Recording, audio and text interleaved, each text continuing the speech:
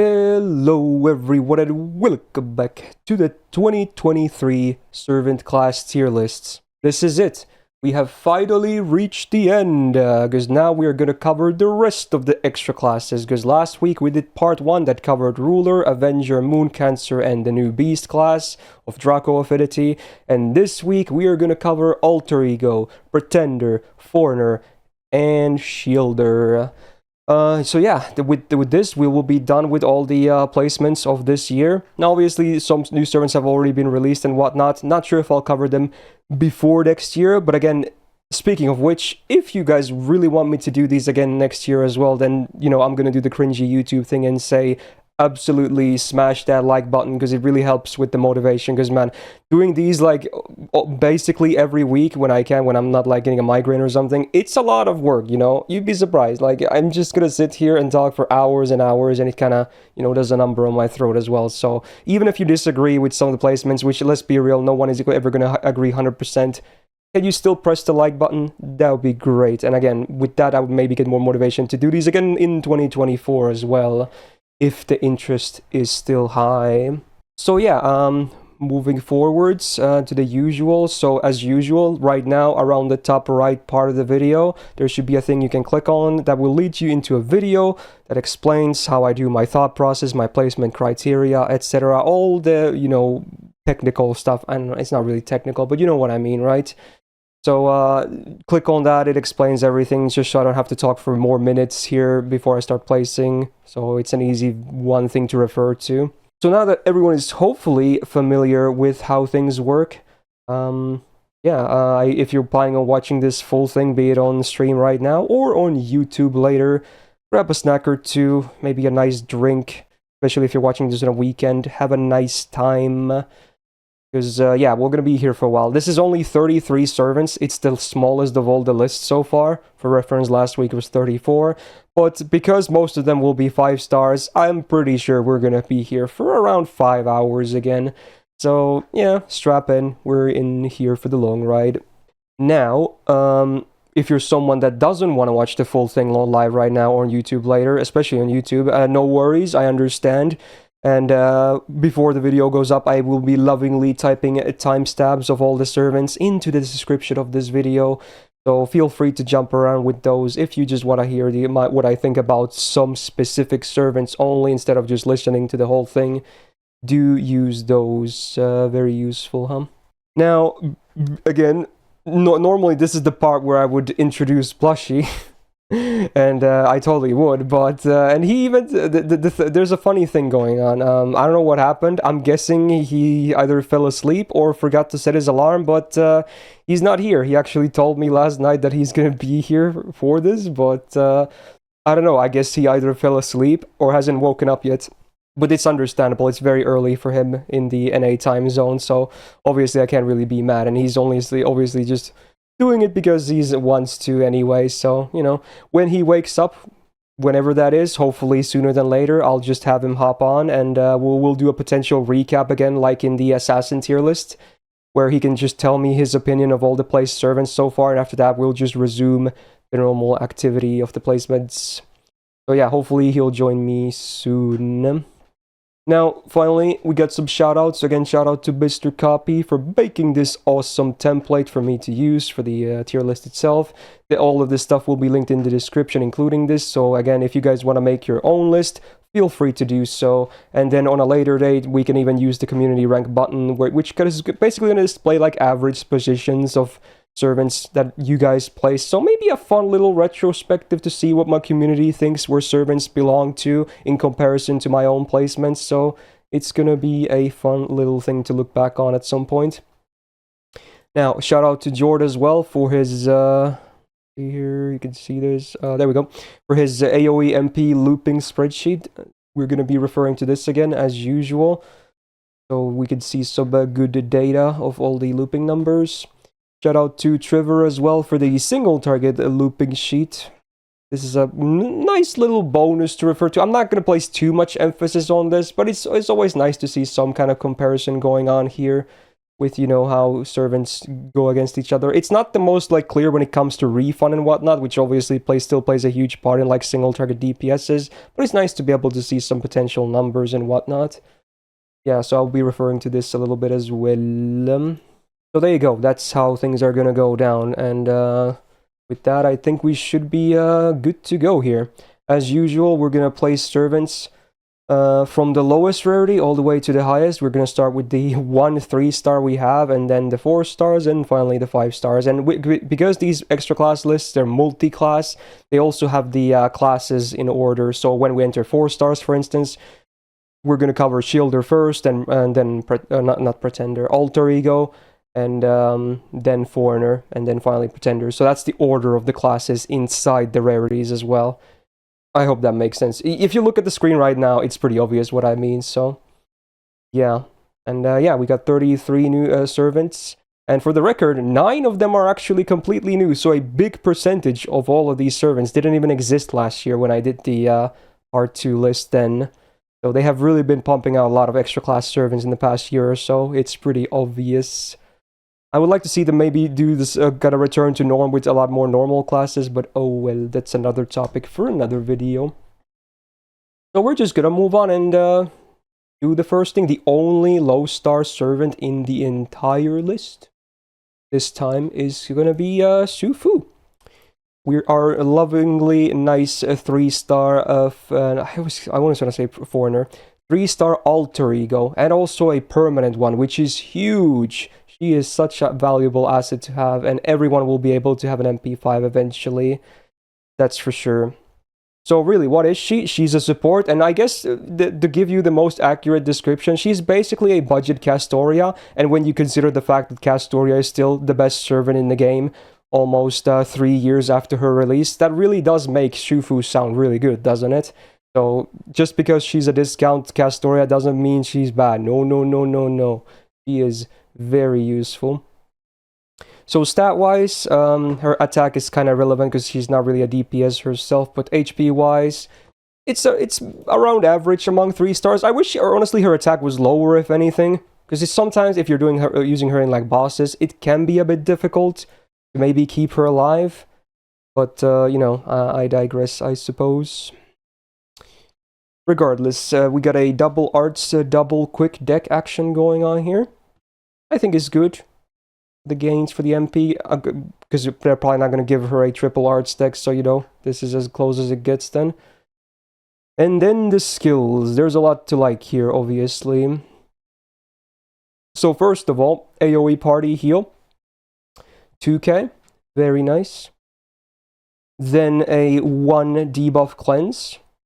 Not a full one, but considering it's on a skill, on a command, is pretty nice to have as well. And then the big one, 30% MP generation on AoE. Very important for her, like, looping support stuff. So yeah, and this on a 5-turn cooldown is very legit. It's a very solid support skill, honestly. Keeps the team alive and improves their, you know, motor functions. I guess that's a good way to refer to that. Alrighty then. Second skill, very good as well. We get a team-wide 20% art sub boost for 3 turns. Again, helps with the arts looping. Then you also get 30% crit damage on all allies for 3 turns. And also anti-undead damage, 30% for 3 turns. Now, I still think that's mostly a meme. You can do maybe some fun stuff with like Summer, Wu, Zetian or something, but besides that, undead, not a fairly common trait when it comes to bosses, although sometimes in farming it actually can appear. Because while it's not a trait you see that much in bosses, many normal mobs can have the undead trait, like zombies for instance. So in that sense, it actually can be a very useful thing to have. And then finally, an AoE 20% crit chance down on all enemies for 3 turns. That's a pretty nice skill on a 6-turn cooldown, honestly, especially for a 3-star. It's really, really packed. Are Ghosts Undead? I'm pretty sure they are, so that's another good example, yeah. But yeah, this is another very, very solid skill. This is very modern, which I like. And then the third skill, it's a targeted 30% battery, which already, that alone, for a 3-star servant is big. It's not even 20%. A lot of some other options have, even among welfares, but it's a 30% battery. Very, very cool.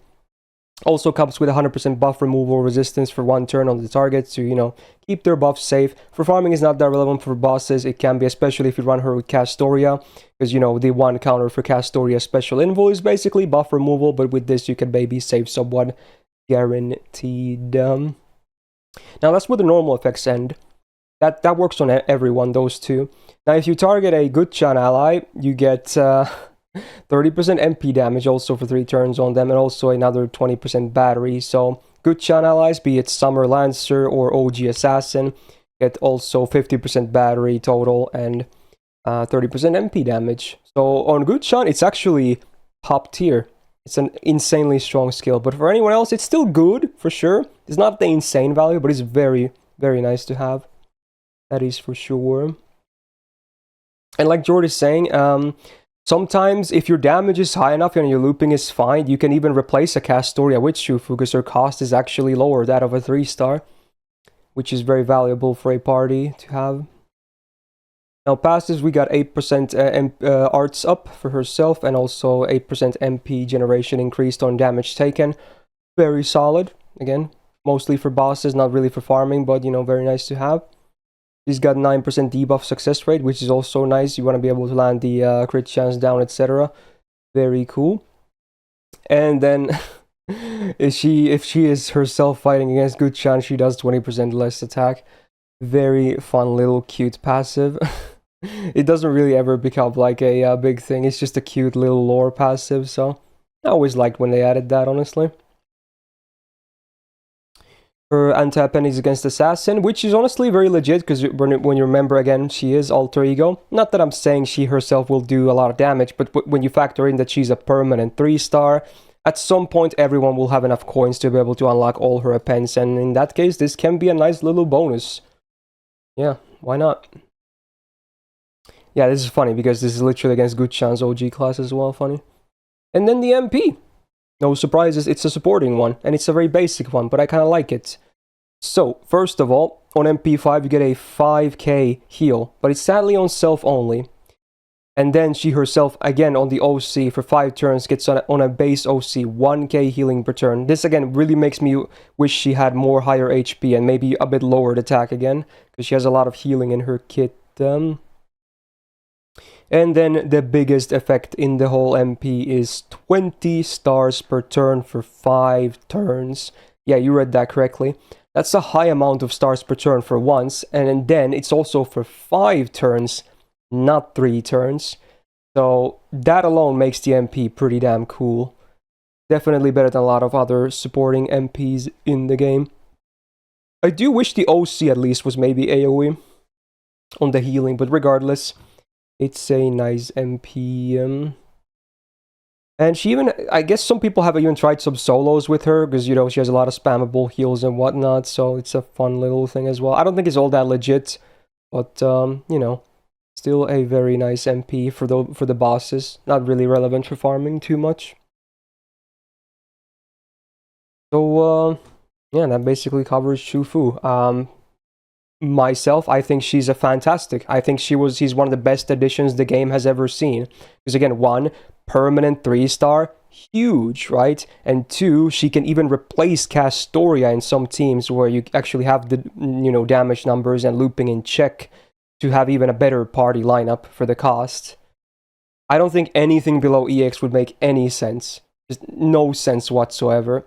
As a 3-star, she is insane, just absolutely insane, and in some cases she is picked over Castoria for the party cost reasons as well. So just really nuts. And honestly, I think you can even run her outside of arts teams as well. I think a lot of people tunnel vision on the fact that, oh, she has an AoE arts buff, maybe I can only use her with arts DPS. I think they couldn't be more wrong, honestly. It's only a 20% arts up anyway, and everything else works for all the card types. So just because she has an arts buff and no other card types, don't get dissuaded. She can absolutely be used in other card types as well. So yeah, do try her out. She is fantastic.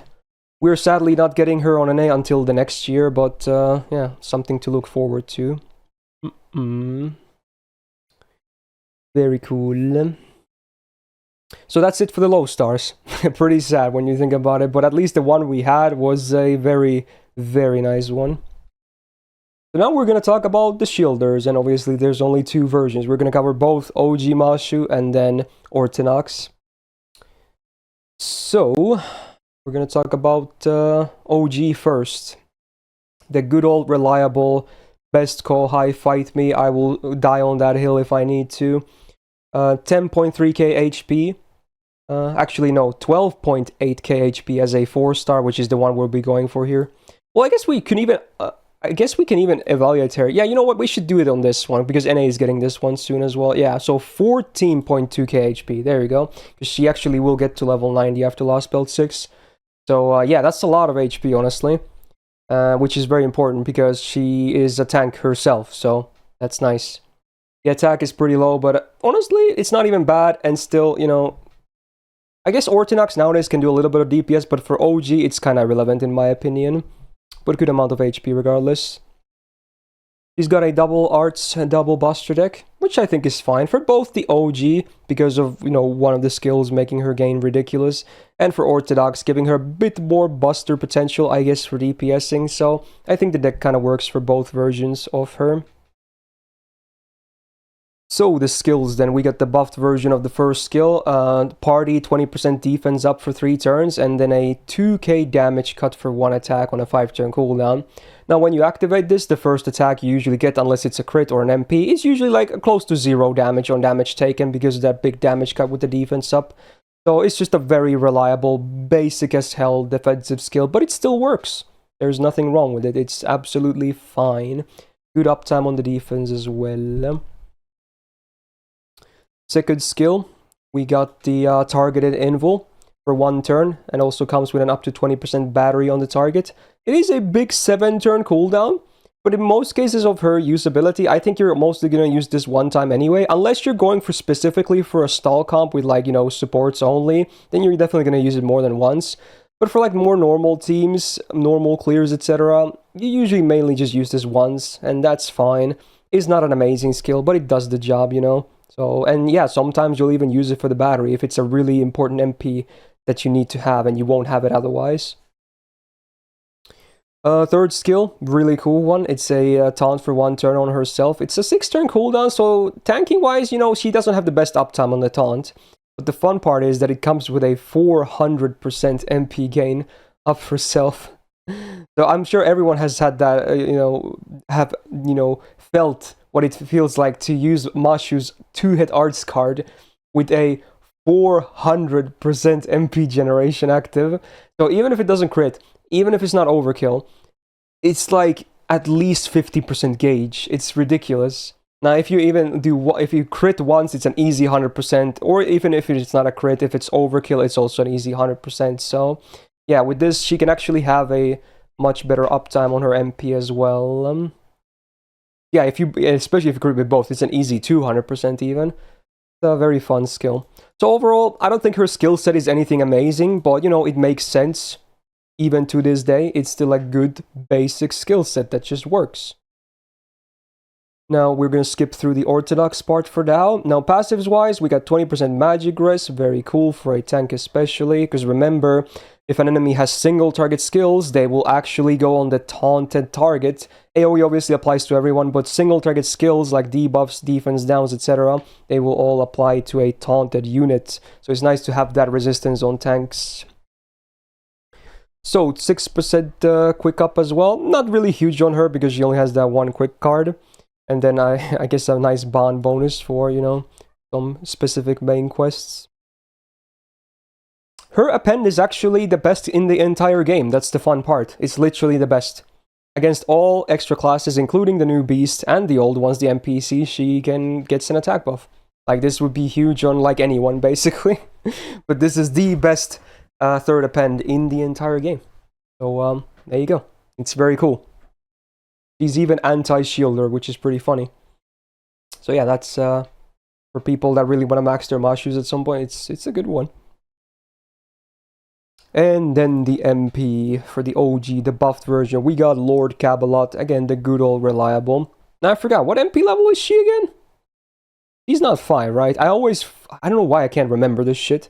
Is she like 3 or 4? 3, right? It's really weird that she's still MP3 though. It's so weird, but whatever, I guess. So we get a 775 damage cut for 3 turns then for the party. Not a huge deal, but, certainly, not negligible either. It does something, especially for normal attacks that aren't crits. You can feel some damage reduction. But then the OC is a 30% defense up for 3 turns on base for the whole party. Now that's a solid number, especially when you combo it with the first skill, giving you at least a 50% defense up when they're both active. That's a lot.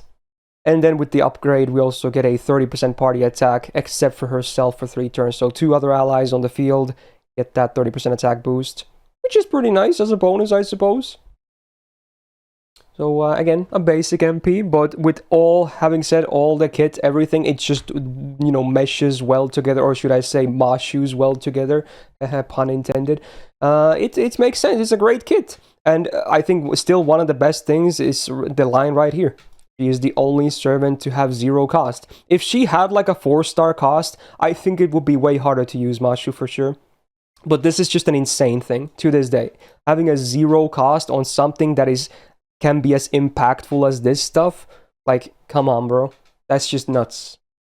Like, I'm still of the firm opinion that OG is, like, definitely EX tier. I think last year I may have plopped her into EX+. I think this year I'm just gonna, keep her in EX, but, yeah, you just can't go wrong with the good old reliable. Slots into every party ever, and usually at least keeps you alive for a few turns. Maybe even boost your attack if you get the MP. So, there you go. She is still a really, really strong tank. Probably the best in the game, arguably. So then we're going to talk about Ortinax immediately after. So again, stuff up here is the same. So the attack being 9.6k is still fine, Is not a bad attack stat for a 4-star servant. And the double buster means that, because of her some of the DPS-oriented buster skills that she has a bit easier time using them, I suppose. Now let's see. Ortinax has actually come a long way, I suppose. Is it still as good as OG or usable? I mean, honestly, I think it's kind of an unfair thing to compare them. They are very comparable, yes, but they also try to do different things as well. But let's see what we got here. Nowadays, first skill, we get a 100% buster up for 1 attack, 3 turns. So the first buster you use will have a big boost. Then also 100% buster crit damage for 1 attack, 3 turns. And it also ignores defense for 3 turns. It's a very cool skill on a 4-turn cooldown.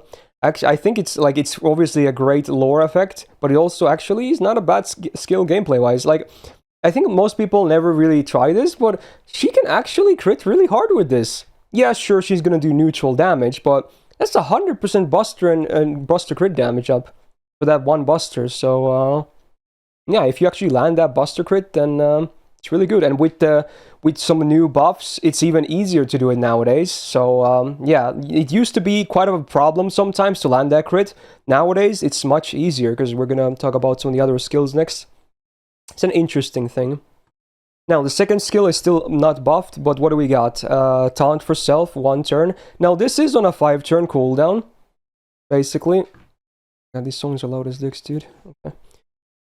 Ignore that if you're watching this on YouTube. Anyway, so again, arguably it's a better as a taunt than the OG one, because it's on a 6-turn cooldown and this is on a 5-turn cooldown. But instead of you getting the big MP gain per turn, or for the turn, you get a 20% flat battery. Now, in most cases, I would say the 400% MP gen for 1 turn is better, because it's so easy to work with. Usually you get way more than 20%, unless you only have like busters available. But, you know what? It still does something. And while her MP is not even as good as like the OG one, it's still okay. So getting to the MP can be very useful. Now here's where things get fun and different, because she has 2 taunts. So first of all, third skill, self-invul for 1 turn, and then another 1-turn taunt. Now obviously this is on a much higher cooldown, be it 7 turns. But the fact remains that she has 2 taunts on command, which I actually think is very valuable. A lot of people often overlook this fact. Like, they say that Ortinax is so bad, it doesn't offer anything over original. I think it does. sure, the damage, we can have a lot of different opinions about it, but the fact remains, she has 2 taunts on command, so that's already double than what OG does. Anyway, we get and with the buff now, we also get a 3-turn Invul Pierce. So remember, she already has Ignore Defense for 3 turns on the first skill, so now she gets this too. And then does 500 damage to self without killing. It doesn't really matter at all, honestly. And then with the buff, 30 Star Bomb. So now it's much easier to land that Buster Crit on the first kill because of this big Star Bomb, right? There it is. So she has 2 taunts, and she can have 1 big Buster hit every 4 turns, which I don't think is honestly even that bad. Besides this, she won't really do any damage. It's just that 1 big Buster Slam, and that's it. But honestly, it does decent damage, even for neutral damage. Passives are the same, but they're fine. Append again is still the best, and then the MP. So obviously, it's a downgrade from Camelot, because, you know,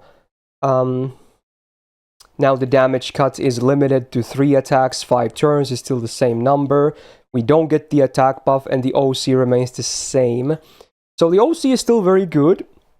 I wish the damage cut wasn't limited, honestly. It's fine if they want to remove this. I feel like they could have just maybe put it back to the old one, Lord Chaldea's. But I guess they wanted to keep it a bit different because of lore, right? So yeah, now we only get 3 hits of the damage cut. So it's certainly a downgrade. No one is going to deny that. It's a flat-out downgrade. But it's not a terrible MP, regardless. So, Ortinax Mashu. I think last year I plopped her down into A. I'm willing to maybe even move her into A+ now. It has to be one of the A's for sure. Again, 0 cost is still a thing, which is huge. And having those, like, even if you might not believe any of her DPS is legit, I understand. Keep in mind, she still has double taunt on command. Double taunt on command, in which one of them even protects herself for the full turn, is very, very valuable to have, okay?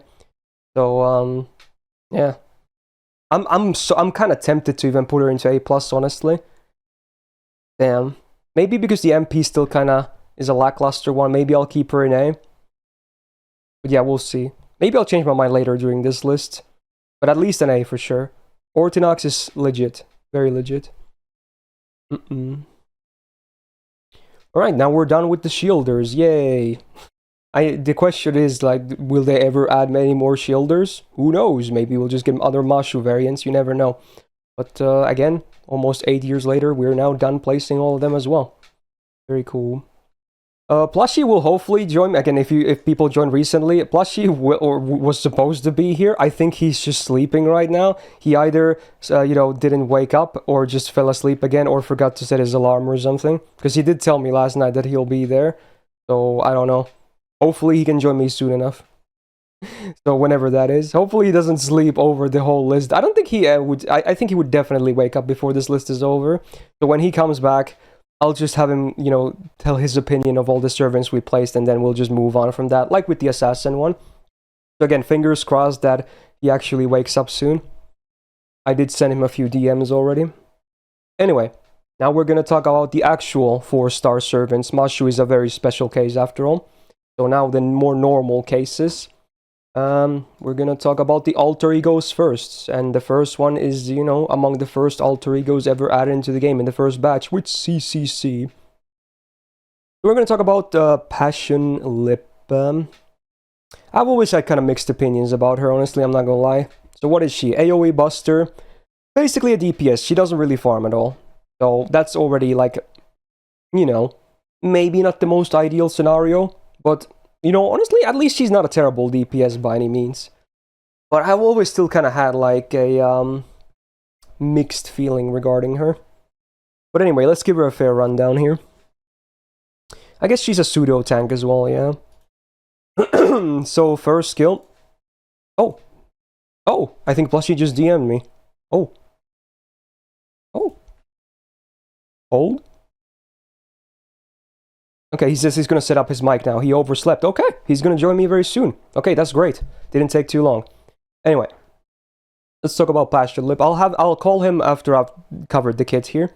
So yeah, 10.3k attack basically. That is That is very, very high for a 4-star. It's not the highest we've ever seen, but it's very high, needless to say. Which I think is very vital, because I guess... Well, I'll talk about the big class rant when Plushie joins me, because I want to hear his opinion as well. But yeah, like, it's very big for a 4-star, but then you remember the, like, the 1.5x damage increase, so... we'll see. I'll save that for when I have him on the call as well. Anyway, triple Buster deck. Honestly, I think is the best choice for her. Because honestly, her MP is kind of, even after the buff, is kind of a noodle. I think the best potential in her is like the face cards, if anything. So I like that she has triple Buster there. And the MP at least can help you set up more Buster Brave Chains. So, first skill has been buffed. What do we got? So, self-damage cut 1k, 3 attacks, 5 turns. Pretty good, especially when you remember that she has a taunt as well. That helps a lot with mitigating that damage. Also gets a 3-time 5-turn debuff immune. Very important when you remember she has a big demerit on one of the skills regarding a debuff. So again, nice to have for tanking purposes and also for her own demerit. And with the buff, you also get 20% Buster up for 3 turns and a 20% battery. Now this on a 5-turn cooldown is actually very good. Very good. It used to already be decent as a defensive skill, even before the buff, but now it's really good for 5 turns. So great skill. And I like that they give her more damage buffs, because man, she could definitely use them. Second skill has also seen a buff, so this is the 1-turn taunt on self, and this is on a 4-turn cooldown, so you can actually have a decent uptime on this. Then she gets 30% defense up for 1 turn, great combo with the taunt, especially when you have the damage cut as well. She can actually tank very easily here. And let's see, then the buff, right, it's the conditional attack buff, right, of course. So it only works when she has 50% HP or left, and then it's an attack buff for 3 turns. So on 50%, on max rank you get 30%, and then on lowest HP being 1 you get 50%. So anything between there is between 30 and 50%, pretty much. So while it can be good, I'm not a huge fan of the buff, honestly. Because it kind of wants her to be low HP as a DPS, and for farming it's useless, so yeah. But on a taunt on a 4-turn cooldown with a big defense up is a nice combo at least. And then the third skill, we got some fun stuff. So first of all, 30% attack up for 3 turns. Cool. Invul Pierce for 3 turns. Nice, I love it. Then we get the fun meme of her having an unactivated attack for 1 attack, 3 turns. And then her attacks have a 10% chance to instant kill an enemy normal attacks. You can only proc once with this skill, but it's a funny meme. Obviously against bosses is never gonna work, but against like bronze enemies, it's pretty easy to use because it's a 100% insta-kill chance. So against the bronze, you just slap them once and they die, which I think you can even reset with. Correct me if I'm wrong, but yeah, it's mostly a meme. Sometimes can be a fun little addition. Another 30% defense up for 1 turn, and then the 1-turn stun, which is a 500% chance. So you can't resist that. Resist will not solve this, but remember, first skill has a debuff immunity. Very key that it's immune, because resist would never stop this stun. So great. Remember the order. You pop the first skill first, then this one. Otherwise, you're going to look like a dumb little donkey, okay? So yeah, definitely use the first skill first. Overall, her kit is definitely way better than what it used to be. Mostly because of this buff. This buff, I'm not too sold on, but, you know, there's synergy, there's damage, there's survivability. There's kind of all kinds of stuff that you want to see on a DPS, so, yeah, not bad. Fastest, we got a lot of fun stuff going here. 15% magic risk, like what I said with Mashu just now. Magic risk or debuff risk is even better on tanks that have a taunt, because single target enemy debuffs will still go on the taunted unit whenever a taunt is up, so it's even more value on a tank. 6% crit damage, a cool addition. Then we got 10.5% Stargen. She's got the Assassin passive. I guess her MP can sometimes generate a decent chunk because it still has many hits on a Buster AoE. That's mostly it, otherwise it doesn't really do too much. And then another 20% debuff rest on the Goddess Essence. So 35 debuff rest, 35% debuff rest on base is very nice to have. Now, her append is actually against Assassin, so as an alter ego, it's one of the best ones you can have. So that is very good append. Very good. And then the MP has been buffed, but they didn't add anything new. They just increased the OC value and the base damage. So no normal effects besides damage. It is 12 hits on AoE, so again, even as a buster, it can still generate a good chunk of stars. And then the OC is a party heal by up to or a base 3k on OC up to 7k, which actually is a big chunk. I don't think the MP is that spammable from what I remember. Maybe Mighty Chums actually help with that. They should definitely, but when you do fire it off, it's a little bit of nice bonus. But from what I remember, her MP still does kind of noodle damage. I think the buff to this first skill definitely helps because it gives her a new mixed buff to have with the attack buff. But man, is she in the looping sheet? She's not. You can brute force her to do it because of the battery now on the first skill, but I assume Jord left it out because it's just going to be ugly numbers. So yeah, I think you would have to run double Oberon as well, which is never going to be an ideal setup. So only if you're like the biggest Passionlip fan ever, just forget about the farming side. Just stick to her being a DPS. Now, let me call Plushie now, when we can talk about Passionlip and other stuff. Let's see here. Let me make sure my mic is audible as well. Hey. Oh, there he is. Because since you didn't respond to me, I had a feeling you overslept, but that's fine. You still managed to catch this very early on, regardless. Yeah. So I guess you're gonna be still a bit sleepy here. Maybe grab a coffee or something as well. Yeah. Good morning, I suppose. Good morning. Okay. So I guess we can finish talking about Passionlip here. Then you can say some stuff about the few things I already placed. But oh sure. Yeah, like in my opinion, Passionlip, after covering the kid, I think she's honestly a pretty okay DPS for sure. Kind of versatile being alter ego as well and whatnot. But I'm still not the biggest. I don't love where she's at right now. That's the thing. So I think they could still do more with Passionlip.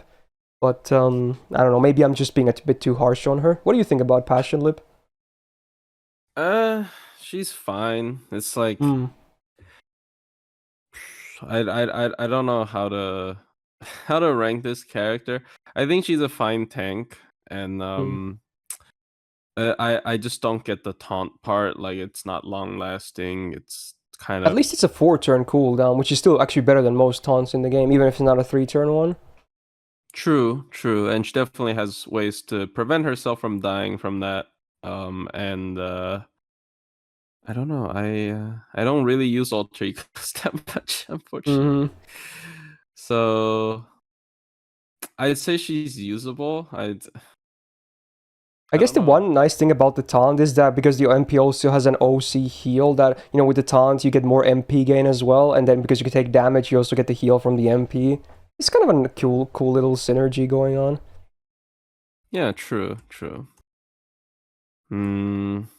I would say she's pretty decent, I guess, because she did get a lot of upgrades. Like, that's usually like the MP upgrades. Yeah, I think the skill to buff to the first skill is really good. Yeah, I agree. For being triple buster as well is really nice with that buster buff. And yeah, and of course I sort of overheard how they didn't put her in the farming list because I think she needs double Oberon, which is yeah, I'm pretty sure she does. Yeah. That's just gonna be ugly numbers. Anyway, personally, I'm feeling like a B plus or an A. It's gonna be hard for me to decide which one though. I think it's kind of nice that she doesn't really rely on the MP too much. I think her face cards actually have good potential. So even at lower MP levels, she's actually not terrible. Yeah, her deck is definitely a highlight for me as well. Trovo Buster, everybody loves that. But I probably stick to B plus at first because I feel like there's gonna be a lot of maybe a lot of powerhouses. Maybe we can move her up later. I don't know. Yeah, we'll think about her more. Stuff here. Oh. Regardless, I guess now you can give me a small little input on the 3 I already placed. So I placed Shufu, I placed OG Mashu, and I placed Ortinax. So if you have any comments on them, feel free to say stuff. Oh, I'm just glad Ortinax is not placed really low because I would never place Ortinax low. She's still 0 cost, double taunt, even has a 1 hard-hitting buster every 4 turns nowadays. Yeah. So she has a lot of things going for her. Yeah. Yep. especially with the recent buffs, the Invo Pierce and the Star Bomb, like a lot. Yeah, because it used to be hard to land that Buster Crit on the first skill. Now she gets a 30 Star Bomb, which helps a lot. Yeah. So yeah, I do enjoy her, and of course Shufu probably being one of the best 3 stars. Period. I called her one of the best additions to the whole game, not just among 3 stars. I think she was a fantastic addition as a permanent. Yeah, a lot of players don't have, more expensive options, and she's definitely a great addition. And yeah, and Mash is Mash, of course. Yeah. I still think, like, even though OG Mashu's kit isn't anything crazy, 0 cost, and then the crazy synergy with it's still to this day, but despite being basic, it just works. Like, you can slot her basically into any team you want. I'm not saying she's always gonna be like the best option ever, but it's like such a valuable asset for sure. Yeah, I mean, it really is more about like people not wanting to run a tank rather than people rather than the tank actually being ineffective, right? It's just like, I agree. maybe I don't want to take more time on that. But like when you, as you said, when you need it, and sometimes 0 cost does matter. So yeah, granted, if you run like a frontline OG Mashu, chances are your clear could be faster, obviously, but does it make it worse? No. If anything, it makes it more like consistent. And a lot of people, including myself, usually run her in the back line. So if shit goes down, she's just great to come in, buff everyone, just keep you protected for a good while. Yeah. Oh, also, I get a lot of like I get a lot of complaint from my videos, but yeah, I do have her at the level 1. Oh, did you had the esports version, right? Oh no. Yeah, I do have the esports version, but I max all the skills, and it's still really good. It's still insane. Okay. I'll agree to that. She's probably still pretty good. It does like hurt my soul though, hearing that. But okay, fair enough. That's just my alt. I would obviously not leave her unleveled on my main. But okay. If it's an alt account, okay. Yeah, that's acceptable then. Okay. Yeah. Sure. Yeah. So yeah, there you go. I said I wanted to, finish placing Passionlip as well and whatnot, but I think we should probably have like a separate segment for this, and I think we can do it right now, because I want to talk about the classes of Alter Ego and Pretender. I just want to talk about the classes before we start placing more stuff. I probably only have a timestamp for this as well, and I really want to hear your opinions about this as well, because I've always been of the opinion that, one, I do appreciate the flexibility, especially for new accounts. They're great classes, right? They're so nice to have, because, you don't have to really worry about mixed classes in a lot of nodes and whatnot. Yeah, I for that, I 100% agree that they're great and versatile. But then comes the part where you really start to think, like, you have an established account, right? Alter Ego, Pretender, 1.5x on advantage, not even 2x. And the defensive advantage is only a neutral, not even 0.5x. And it's not like the classes have like crazy passives or anything going on, or crazy absorb or whatever that really puts them above. And now with Draco being released, it makes them look even worse. Granted, it's only one servant, but it just adds on to the thing that kind of makes me dislike both Alter Ego and Pretender as a class, because they're basically the same. One is for knights and one is for cavalry. So what do you think about the classes? You can be honest. If you like them, go ahead, say it. But I don't know. I always want to hear your opinion as well. I'm the person who has to get convinced by other people that, this class is not completely worthless, in my opinion. Because in my opinion, they're just worse berserkers. Like, that's just, why would you, like, yeah, like if you turn every Alter Ego into a berserker, they instantly become a better servant, in my opinion. Would probably agree to that. Even if you take more damage, I would probably agree to that. Yeah, probably the only one I might probably maybe Kingprotea, because she's weird, but I can't really think of another character who wouldn't be an instantly better servant if just turning into a berserker.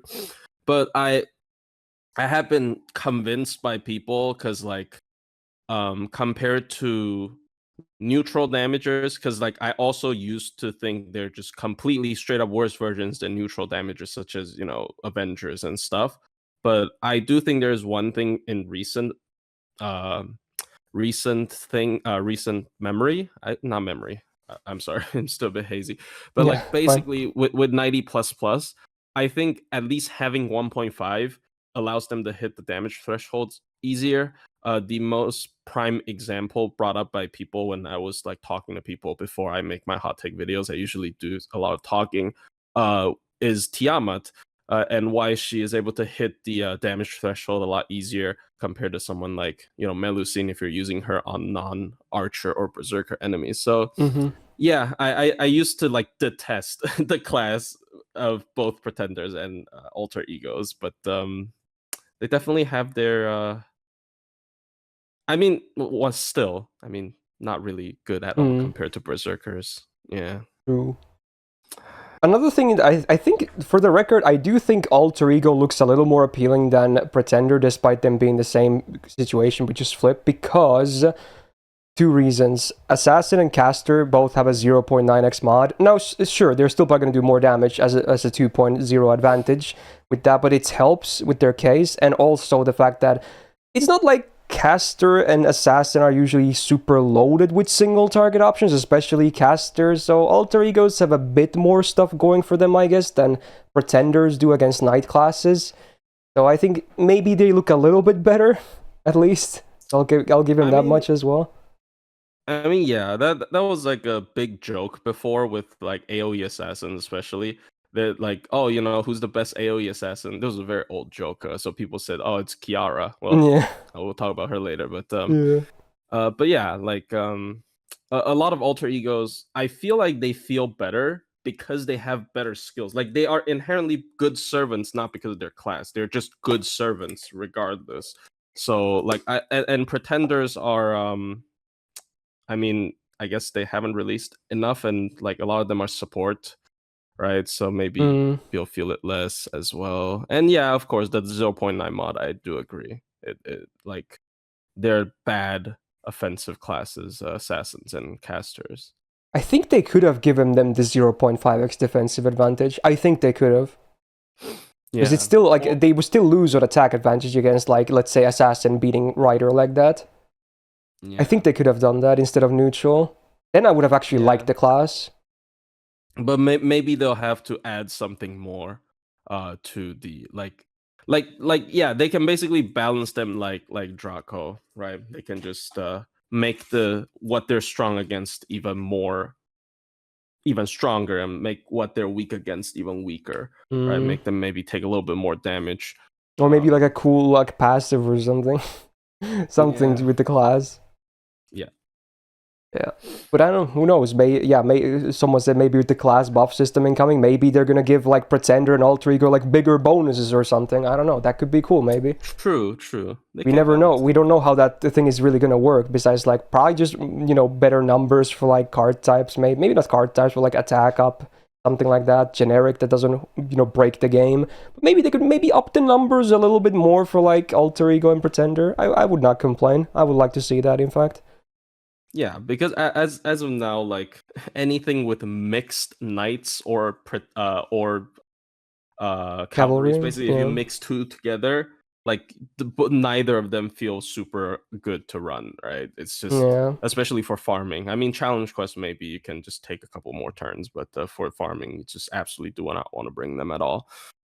So I guess we can do a TLDR here, and I'm probably going to timestamp this as well, that neither Plushie and I are big fans of the Alter Ego and Pretender classes, so there's probably going to be a bit more biased here towards their placement as well, especially the DPSs.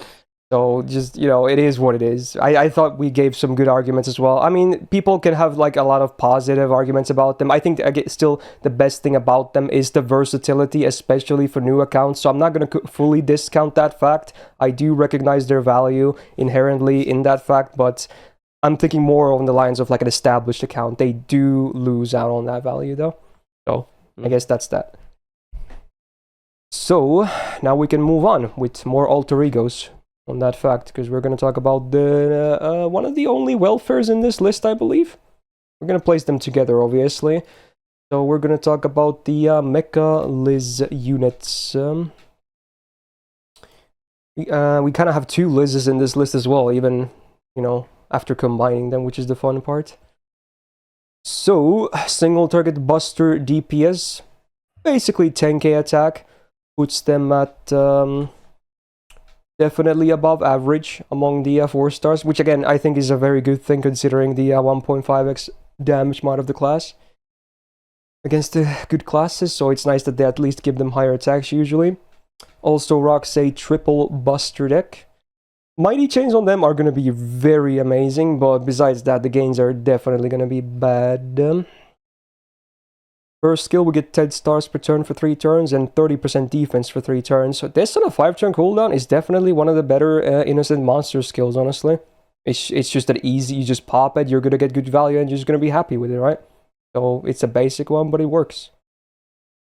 Second skill has been buffed. Has a 20% self battery, and with the buff you get a 25 star bomb. Also 500 damage to self without killing. Not a big demerit. Now on a 5-turn cooldown, it's a lot more fair. It's not an amazing skill still, but now it kind of makes more sense. A 20% battery for self only with the demerit on a 5-turn cooldown used to be very bad value. Now you get some more nice stuff. So it's better for sure. Third skill, now this demerit though, this is the worst one for sure. It doesn't remove one defensive buff from self, it removes every defensive buff from self that can be removed. This includes defense up, all card type resistances, damage resistance, dodge, invul, special invul, class defensive type neutralization, and also instant kill immunities. So all of those gone. You press this button, they're all gone. So especially for herself, you would prefer to use this immediately before this, because then you don't get this nice defense up as well. But it is I wish this was like it's a big demerit, but yeah, sure, they gave her like 60% MP damage, but they could have made it like 3 turns. It's not like the MP is spammable anyway. Just make it like 3 turns or something. So it's easier to pop this turn 1, even if you can't MP immediately, because you don't want to lose all on that defensive up from the first skill, for instance. And then in addition to the MP damage, you also get 60% crit damage for 1 turn. That could have been like 100%, I feel like, if it's only 1 turn. But I digress. I mean, yeah, you can order the skills properly, but I'm saying, because they're 1-turn effects, if you use this turn 1, you're going to have to immediately fill her with batteries and whatnot, and you might not always be... It sometimes creates an awkward scenario, right? Because it's a 1-turn effect. Why are these not 3-turn? The MP is not spammable anyway, right? I don't know why these are not 3-turn effects. So it's just awkward as hell. Even if you can order them better, it's just, I don't like it. I only like the first skill, that's about it. 17.5% debuff rest, not too bad. 8% debuff success rate. Do they even... Oh yeah, I guess their MP does defense down. Sure, it helps. And then anti-Lancer pen. Yeah, that's horrible for a alter ego, so... Yikes. Then the MP. I do love that it removes defensive buffs. It's like Belt, sadly, so it's after damage, but you know what? Still great utility to have. And then I wish the OC at least would have been maybe before damage. But yeah, 20% defense down for 3 turns after damage. Or apparently their pens are different among the 2 units, but I assume, since Awoken said not that it helps, I assume the other one is a night class as well, so kinda irrelevant. Well, being a free MP5, despite the defense down being after damage, if you use it when the 3rd skill is active, it does actually hit very hard, obviously. But that's only when this skill is active, really, and otherwise, I don't think they really do too much. And the MP is not even that spammable. Let's look at the numbers here. I think they're gonna do pretty well here. Yeah, like, you see Mecha Liz, like, fairly high here. I can find her again, I already lost her, great. Where are you? Damn it. I swear I saw them a second ago and then I lost them. I am blind. I assume people in the chat are seeing her. Where the hell is she? Is she more down than I thought, maybe? No. Huh? Yeah. I know. Oh, you made new tabs! Oh, he made a second tab and it didn't update for me before. Okay, I saw her briefly, but I assume when I saw her, it updated to the new, where it was separated into new tabs. Oh, so you separated to make it easier for me to talk about them in this list, because they used to be all in the same tab. Because now it's only the classes that I think are relevant here, plus Draco, maybe? Okay, that makes more sense. Anyway, I wasn't going crazy then. Yeah, so she did just disappear. But yeah, she does good damage, as you can see. Very, very solid damage. But I think she kind of lives and dies by the MP. Unlike Passionlip, who actually has face guard potential, I don't think Mecha Liz really has any face guard potential, sadly.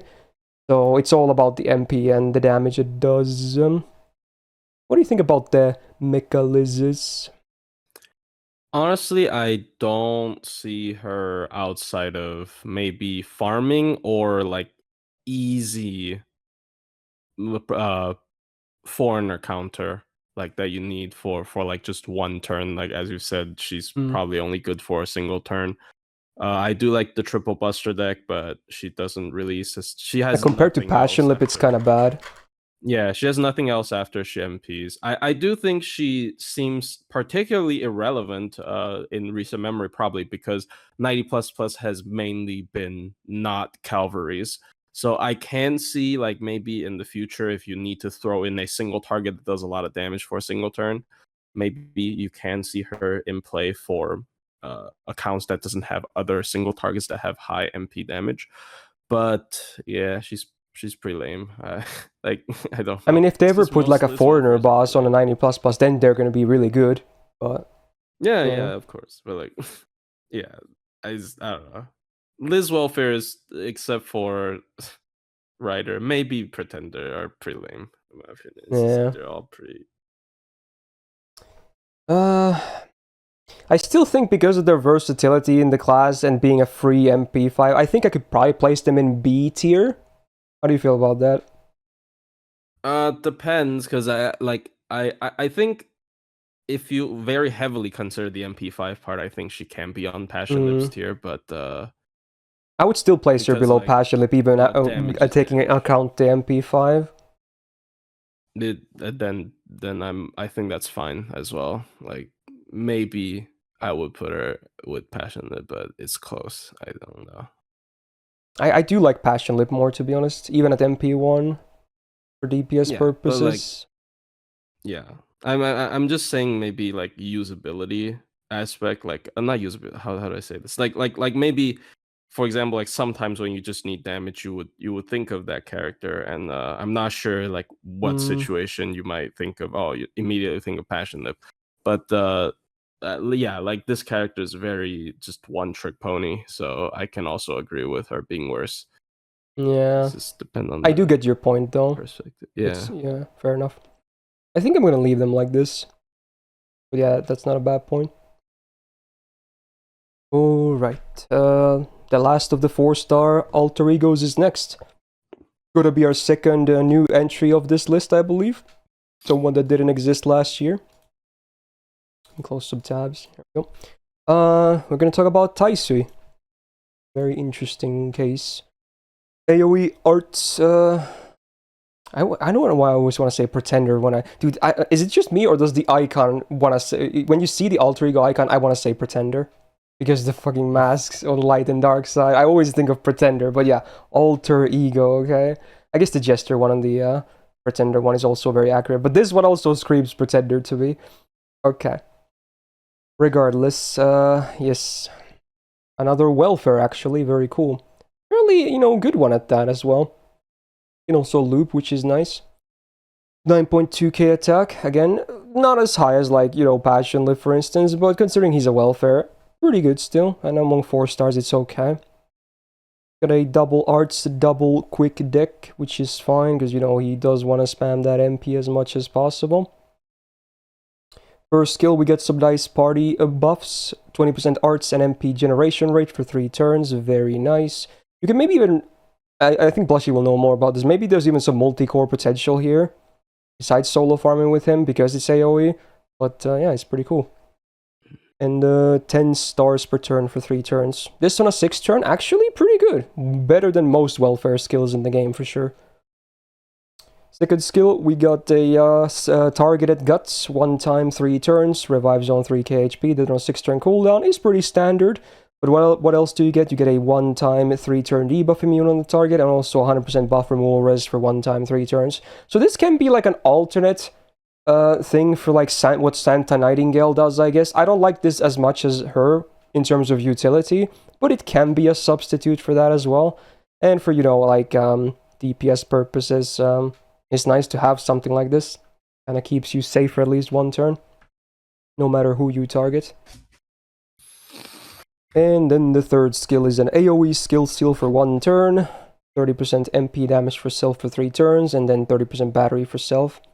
I feel like they could have made the MP damage AoE as well, because the first skill was with the loop stats, but oh well. 6 turn cooldown, pretty good actually. Does good stuff. Overall, the kit is, you know, definitely a modern welfare one. I think it's nice. 20% debuff res, pretty good, and then debuff success rate 6%, pretty cool as a bonus too. He's got an assassin anti-append, very, very good for alter ego. And then the MP, but this guy likes curses, huh? So first of all, the OC, the basic 150 to 200 range damage mod basically, and its man attribute, very cool. Again, the most common attribute you'll find in servants, and it's even better when you again remember that I guess he's alter ego, so you know the number of potential decent targets goes up. It's all the cavalry classes and berserkers and even foreigners, I suppose. Very good. Now, other effects, what do we get? We get his delayed debuff thingy for 3 turns before damage, and then if he's killed, it reduces enemies' defense by 20% for 3 turns. I think that's how it works, right? So when he is killed, he does like a debuff thingy. Then, what else do you get? You get a 1k curse for 3 turns on all enemies. Also a 3-turn curse amplifier, 100% one for 3 turns. And then, I guess he does a second curse before damage, 2k for 5 turns. Yeah, interesting. So this guy loves curses. I think there's even some merit of maybe doing some kind of a dot comp with him, because his MP is very spammable, but I don't think it's ever going to be all that legit. It's still mostly on meme territory, right? Yeah. Yeah, and it's weird, because like you have to kill other stuff to curse the one target that isn't killed. Oh, right. The first 2 curse effects are also on the death thingy. Right, it's not just the defense down. That makes more sense. Yeah, okay. Yeah, so it is quite annoying. There are certain like quests, such as I remember the rats from Learning with Manga. That quest you can stack a bunch of curse. Yeah, but that's just very specific, where you have one boss that spawns a lot of trash mobs, and usually that doesn't happen. So I don't even think he's like yeah, people say he's like the king of curse. Is like funny, but I don't actually agree. I think it's very specific. Yeah, it's a bit finicky for sure to make work. Yeah, interesting stuff though. But yeah, he's a free MP5, obviously being a welfare. Now let's take a look at his looping numbers. They're not amazing, considering again the alter ego will be calculated 1.5x, keeping in mind that. So it's not like he does amazing numbers. In fact, he probably loses to Queen Io a lot of the times as well, despite her doing a lot of neutral damage. But you know, he's an option, and if you add an Oberon as well, you can actually see some legit numbers for sure. So not too bad. If anything, I feel like he's like a good addition. He's not like really gonna be like an account changer, right? He's just gonna be, he's a nice addition to have. What do you think of Taisui? I think you've used him more than I have. I thought I would, honestly, because I thought he was the arts version of Santa Nightingale, but turns out Santa Nightingale's buffs are just too good to pass up compared to what he provides. And other than that, I feel like he is just sort of resorted to a AoE arts looper most of the time for people that doesn't. I think that's going to be the common use, yeah. Yeah, and I think it's fine, like against cavalries. Like honestly, he does fine. His refund kind of suck, but it's workable with like plug suit. I think I'm not sure if it's workable with plug suit. It's probably not on every class. Probably on like riders, casters, of course casters. Probably on riders. For sure, casters. I'm not sure on assassins, but yeah. So he's definitely workable, and I also don't really actually see him that much in multicore, but like in theory it can work. I feel like once again this is the problem with 90++ has traditionally been a knights. Like there has not been a lot of cavalry 90 plus pluses at all. I think like this event is probably one of the rare ones, one of the first ones that even had a mainly cavalry lineup. So I guess we'll see in the future whether his multi-core potential is actually there. So yeah. Oh yeah, he can't even Black Grail, so that already speaks about his refund as well against assassins. Yeah. Yeah. Which holds his damage potential back with like adding Oberon to the mix as well, I suppose. Mm-hmm. Dude, where should I place him? I'm thinking maybe one of the Bs. I'd say he's B plus part. Like if he would be put in one of the Bs. Like he's B plus could probably be fair. A lot more usable than like if I were to take out like if you were to ask me, there's like a not pretender, a foreigner boss, I might actually bring him over Mecha Liz even, because like if you want I might do that too. He offers so much more than just the MPs. Yep, definitely. Yeah, fair enough. Alright, that's it for the 4-star alter egos. Then we're gonna move on to the foreigners. Opening up with the one of the older ones, of course. We got Heroine XX. MHXX, that is. From Summer 4, I believe. Yeah, 4. Yeah, for sure, 4. Sigil target arts DPS and also hates sabers, no surprises there. And she honestly, again, much like for instance Etchan Berserker, she actually does a pretty good job against sabers too. I'll say that much. Alright, 9.7k attack. Pretty good for a 4-star on the higher end, above average. Double Buster, double art stick, I think is totally workable and fine. No worries there. First skill, we get a self-invul for 1 turn and a 5-turn cooldown, so it's already better than a lot of 1-turn invuls in the game. Usually the standard is 6 turns, so it's nice. But then you also get a kind of her mana burst. It's a 50% attack up for 1 turn. So while it's a good invul, when you think about the cooldown versus usually what the cooldown is, it's still awkward to use for sure. But luckily she's art, so sometimes you can just say, screw the invul, I'm just gonna take the damage. I have invuls from Castoria, I have special invuls from Castoria, so depending on the setup, I guess it can be either very easily usable or sometimes a bit tricky to use. So at least she has that going for her being arts, I suppose. Second skill is the one this is the one part I hate about her kit, just flat out. Say 20 star bomb on a 4-turn cooldown, and then it reduces her own absorb by 100% for 1 turn. Basically makes it 0, so that means unless you have an overabundance of stars, she's not really gonna get anything.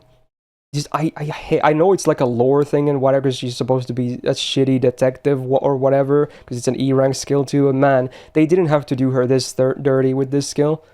You're either going to have 30 stars before this, and then you can use it to get everyone guaranteed crits, or otherwise it's just, I hate this skill so much. So bad. Completely negates her, nice base foreigner absorb. So hey, maybe your Castorias can get their MPs now faster. Oh my god. I don't like this. Third skill though, Invul Pierce for 1 turn, very cool, 30% battery. And then a 50% threat to humanity damage mod for 1 turn.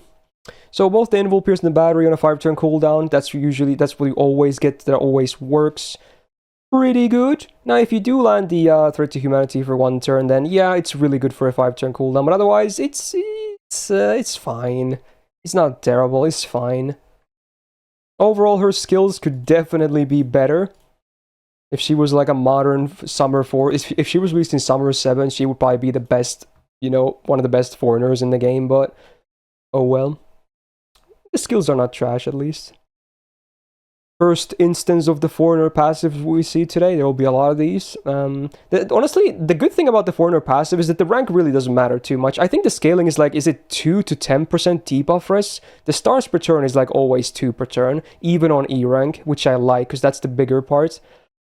So it's mostly just a small scaling of the debuff res. So even at D rank, it's still a cool passive to have for a little bit of more, consistency boost with stars and shit. 8% star generation as well. Pretty pretty irrelevant for her, honestly. Her buster has 4 hits. There's 2 of them, and the quick is 4, but it's not really gonna help too much. She's not really there for generating stars. 10% crit damage, actually not bad, because again, remember, Foreigner's base absorb equals to that of more or less the archer class, which is, you know, one of the higher absorbs in the game. Mostly just behind Rider at 200-ish. And then 10% quick up, which again, fairly irrelevant. So her passives are better than many 4 stars, but they're not like anything crazy good. She has a Moon Cancer anti-append, which I don't think is going to be all that related. It should be a full neutral case, right? I think it is. So, yeah.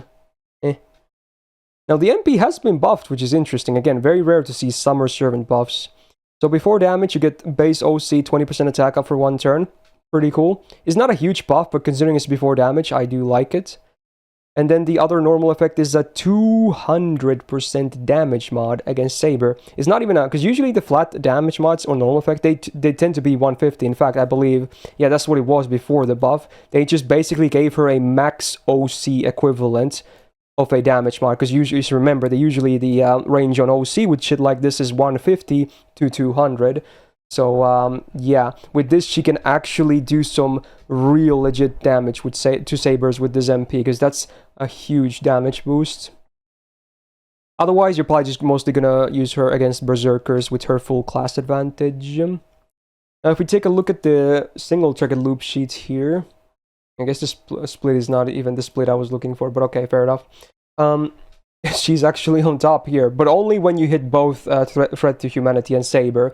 But even considering how high the Saber is not that far away. It's actually only behind like Tyra with the Genji mod, which is a huge one as well. And she's a 5-star versus a 4-star, so it's very legit actually. It is very, very legit. There's a ton of damage against Sabers. If you're not against Sabers, it doesn't do the most. It definitely falls off a lot. But against Berserkers, you should still be seeing good numbers anyway. That's for sure. I guess we can take a look at some of the Archer numbers real fast as well. So if you go real quick on the... so let's see, her top end damage was like 572. That's not even the highest she could do. But usually that's the best. That's why this column is also highlighted. Usually the most realistic one. And then on Archers, like... she literally wins against all the non-niche ones. Just flat out. She wins against all the non-niche ones. So again, that really emphasizes on, you know, how much damage she can do against Sabers with her MP post buff. Ooh. In fact, yeah, is this calc neutral, by the way? I think this might be. They, neutral, right? yeah, so it's even better. Anyway, what do you think of XX? I mean, the MP upgrade definitely helps her a lot. It basically gives her 1 extra class to cover. I do think the anti-saber is kind of a meme before, but definitely solid MP upgrade. The Threat to Humanity anti-mod aligns well when she's fighting other foreigners, which she also does double damage to, so that can also be kind of relevant. Yeah, foreigner. You can bring a foreigner on a foreigner fight. It's a bit risky for sure, but it's legit. Yeah, if you just want to nuke, and she's got all the basic stuff you would want on a sort of a single target damage nuke with like MP charge and Invul Pierce as well, so she doesn't have to worry getting blocked off by an enemy skill. And she has at least a hard defense, I would say. She's definitely really decent after the MP upgrade. Like I think a lot of characters, like for their damage to catch up, they just need the MP upgrade, and that definitely helps with her. I also want to preface that usually when I rate foreigners, I will consider their crit potential just because of how good Van Gogh is a character. And I don't think she's particularly good with it, but at least she has double buster deck, so yeah. I think also the base absorb is very nice to have, because it makes them fairly consistent at critting across the board, even outside of Van Gogh supporting. Of course. So yeah, I think she's really decent after the MP upgrade, honestly. Like, yeah. Does she have the domain trait? Well, she has the passive, so I'm pretty sure she does. Yeah, she's right here. I'm pretty sure every servant that has the passive has the trait. I think it's a forced thing, much like divinity. Yeah. So yeah, definitely has the Van Gogh synergy possible. It's a tough one actually.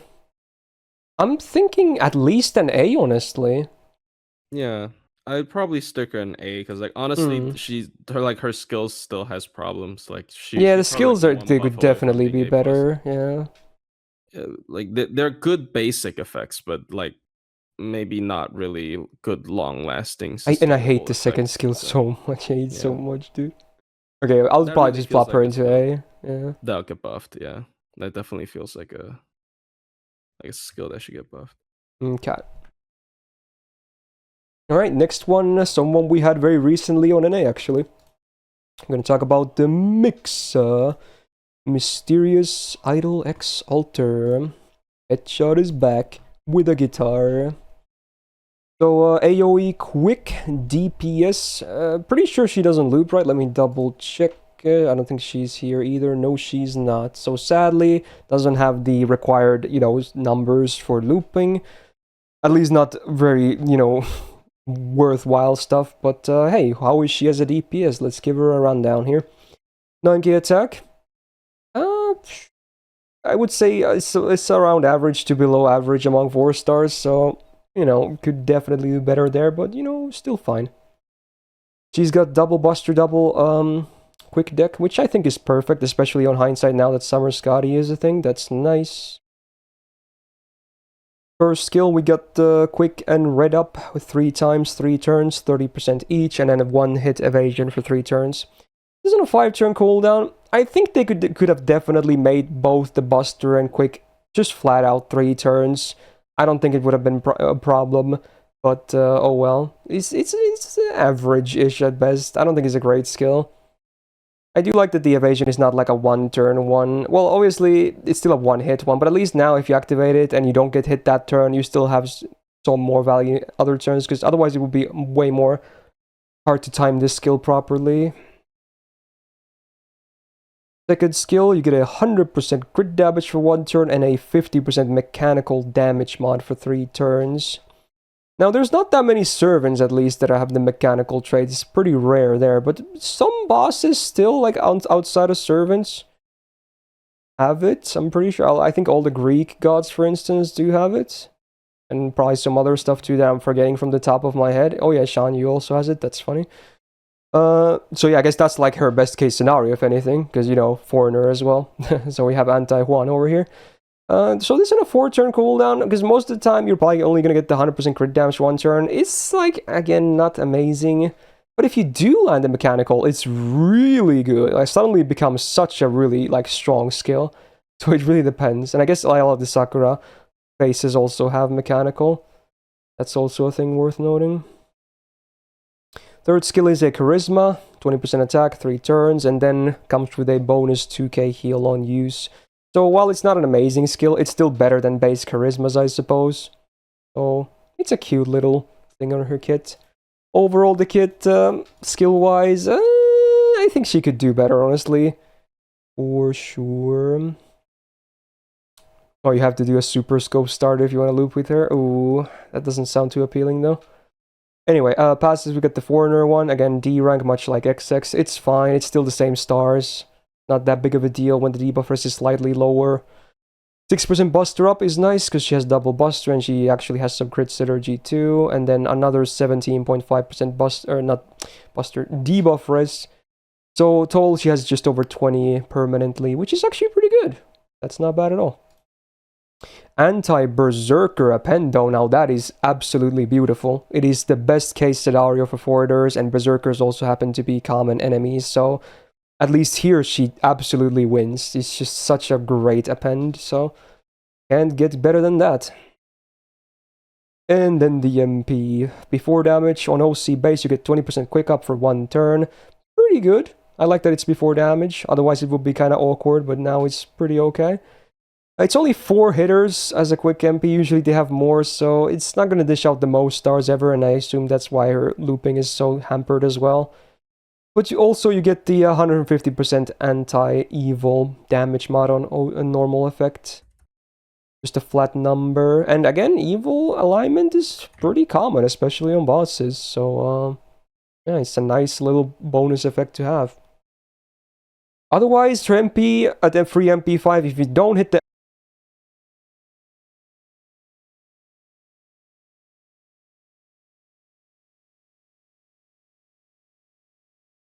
I don't know. You just moved a little bit on stream. Oh, some people are saying we're back. Okay, I'm not gonna restart then. Okay, well, now here's the question. Does the stream hear audio? Because sometimes when shit like that happens, the audio dies. I mean, I might have to restart anyway. Do you guys hear the audio? Let's see. Everyone's saying it's back. No one's responding yet. Okay, you can hear me. Okay, so I don't know what happened. This is weird because I think it may have been a Twitch issue because I was surprised. I thought maybe people were having their own internet problems because everyone was saying F. Because in my OBS, I have 0 dropped frames and my bitrate is a perfect green one all the time. So everything there should not have been any problems at all at any point. But maybe Twitch had a hiccup or something. So I was about to press restart, but then you guys said we're back. So hopefully we can move on now, I guess. So if you're watching this later on YouTube, apologies for that. I don't know, Twitch must have had a hiccup or something. But yeah, we just finished talking about Mixa's kit. So what do you think about her, actually? Being a welfare and all? I don't know. Like, as a quick AoE, I don't really see her to be super impressive. And obviously, counterclassing with her is going to be hard. She as a crit damage dealer, she's also honestly with her skill set, it's not all that amazing. Yeah, it's a 1-turn buff as well. Yeah, she's just awkward. Like obviously, a lot of the crit aspect leans heavily on Van Gogh, but like yeah, then it becomes legit for sure. But if not that, then it's definitely not that impressive. Yeah, she gotta do some lifting by her own, and I don't think she does that much lifting by her own, unfortunately. The anti-evil is obviously interesting, and but it also is just for the MP. It's not for the chain afterwards. Maybe that's too challenge quest brain rot, but I would have liked it if it was if it extended to her card damage as well. So I don't know. I don't see a reason to use her that much. Yeah, I feel like she's mostly good for like someone like my free-to-play account where I don't have the most options. Then she's really amazing. But for established accounts, you're probably really not gonna use her too much, honestly. Yeah, she's like a neutral, quick AoE and not even an amazing one. So I just don't see that. Really, I might even place her in like C+. Maybe I almost want to place her in B though. Maybe no, I don't think she's C+. Like not that bad or not that good. Yeah, no, not that bad, not that bad. Okay. She's just sure. I think she's just okay. She's like. Yeah, I guess the free MP5 might be the reason I would be willing to place her in B after all. And the anti-evil is still nice on the... Even though the mechanical can be a bit finicky sometimes, anti-evil is still fairly common. Yeah. I mean, I think I'm okay with B. Okay. And that's it for the 4-star foreigners. Now we got the 4-star pretenders, and then it's only SSRs until the end, which is most of the list, actually. Fun extra class stuff. So, pretender, we got a few.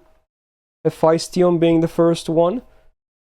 He's an interesting case. Single target arts DPS pretender. Again, people can go back and watch. I probably put a timestamp on the pretender and alter ego class like discussion. I'm still not a big fan of the classes. Maybe even less so with pretender because knight classes have way more better DPS options than cavalries do. But again, I digress. You can go listen to that rant instead. So 9.8k attack is actually pretty damn good, even with the 1.5x affinity in play. It's not bad. She's got double Buster, double Arch deck, which I think complements her playstyle really well.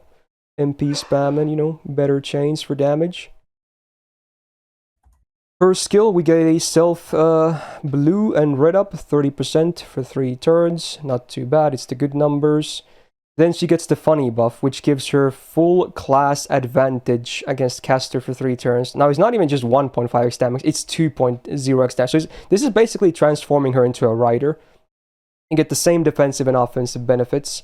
Now, it's only up half the time, but honestly, in many cases, it's like all you need. It's like the Kama argument all over again. Sure, normally she sucks against casters being a pretender, but with this active, it's very legit. She's a rider. She flat out becomes a rider with this active, and it's still, you know, decent uptime, so it's very similar to the Kama situation with Alter Ego thingy. So it's actually not that bad. I was kind of underestimating it a long time ago, but I've come to realize that it actually can be very useful. But yeah, pretty good skill. Second skill, the big battery. So on rank 10, you get more than enough to be able to fire off your MP, 120%. It is a 7-turn cooldown, but, you know, it adds to the MP spam, I suppose. Her spam ability is already pretty good. So this is just a nice bonus, if anything. It's not an amazing skill, but, you know, this makes using Black Rel also a lot easier, too, for what it's worth. And then the third skill, it's a self-taunt for 1 turn, 5-turn cooldown. 50% defense after 1 turn, beautiful combo with the taunt. It's 30% MP generation for 1 turn, which also, by the way, for people that don't know, I'm like 99% sure that normal MP generation also works on damage taken. Yes, there is a separate stat specifically for MP generation increased on damage taken. That's why the only difference is that those numbers are usually higher because it only affects you getting hit. This also helps, but not as much because this also helps your other like face cards and MPs, etc. So it's another great combo with the taunts, so it also helps with that too.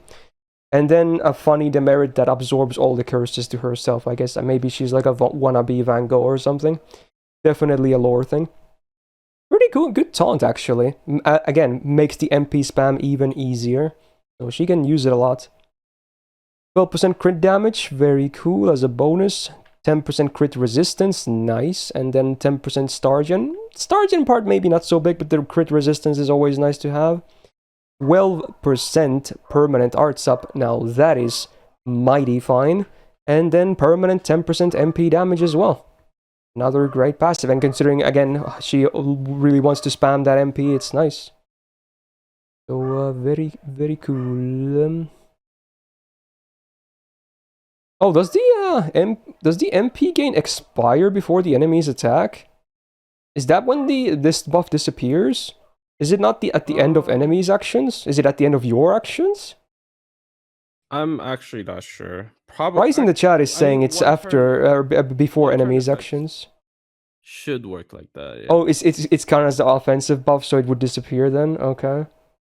Oh, that's kind of annoying. Her loop, basically. Yeah, it's only for her face cards then. Well, the fact of the matter, the synergy still works with getting hit as well, but in this case, sadly, it disappears before the enemy moves, I guess. So yeah, it is what it is. Her anti-append is against Lancer, which is great as a pretender, I suppose. And then the MP. First of all, OC base, 10% MP damage.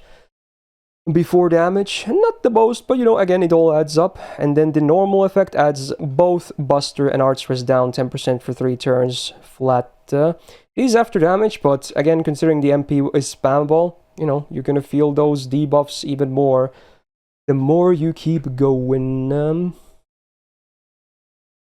let's take a look at her numbers here. I think this might be a bit ugly for her, if anything. These numbers. Yeah, I had a feeling. I think this is a bit unfair as well, because yeah, sure, her damage potential might not be the highest, but she's one of the easier Black Grail. Like, sure, a lot of these are calc with Black Grail, right? But it doesn't reflect how easy it is to do it with her versus like someone else. Like, there's even Super Bunyan as well calc with Black Grail, and her refund is so much worse, for instance. Take my word for it, having a big Grailed copy. So it doesn't really paint her in a fair way in this case. What do you think about Hephaestion? really solid, really relevant in 90++, 100% battery, super easy to just put into a team when you need a single target. She can easily loop her MP as well, use it multiple times. She also has one extra counter class, essentially, compared to True. normal pretenders. So she can handle even more nodes. And if it's worth anything, she is also permanent. So Oh yeah, I didn't mention that, but yeah, she is permanent. like probably I think one of my more used 4-stars in general for the past year. Really, really solid. And of course still performs okay in boss fights, so you can definitely run her with double Castoria and as single target DPS. Obviously, at that point maybe the battery is even a bit redundant with how already decent her refund is.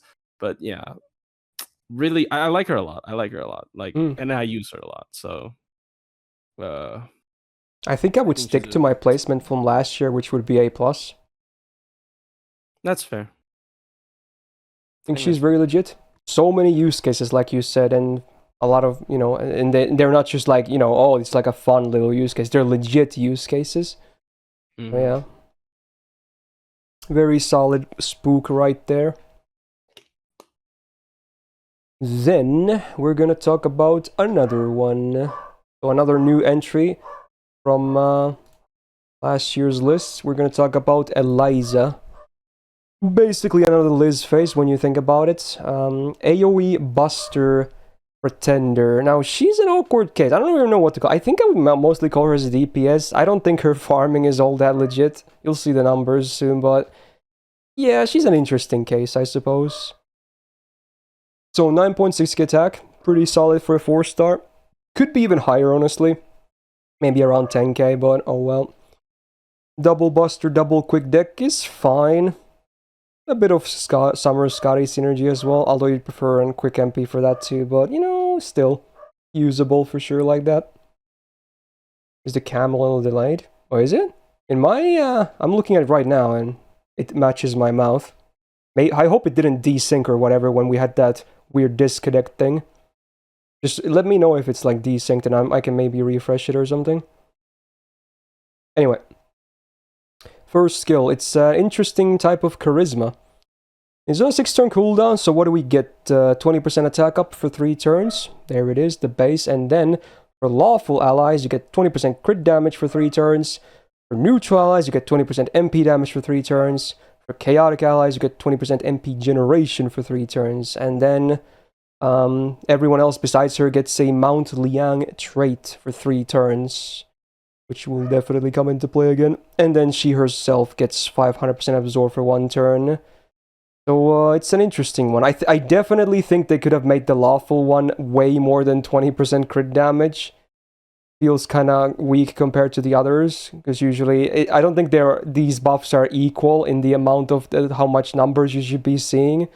But oh well, maybe 30, maybe 40, maybe even 50, honestly, on the crit damage.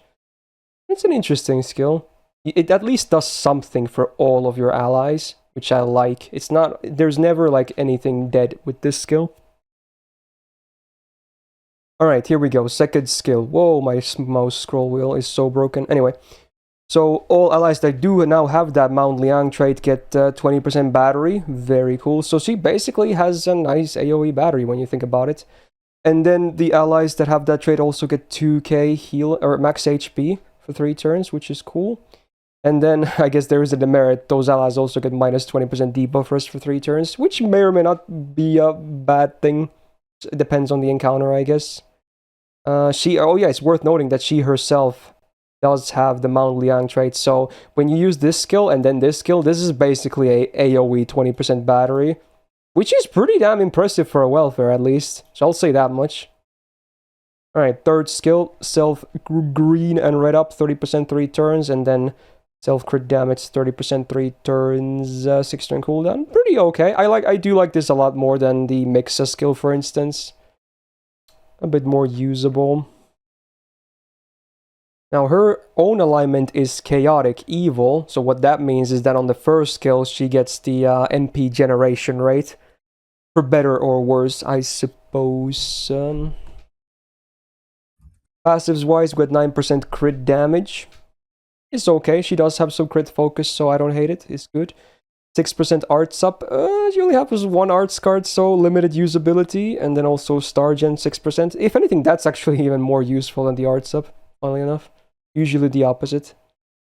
Her anti-append is against assassins, so not that great when you factor in that she's a pretender. So yeah, kind of an awkward one. Not good. And then the MP. So before damage, 50% star gen for 1 turn and 10% MP damage for 1 turn on the base OCs. It is a 9-hitter MP on an AoE buster, so honestly, you can actually generate some stars with this. It's not like Raiko level, I'm pretty sure, but you know, a decent chunk of stars for sure. And then the base effect besides damage is 10% defense down for 3 turns after damage. I think they could have made that before damage easily, but it is what it is. Now, I think the looping numbers of her are up, but let's see here. Yeah, they're not like super pretty. And this is again with 1.5x in mind as well. She does have a pretty good turn 3, obviously, but even then, you'd wish to maybe see a bit more numbers across the board for the farming. Oh yeah, her name here is Dragon Marurilis, by the way, if it wasn't obvious. So yeah, she also has to do the Super Scope looping, which is just... Yeah. Yeah, maybe this shouldn't even be here. It's not like... It probably doesn't even need to be here, but whatever. But there you go, now you see it. Alright, what do you think of Eliza as a Liz enjoyer of sorts? I mean, she's certainly one of the better ones, I would say. AoE charisma as well as... Like among Liz's? Better. Yeah. Yeah. AoE charisma with the 20% AoE battery can actually make her pretty relevant in some farming comps where she herself can clear a wave and she can buff up her teammates pretty well. Obviously, if her teammates is neutral, it's particularly good because the 20% MP damage up and 20% attack up and 20 MP charge suddenly makes her like really good. But even without it, she's kind of fine. Like I do use her in certain 90++ where she is a wave clear and a team buffer at the same time. So like at the very least in the farming front, I think she has some uses. Her own damage alone is not absolutely horrible. Obviously, you know, if you force her to loop with the... Yeah, I don't think she's solo clear as well at all, but like you said, in multiple setups like that, then yeah, she's better. Yeah. And as a main DPS, I also don't think she's that impressive. I guess the only thing that's worth noting is maybe I think she is chaotic evil, right? Yeah, she's chaotic evil. Yeah, so you can like maybe pair up with Douman, but I mean pretenders alter egos don't really pair well together. Yeah, but, it's very awkward. Yeah, I did grill mine to 100, but I think she's not that usable outside of farming, but she is pretty decent in farming. Yeah, also free MP5, so her wave clear ability, even though she doesn't have full support, should be okay if it's on like an AoE wave. So yeah. I'm thinking between B+ and A personally. She certainly has her uses. Yeah, I would put her in A, but I can understand B+. It's close. I feel like for most people with a level 80 copy, I feel like it's more close to B+, if anything. Maybe. That's fair. But you know what? She at least has some good stuff going for her. I'm willing to place her into B+. Alright. Alright, final 4-star and final 4-star pretender as well. So another new entry. Again, we have 9 new entries total this year compared to last year, because they really love pumping out extra classes. So we're gonna talk about Tlaloc next. Very interesting case. I need to remind myself, she's quick, right? Yes, okay. Yeah, she's AoE quick. Quick, yes, okay. AoE quick pretender. Can actually farm pretty well, and also has some nice team-wide effects going on too. So, yeah, she's definitely not short of things that she can do. So 8.7k attack is maybe one of her biggest drawbacks. It could certainly be higher as a DPS. But, you know, if anything, that's one of the worst things about her. So that kind of says something. She's got double arts, double quick, which I think is fine. She likes using her MP a lot anyway, so that's fine. Maybe double buster would have been cool, I suppose, in some cases. But, yeah, not too bad. First skill is a 30% battery for self, and then also a 10% MP gauge per turn for 3 turns. Pretty cool combo. And then also grants the water side map effect for 3 turns. So this is actually an interesting thing. It helps herself too with the water field, but it can also be a legit case where she actually can be picked with other servants as a support that do like water field, namely the ones that really rely on it, like Nemo, for instance. Like Nemo gets a lot better with water field. Some servants don't really see too much of a difference that do have some synergy, but someone like Nemo just absolutely wants to have water field. So it's worth mentioning that it actually can be an interesting thing that way as well, not just for herself. Alright, second skill, we get 20% AoE attack up for 3 turns, 20% crit damage for 3 turns, sure hit for 3 turns, all this is AoE by the way. Removes 1 guts from all enemies, which is actually a pretty cool small utility to have. I like that. And then if you do manage to remove it, it reduces their defense by 50% for 3 turns. Now, if you do actually manage to, strip a guts or 2 with this man, this skill suddenly becomes really nuts. Even without it, the sure hit, the crit damage, the attack on a 6-turn cooldown, while the numbers are not the highest, is still pretty good, honestly. So it's either good or really good, depending on what happens with the fight. Third skill is her main card type, so both arts and quick up 30% for 3 turns. I like that they're the bigger numbers. 30% self-crit damage for 3 turns, and also party damage cut, big 2k for 3 attacks, 3 turns. This is on a 6-turn cooldown. Now, that's a lot of damage cut, obviously. So if the enemy is not MPing you or critting you very hard, you're basically looking at 0 damage taken, more or less. So yeah, that actually is a very nice effect on AoE. I'm glad they kept that one on AoE. All the others are fine on herself only, but I'm glad they managed to make that AoE, because that's actually very cool. Overall, actually, I'm kind of a big fan of her kit.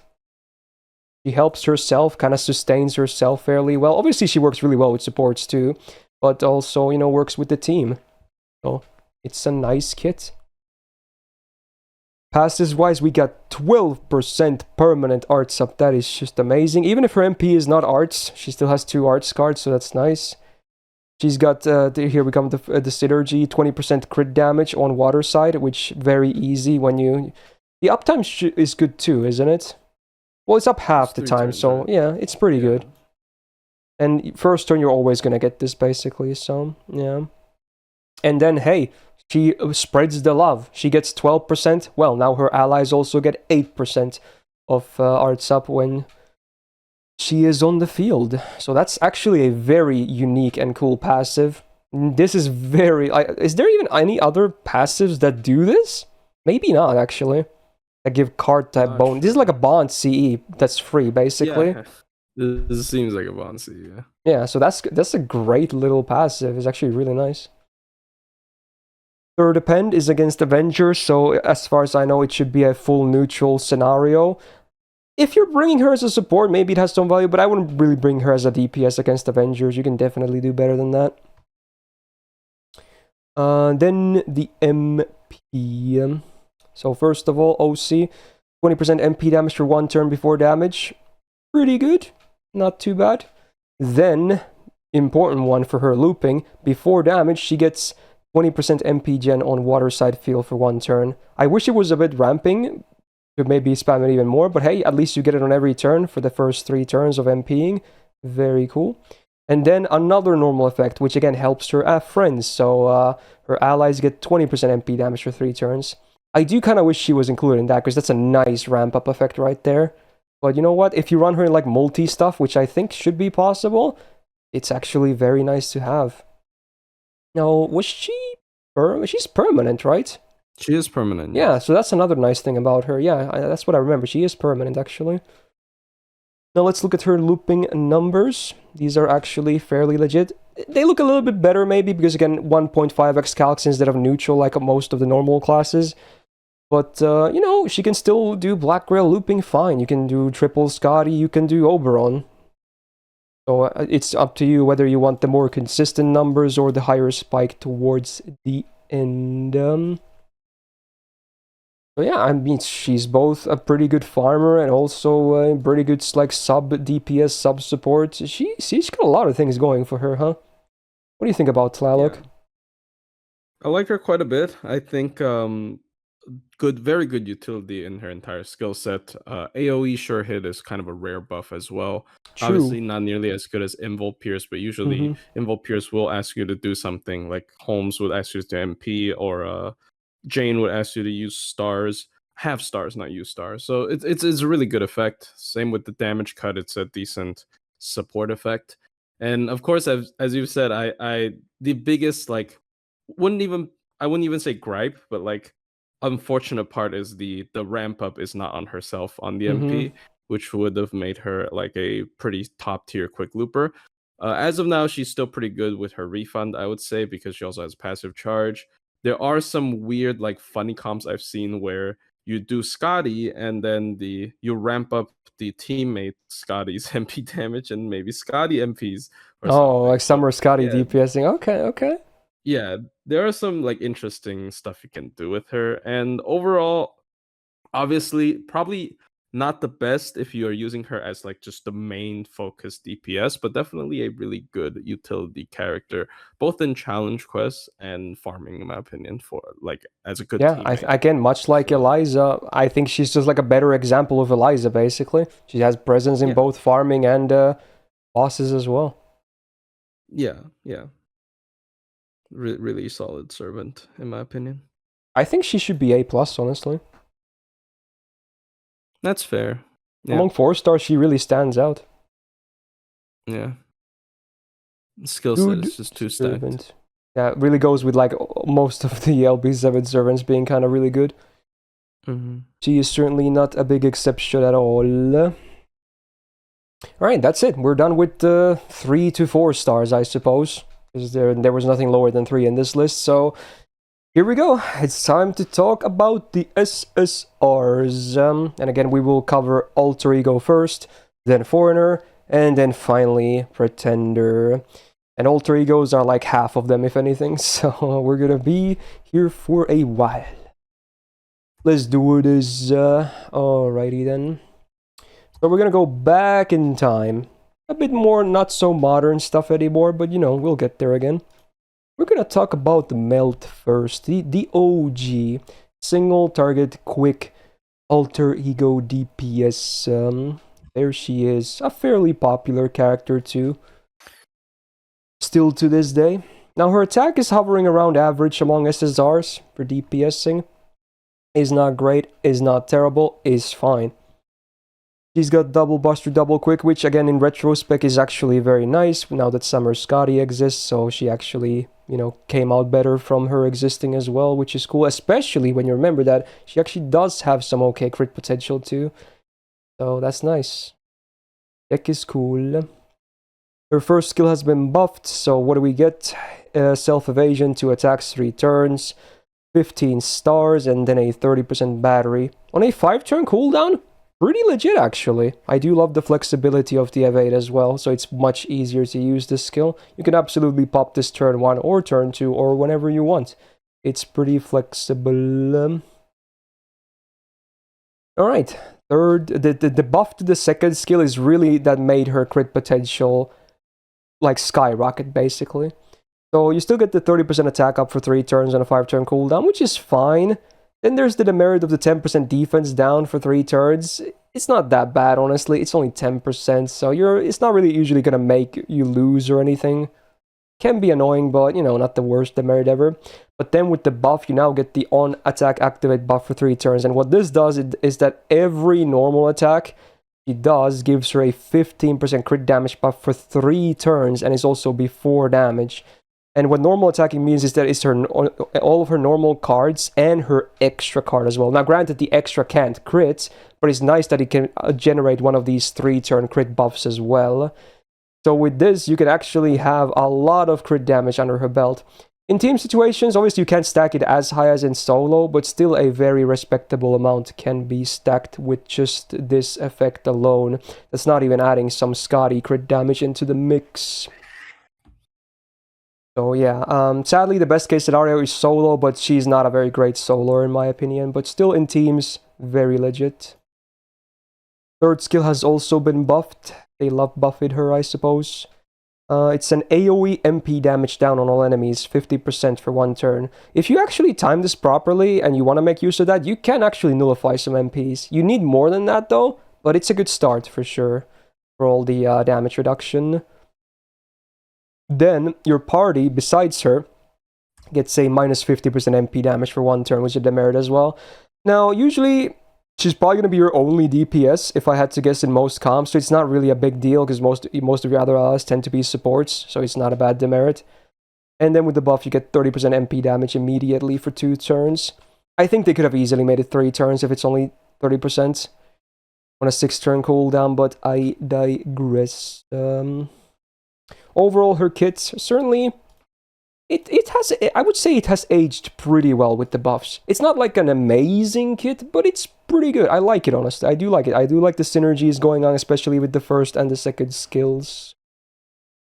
Third skill being kind of an oddball, but not terrible.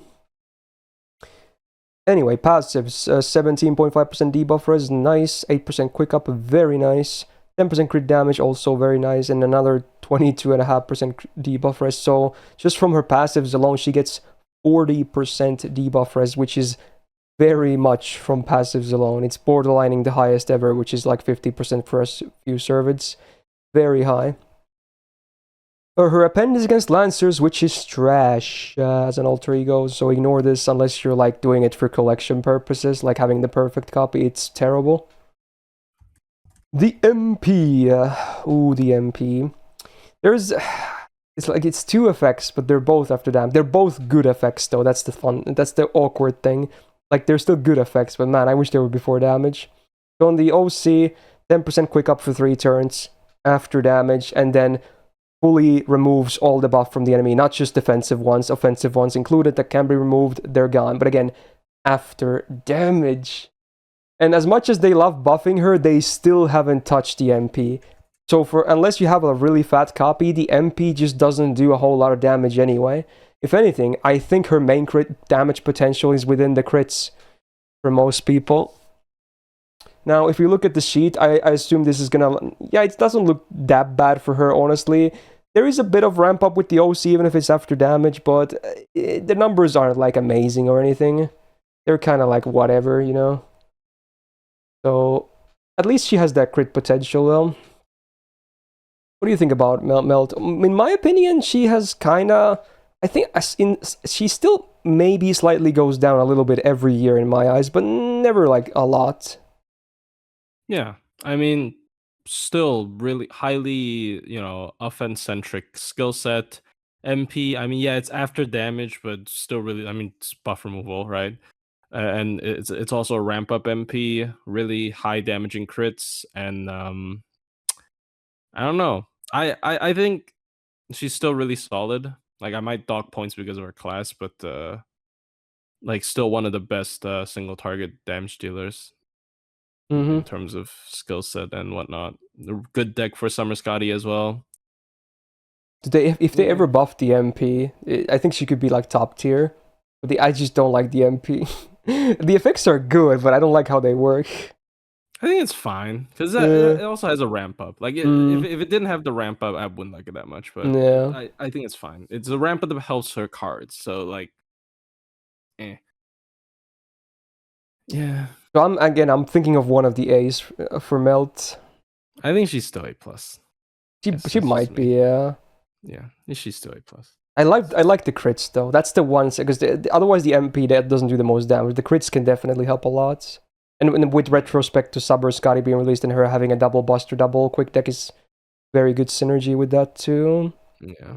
I mean, she can do. She isn't like a full on solo unit, but like I feel like sometimes if you damage rush, she can also like. I don't think the crit buff is actually like too meme tier. I actually think I it's don't know why legit Jord is attack. calling it a meme. I don't think it's meme at all. I think it's very legit. It's always Yeah. before damage, and it gives it to you even if you don't crit. Like, I don't know if he understands that properly. You always get the crit buffs for 3 turns on all your normal attacks, including the extra one, even if you don't crit. You need to hit 3 times to have a decent number? No, you don't. It's a bonus, dude. Like, pair it with Subber, Scotty stuff, you're already gonna slam crazy hard, dude. It's just a nice bonus.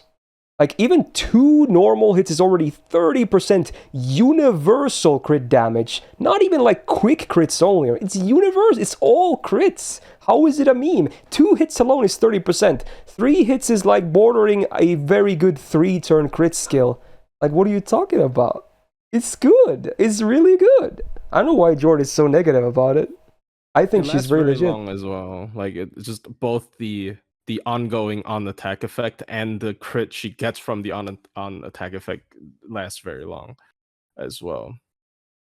Yeah, I would definitely place her in A+. Most modern servant that crit have at least 30% crit, often 50%. You're starting behind. But it's not even hard to get to that number. You can easily have more than that. It's not hard to get to there. You're acting like using 3 of your main DPS as face cards is somehow hard. She's gonna be your only DPS in most cases. Why do you think it's hard? You're gonna prior her cards anyway. I don't understand why he hates the skill, dude. Like, she's your main DPS. You're gonna use all the cards you're gonna get. Like, what? And even if you don't crit, you get the buffs anyway. Most recent modern servant, Draco, has 30% crit up for only 6 hits on 7-turn cooldown, dude. Like, I don't know. Yeah, I don't think that argument was the best, I'm not gonna lie. Okay, I'm just joking, but yeah, like, come on. Okay, I'm probably not gonna read Rib's essay either. I think we're just gonna move on from that. Okay. Anyway, next up, another, one of the first ever alter egos released in the same batch, kinda. A week or 2 later, we got OG Kiara next. Still a very interesting servant. AoE arts, looper, and DPS. In fact, I like her more as a DPS. She can loop, but she has so much in her kit that's so nice against bosses, honestly. That I just really like her as a DPS. 11.6k attack, around average among SSRs, maybe slightly higher, but certainly does okay damage regardless.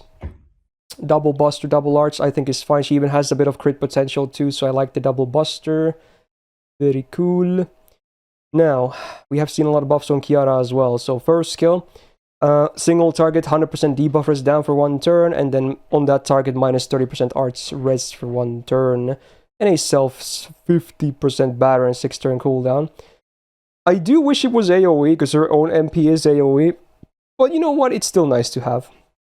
You're mostly going to use it for the battery. The arts thing is just a bonus, because it's only 1 turn. I think for 1 turn, they could have made it AoE, but since the buff also added the battery... Actually, no, it didn't. That was always there, right? Okay, never mind. Okay, they definitely could have made the arts res down AoE then, if it's 1 turn. But you know what? It's still fine. It's a good skill. Helps with her refund and damage. Alright, second skill. Now, this is where did this buff, though. Oh my god. They added the thing. So yeah, first of all, it's an AoE drain. Guaranteed 1 tick. Great. Really good. 30% defense down for 3 turns. Not even 20. 30. 6-turn cooldown. Now, if it was those 2 alone, I still think this skill would have been pretty good. I like it. But then the buff also added a full buff strip on command on all enemies. Not even offensive, not even like mental buffs or whatever, defensive. It's all buffs you can remove on all enemies, just gone on command on a 6-turn cooldown that already had good effects. This skill is so ridiculous. I can't emphasize it enough. Like, it's such a nuts skill on bosses. Woo! Yeah, that's ridiculous.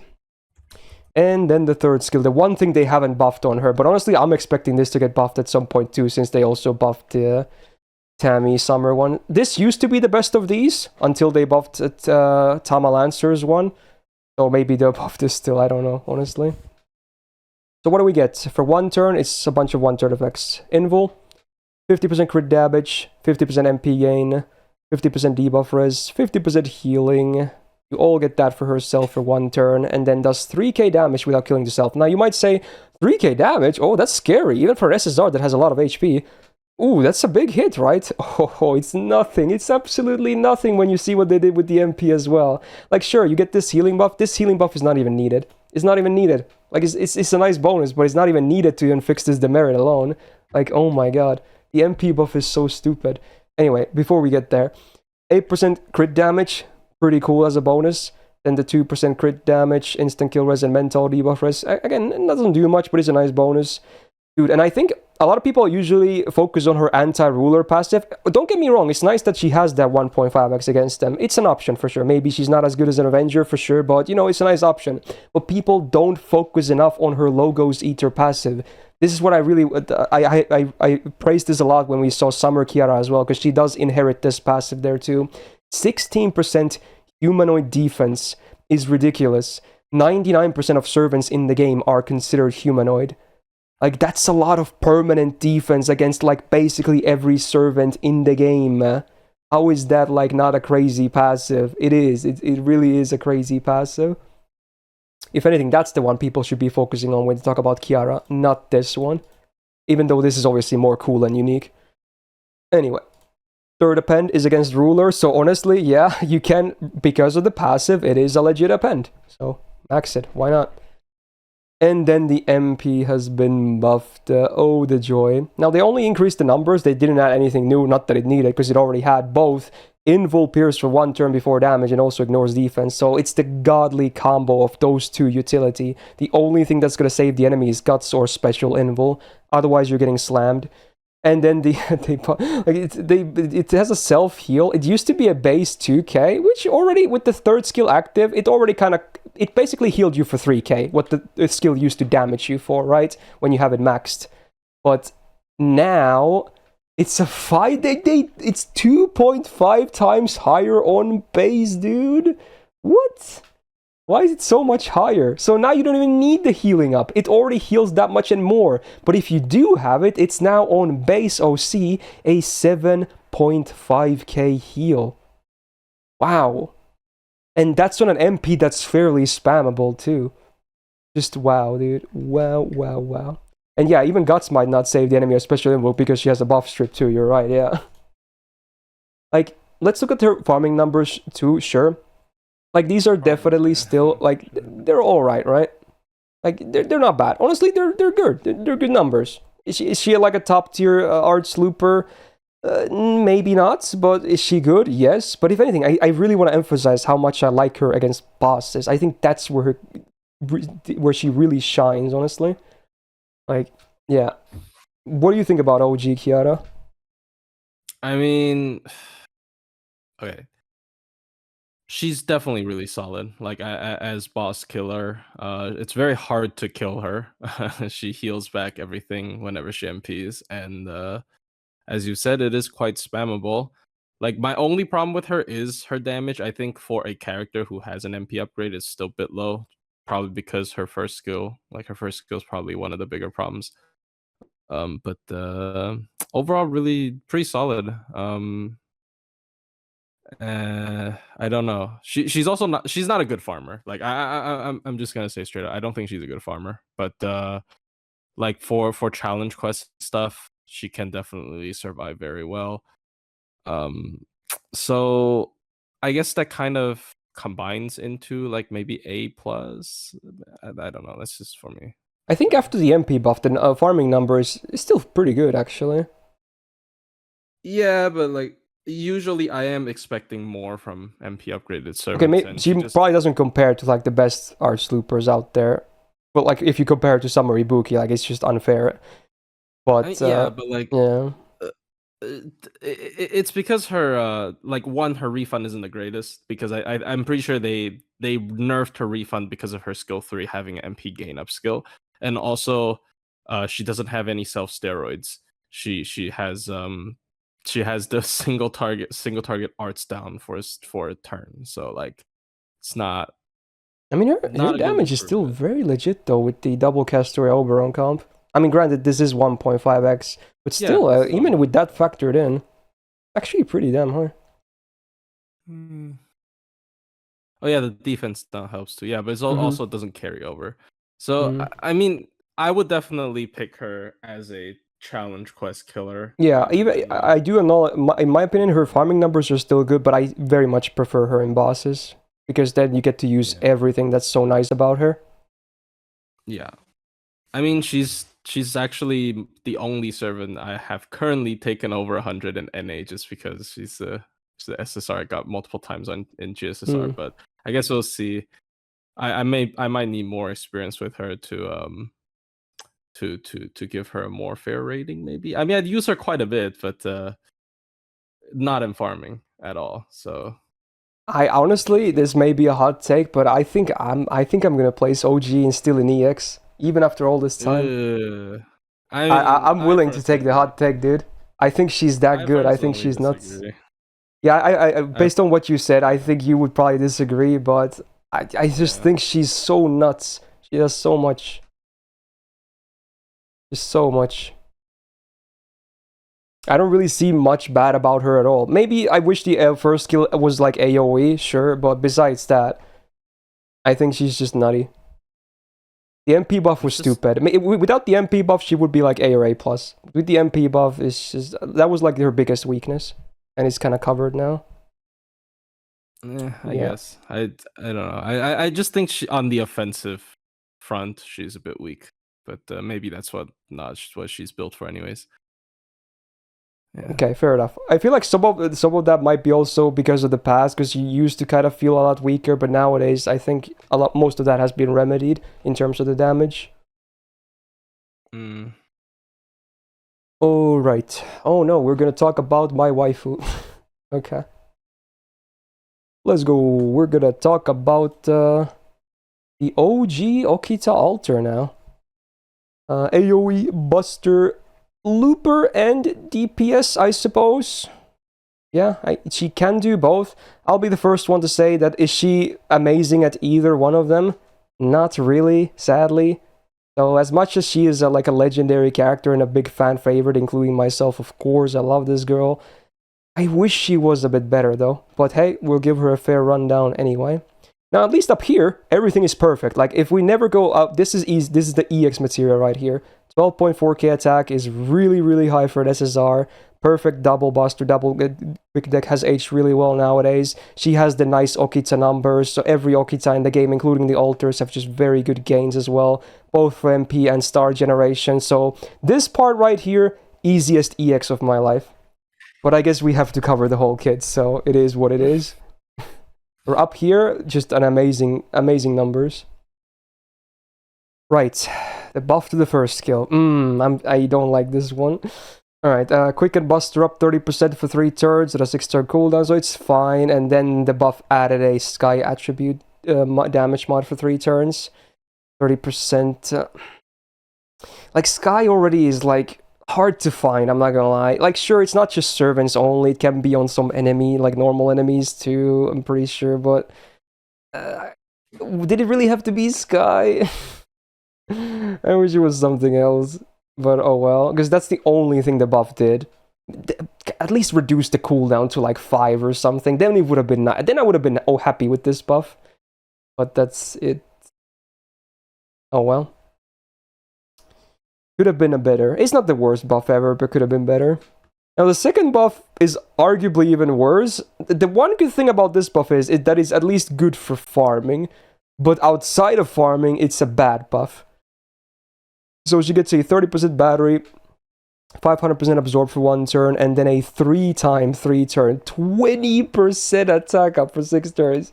Why is it 20%? Back then, they had no idea how Buster farming was going to even be. So why the fuck is it still 20%? It could have been 50. It could have been so much more. It's 3 attacks. Every card consumes a stack, be it a crit or a non-crit MP extra, it doesn't matter. You can't even get a full Brave chain. Even if you do the MP BB chain, your extra cannot benefit from this. Oh, I hate it, dude. Like, sure, for farming, it's still fine because you get to use it for 3 different MPs, and attack buff is great because Buster supports turn off for that, but man, either they should have made it more than 3 hits, or make it a higher number than 20%. I am still kind of salty about this buff so many years later. So now the skill is like whatever on this 6-turn cooldown. It's like average at best. Yeah, maybe at least 4 hits is like the bare minimum what I would accept it because of the extra argument. Alright, 3rd skill has been buffed. This is by far the best buff. This is actually a great buff. This one I like. So on a 5-turn cooldown, what do we get now? 30% MP damage for 3 turns, great for looping, great for DPSing. 2-step 1-time, 3-turn overcharge for herself. Sadly, her OC is after damage, so it's mostly for DPSing. For farming, it's kind of useless, but for DPSing, it does something. And then they made the evasion 2 attacks, 3 turns. Good. Now on a 5-turn cooldown, I do like this skill. So it's the one nice thing she has going for her after the initial release. This is a good buff. Overall, the skills now, after all the buffs, I would say average at best to modern SSR standards. So still, you know, you think it would be better after 3 buffs, but... 17.5% debuff for us is nice to have, and then 10% crit damage is nice, especially when you remember that she actually dishes out a ton of stars as well, even as alter ego. Anti-caster Append is really good as an alter ego, so at least that is also a nice bonus she gets. And then the MP, by far the weakest part about her. No buff, no nothing. No normal effects besides damage. The OC is pretty good, especially for bosses, but for farming is useless. 30% Buster Res down for 3 turns on enemies after damage. When initially this was released, I was like, okay, you know, it's pretty cool. There wasn't that many of these effects, but then I think less than a year later, they released Arjuna Alter, who does this before damage, and I got super salty. I'm still mad about it, by the way, especially when it even activates his own stupid first skill. I'm mad that he gets that before damage, and Oki's Alter doesn't. So fuck you, Arjuna Alter. I'm still mad after all these years later.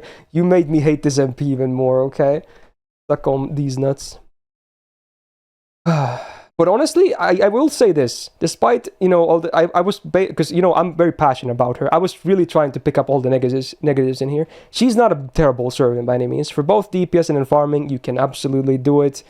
But I was really just trying to pick out all the negatives. Now, I will say this. If they do ever buff the MP, I think she could legit be really, really good, depending on what they do with the buff. There's a lot of room for potential, so I'm still holding out hope that she gets that MP buff someday as well. I really, let's hope I can do a buff breakdown in the future where I'm just dancing around and, you know, running on my walls and just screaming how much I love it.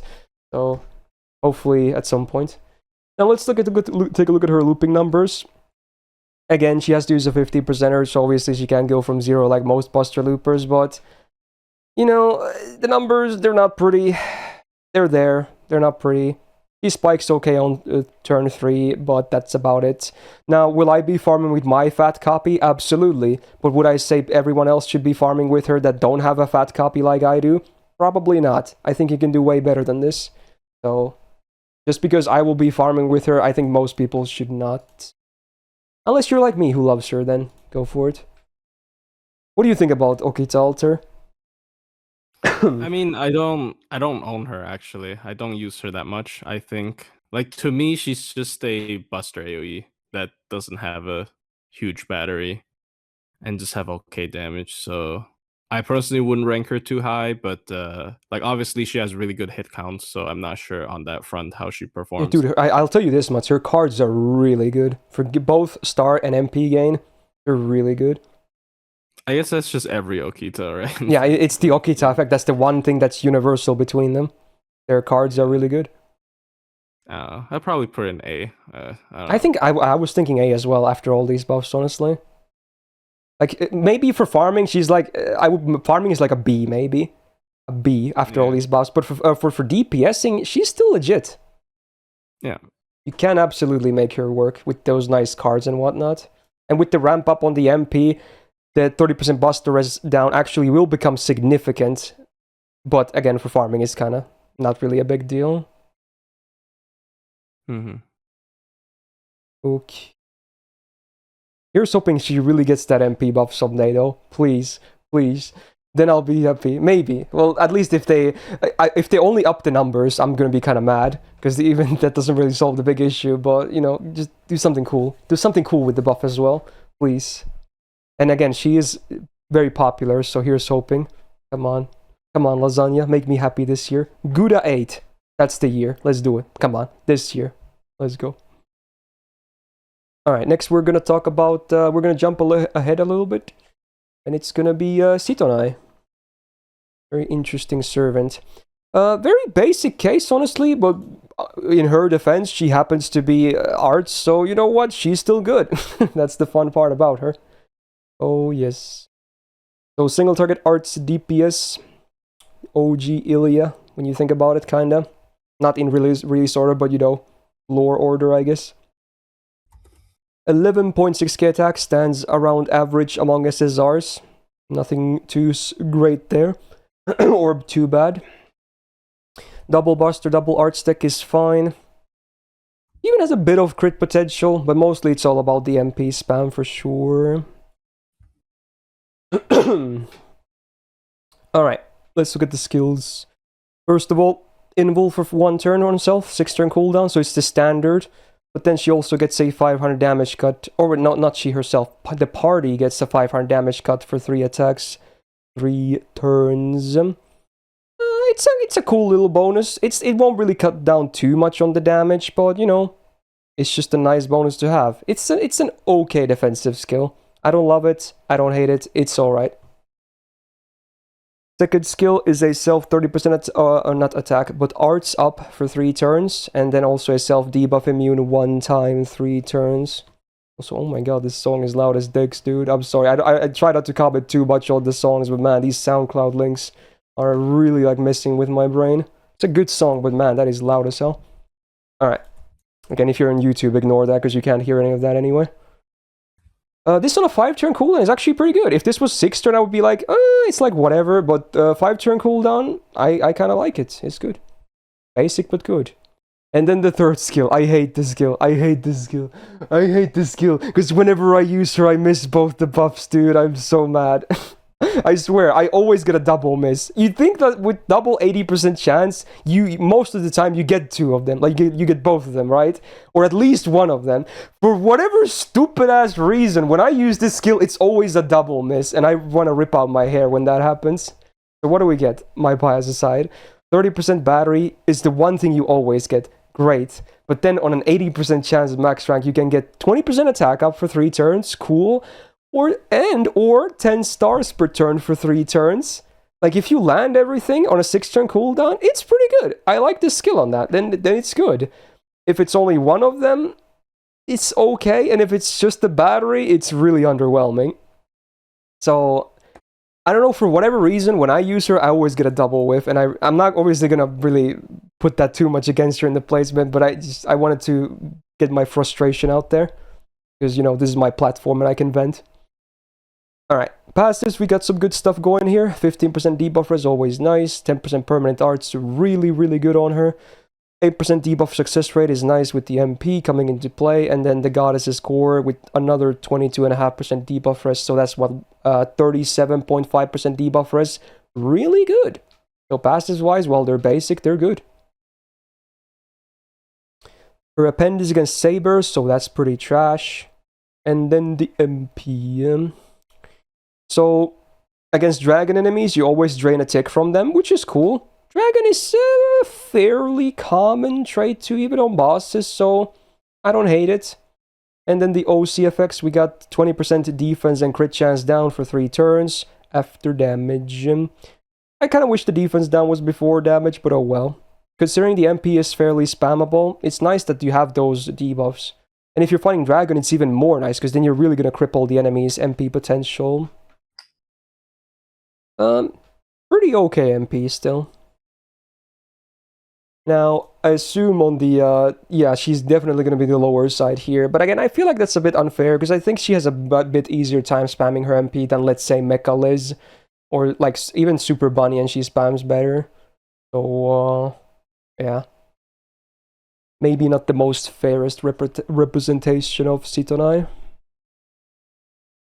What do you think of, you know, the Arctic Ilya? I think she fell off. it's, Ooh. it's just there's nothing that really makes her stand out, and I guess nowadays against there's a lot of cavalry. options, so since she hasn't never gotten buffed, she kind of looks a bit Yeah, worse every year. yeah, yeah. And against cavalries, there's a lot of good options, obviously.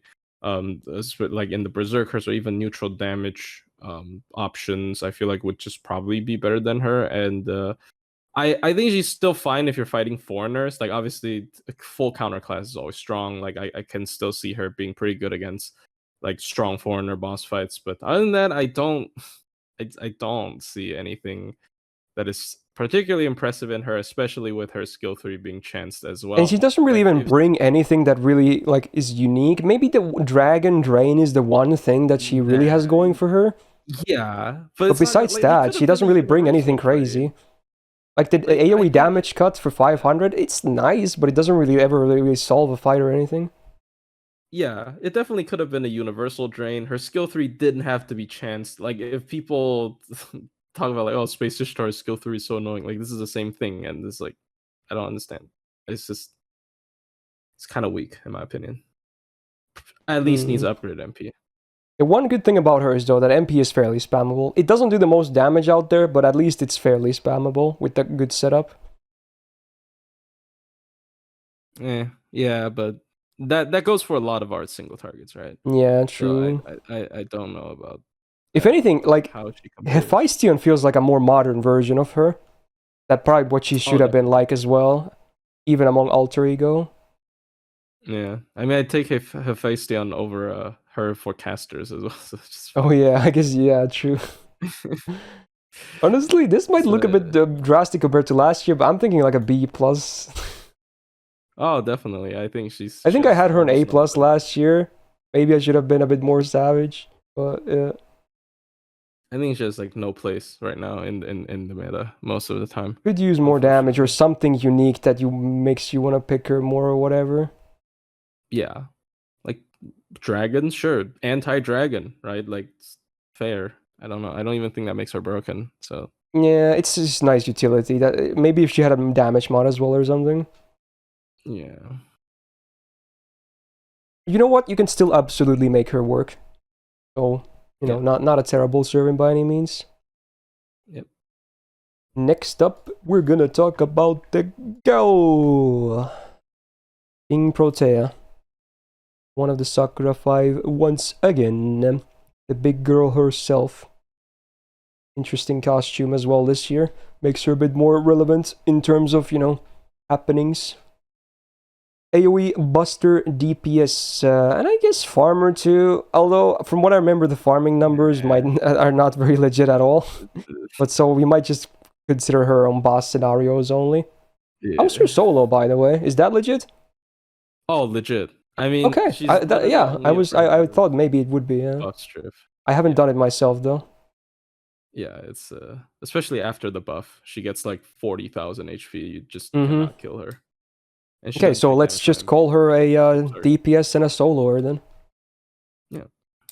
So, what do we got? 12.8k attack now. That is sexy. That is mighty fine. Top end among all SSRs in the game. Very, very nice number. It's actually great that they gave her a really high attack versus HP, because considering she can already stack the HP from the first skill alone, so that's a great design choice. Keeps her high on both sides. She's got a double Buster, double Art stick, which is totally fine with her playstyle, I feel like. Yeah, I don't see anything wrong with that. From what I remember, her gains are not that great though, but maybe for solos when you can utilize Mighty Chains, they're probably completely fine. But for team setups, you're probably gonna require a lot of support to keep her going. Alright. First skill, the buffed version. She gets the infinite growth, like the turn thing buff every turn. You can't stack it though. So even if you have cooldown reduction, you can't stack it. So what does it do? You get a growth buff every turn for 10 turns, and a growth buff increases your max HP by up to 4k HP for 10 turns. Now it also stacks up to 10, so quick math, you can get up to a 40 plus 40k max HP with the max amount of growth stacks on you. Now with the buff, you also get MP damage resistance for every growth stack. and it's 8% per stacks, which also has a max stack of 10. So if you have max stacks, you get minus 80% MP damage taken. And at that point, considering you also have the high HP, you can absolutely tank MPs. Like, it's legit. It's very legit. Now, obviously, it's slow as dicks, and it gets a while before you actually, get to the good numbers. But it doesn't even have to be max stacks. At some point, especially on team scenarios, you may be able to just tank your MPs, like maybe, let's say, with 5 stacks, if you have like defense buffs or other stuff from your team, or maybe MP damage downs. So it's pretty lenient for that too. I think it's a pretty cool buff that they added to her defensive side as well. Made the HP more valuable. Second skill is an interesting one too. So it's a self cooldown reduction by 1. Then she gets battery based on her growth stacks, up to 20% battery per stack. So quick math, you need 5 stacks to go from 0 to 100, which is already pretty cool. But then you also remove your, not only the growth stacks, the MP damage resistance, but also the buff, the infinite growth that keeps giving you the stacks every turn. So that's a demerit right there. So it's basically cashing in on your defense to get more offense momentarily. So in many cases, you probably don't want to use this if you're scared that she might die, but if you want as fast MP later in the fight, this is an easy way to do that. Third skill has been buffed, so it's a 40% attack up for 3 turns and a 5-turn cooldown. Very nice that she has that high attack buff, considering her base attack is also very high. And then now also gives her MP damage based on growth stacks. So you get 10% MP damage per stack. So quick math, again, max stacks 10. You can get up to 100% MP damage from this. So it's a very good... Again, this really... Now the second skill looks even more awkward when you think about it, because both the first and the third skill, they really want you to keep your stacks at all times, right? So... If anything, the second skill is maybe for like farm purposes or a finisher for boss fights. I would not really use it too much. These benefits are so nice to have otherwise for both solo and team environments. So there's a bit of awkward stuff, but also some great synergy as well. 11% permanent buster up is fantastic on her, because she doesn't even have a buster up in her kit, so that's nice. 8% crit damage, pretty cool bonus. She doesn't really have crit synergy, but it's nice to have. 12% arts up is also fantastic because she has double arts with 3 hitters. And then 25% debuff for us. Great passives. Simple but great.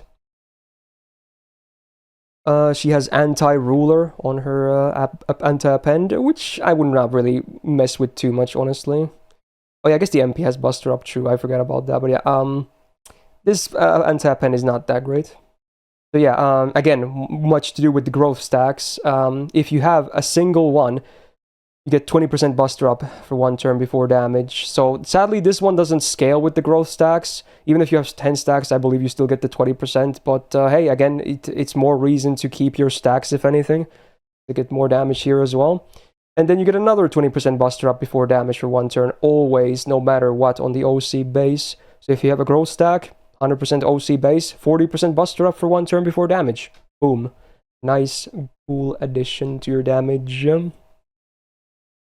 So I guess we do have the numbers here. Yeah, but it has to be super scope. So the numbers are pretty ugly. So yeah, you can do it, but I would not really bother too much using her for farming. What do you think of KP? You probably have more experience of using her than I do. Oh, probably one of the most fun servants ever. Really good solo unit. She obviously had, like, her biggest weakness is the slow start syndrome, as I like to call it. If like people... Yeah, she's like anti-min turning. Yeah, but she's a really solid solo unit if there are buffer turns early on to let you stack those growth stacks up. And I would say probably like beyond the 3 to 4 stacks, she just becomes unkillable. The skill 3 becomes one of the biggest steroids ever, and you just never press skill 2, basically. Yeah. Oh yeah, some people wanted me to mention her Bonsi as well, which is self 20% buster up, and if you have the growth mechanic active, you get 20% attack permanently. I don't think it's a legit C, honestly, because you still get the shitty stats. Yeah. So while it's a cute C, good synergy, but I don't think it's really legit. Yeah, I just use it. I just use a solo C, but yeah, like definitely Mm. very stage dependent. Like if there are many buff removals, then obviously she's not a good choice. Mm. Especially if it's like later on, like after you've done all the work and then they strip all your buffs. But she is nigh unstoppable in cases where there's no buff removal and she can stack a couple of turns. Like it's not even like she needs a super low pressure buffer turn. She just needs like enemies to not instantly start critting her with 100% like crit boosted attacks.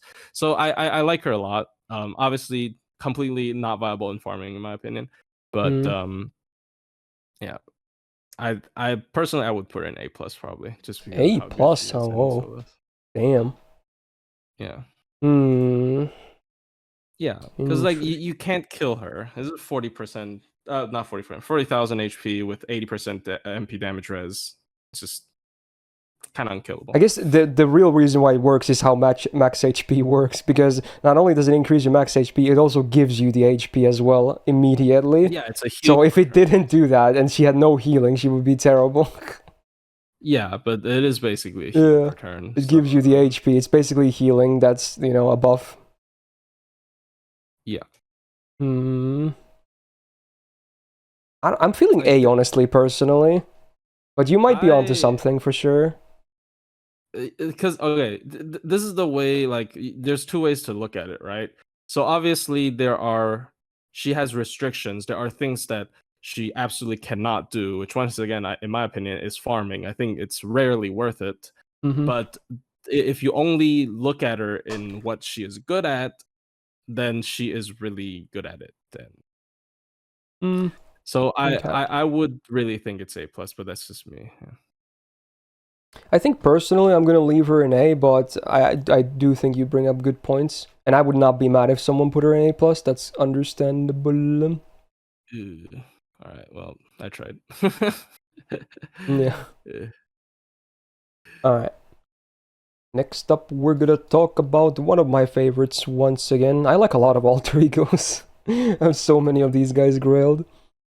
Anyway, it's even more ironic considering, again, I don't like the class, I just like the characters. So we're gonna talk about the Douman next. It's Douman time, as I like to say. So AoE, quick DPS, farmer, support, yeah, things. Even insta-kill fun memes. He's kind of got a lot of things going for him. So 12.2k attack, pretty high. I like it. Very solid for an SSR. Nice. Now I do wish his deck was double buster, double quick though. I'm not sure why they gave him double arts. Maybe because he's supposed to be like an onmyoji, so he's like kind of like a Japanese caster. I'm guessing is the reason. But they should just made the MP arts too then, honestly. I'm not the biggest fan of his normal deck. I think double buster, double quick would have been better, especially when he had crit. Even before Summer Sky was released, he even had a lot of crit potential in his own kit. So, yeah, the deck is one of the one things I don't really like about him too much. But there it is. Skills, the first one. You like debuffs? We got them all. It's like Shuten's MP. Well, not really, but, similar things. On a 6-turn cooldown, what do you get? AoE 20% attack down 3 turns. AoE 30% defense down 3 turns. AoE 1 time 3 turns terror with a 40% chance to activate every turn to stun the target. AoE 3-turn confusion for 3 turns with a 40% chance to activate every turn to skill set. And I believe that can activate multiple times, right? Because it's not times based like the terror is. You can get multiple skill seals off of his confusion per target as well, which is fun. Yeah, I think so. Yeah, I think that's how it works. Yeah, it's every turn. Yeah. It's a 40% check every turn. And then a 500 curse for 3 turns on the enemy, which is also cool for Van Gogh synergy, I guess. Yeah, this is debuffs. It really is. Get a sneeze. It debuffed me as well with the sneeze. There it is. Alright, so for farming, it's like whatever, because it's debuffs, right? It's mixed value, but for bosses, this is great. Ripples the enemy's damage, messes with their skills, can stun them, big defense down. And honestly, I'm kind of surprised it's on a 6-turn cooldown. You'd expect this to be like a 7, but yeah, on a 6-turn cooldown, it's a great skill. Second skill here is where both his own DPS potential and his supporting go up. So he has a 2-time 5-turn guts on a 7-turn cooldown, 3k revive. So yeah, much better than your usual guts because it's a 2-time guts. Yeah, he comes back twice. You can't get rid of him that easily. Then for 3 turns, you get both 50% crit damage for evil allies and 50% crit damage for chaotic allies. And what do you know? He happens to be both chaotic evil himself. So he gets 100% crit damage for 3 turns. Now, it is tied to his guts, so obviously the uptime is not the best because, you know, it has to put the cooldown higher. But it's also AoE, so all your allies get the evil and the chaotic buffs as well, which again really gives him support presence as well. And then the third skill, very similar stuff going here as well. Another 7-turn cooldown, what do we get? 80% battery for himself. Yeah, so with the append only, you can already go from 0 to 100 if you want to. Then we get the same thing for the crit damage, but for attack. So evil allies, 20% attack 3 turns, and chaotic allies, 20% attack for 3 turns. So he himself gets 40% attack and 100% crit damage for 3 turns on both of these skills combined. Very, very cool. And then a 2k curse, another one for 5 turns on all enemies. So he can do a lot of AoE curses on his skills as well, which, again, more Van Gogh synergy. They really kind of like each other. So needless to say, despite him already being released in the game for way over 3 years now, or actually not even way, it's like around 3 years, maybe a bit less than that actually. No, it's under 3 years. My numbers are off. His kit is still very good. Like, I like his skills a lot. Obviously, sometimes you're gonna feel the cooldowns a little bit because it's 6, 7, 7, but he's still like it just does a lot. Really, it's so much stuff, man. His skills are definitely something to like for both himself and for, you know, supporting purposes. 8% permanent arts up makes his double arts a little bit better, I suppose. 10% debuff success rate is amazing considering how many debuffs he applies. 20% debuff res, always nice.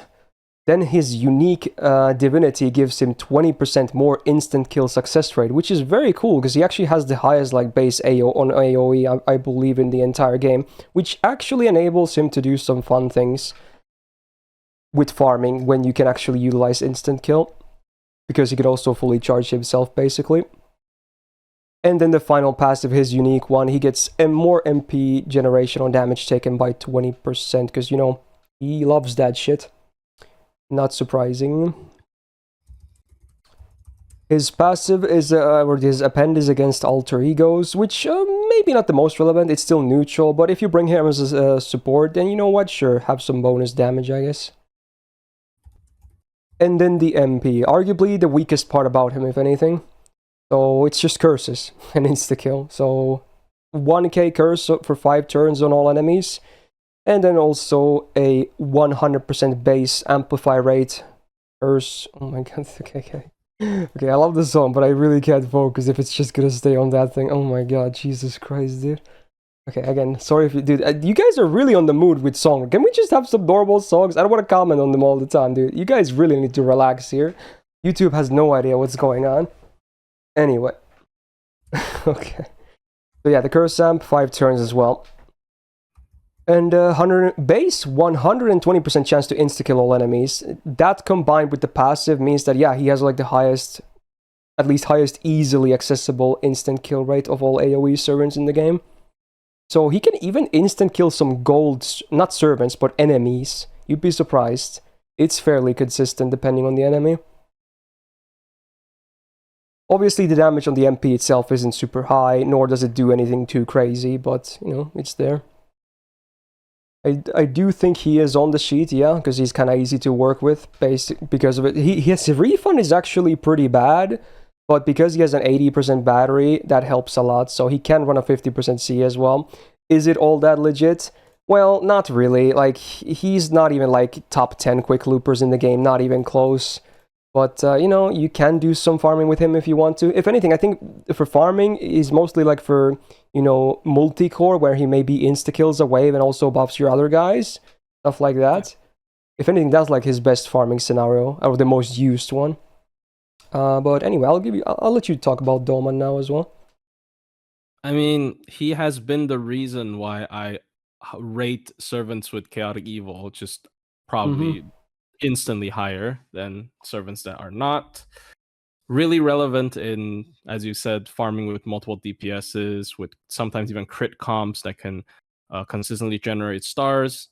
One of the best supports for chaotic evil in the game, and his support skills are so good that even if it's all for himself, he's still a super competent sort of damage dealer. Like his MP might not do a lot of damage, but his crits are nutty. They're really strong. Yeah, his crits are absolutely disgusting, and I mean, he's just been relevant, like super relevant throughout, like since his debut. So honestly, like personally, I would put him like in a special tier, but that's just me. Whoa. But you know, it's funny you mentioned that. He actually ages really well because, again, his support stuff is alignment based. So the more chaotic and evil stuff we get, the more kind of looks better. Like as the years go by. Yeah, definitely. But he can age really well because of how he's structured, basically. Yeah. Now I might not go as too high as to give him his own tier, but I would definitely put him in EX still because of how versatile he is. For both multi-farming, himself being a great crit DPS, and yeah, he's generally a great stud. I mean, yeah, if we were to make because I feel like later on we will definitely have to make another tier, but he would be probably the least firm one in that special tier, but like like maybe my personal like because of how I feel like EX makes a little bit more sense, but yeah, it's a good argument for sure. Yeah. All right, moving on. This was the latest servant, I believe, in my last year's Part 2 tier list, so she was still there when I did it, which I wasn't sure if she was, but I double-checked and she was. So we're going to talk about Bazett again. There she is. I guess I should say she's both single target and AoE, quick DPS and farmer. She's a really interesting case because of the way her MP works. So yeah, it depends on the situation. She's both AoE and single target, I guess. And I guess it should be worth mentioning that, you know, potentially she's the best min-turn servant in the whole game when you factor in how her MP works with break bars as well. It's worth mentioning. It's maybe not the most applicable thing always, especially if you don't have an insane copy. But, you know, because of the way the MP works and no one else having a similar mechanic, you know, you could do stuff like that. Anyway, 12.8k attack is a great start. That is a ton of attack. Very cool. Now, her HP only being 12.8k actually is not just like negligible. It can actually be a problem sometimes, especially the way she works. So, while her attack is amazingly high, I kind of wish she had more HP as well sometimes. But oh well. Double Buster, Double Quick is a perfect deck for her purpose. Just nothing else makes more sense. Her skill 1, we get Quick and Buster up 30% for 3 turns on self on a 6-turn cooldown, 30% crit damage for 3 turns, and then 30% caster damage for 3 turns. Dude, I'm so mad. This is so much better than Okita Alter skill. I'm so mad, dude. Like, it's so much better, dude, because it also has the crit damage. Come on, dude. Why you gotta do me dirty like that? It's a great skill regardless. I mean, caster is already one of her better opponents, so yeah, it's a good skill. Come on, dude. Why you gotta do me like this? Second skill is a self 50% batter and 6-turn cooldown. So what else do we get? 500% absorb for 1 turn and 100% crit damage for 1 turn. So while this is only the first skill is only 30%, with this she can actually have a 130% crit damage for 1 turn. So in that turn she can absolutely just bam, just knock people down. It is a big downtime though, but she can have these really meaty turns.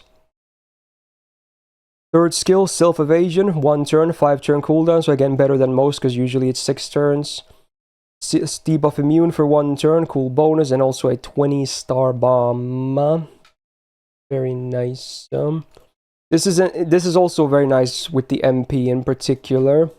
Very important. At least for bosses. Maybe not so for farming, but for bosses for sure. 17.5% magic resist is nice. Or debuffers rather. 10% permanent quick up is amazing on her. Divinity is whatever. And then a unique passive. 5% crit damage and then I think it's this is not really this is only here because the way the MP works, right? Yeah. Yeah. So it's there because of her doing attacks during the enemy's go, right? That's why this had to be here. Yeah, so this is here, so her MP benefits more from offensive buffs, because the timing for the MP attacks are actually there after your attack phase, which means that before the MP would do damage, the offensive buffs would tick down before that, just before the enemy attacks. So this is a very important thing. Otherwise, her damage would have been potentially a lot worse on some turns. A fun fact, though. Oh, sorry for cutting you off. But like, fun fact though, they didn't account for Oberon's skill 3. So Oberon's skill 3 purges all her stuff before it happens. Oh yeah, She can't work with Oberon, which True. is unfortunate. Yep. Oh well, it's not a huge deal, but yeah, unfortunate. Mm-hmm.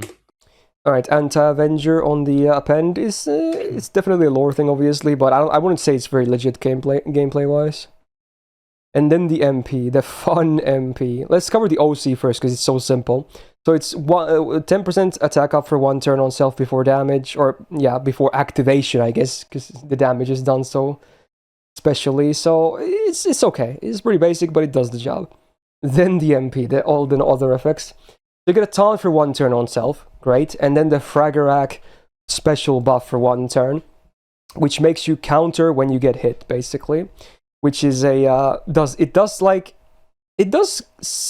basically does like single target damage, right? Yeah, it does. Wait. I think it's you mean per hit or in combination? In combination, right? It's actually more then it's even more. Than single target. Yeah, it's actually more, yeah. Yeah, if it's 3, but sometimes it's not 3, you know. So yeah, true.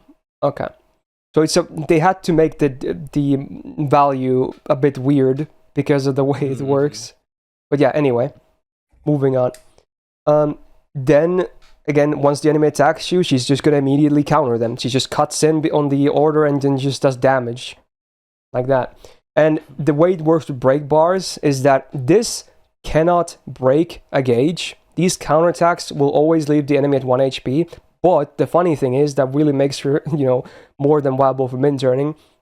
Let's say on the turn you activate the MP, because unlike Anri Mayu, for instance, who has like a counterattack type MP as well, he stuns himself on the MP. If you use Bazett's MP, you still get to go afterwards. Like you start with the MP and then maybe do 2 really fat quick crits on the enemy with the extra as well, break the bar with those, and then suddenly next turn you can start. You can already or rather on the same turn when the enemy starts attacking, you can already start like beating down their new bar with the counter attacks. So that actually does work, even if the counters themselves can't break the bars.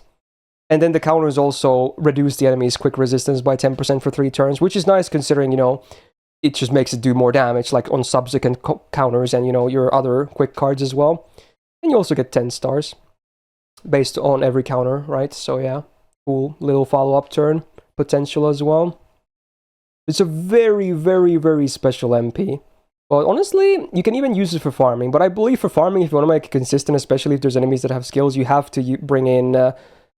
skill seal, yeah. What's his face again? Taikobo. Yeah, Taikobo. You have to bring him to make it consistent because the skill seal. Because if the enemy uses a skill, obviously you don't get she doesn't counter that. So yeah. Oh man.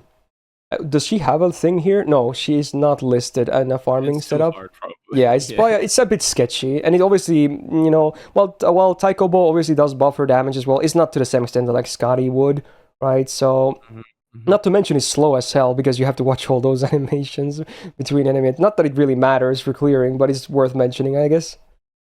So if anything, I think farming maybe not the most best thing ever, but for DPSing, I think she's damn legit though.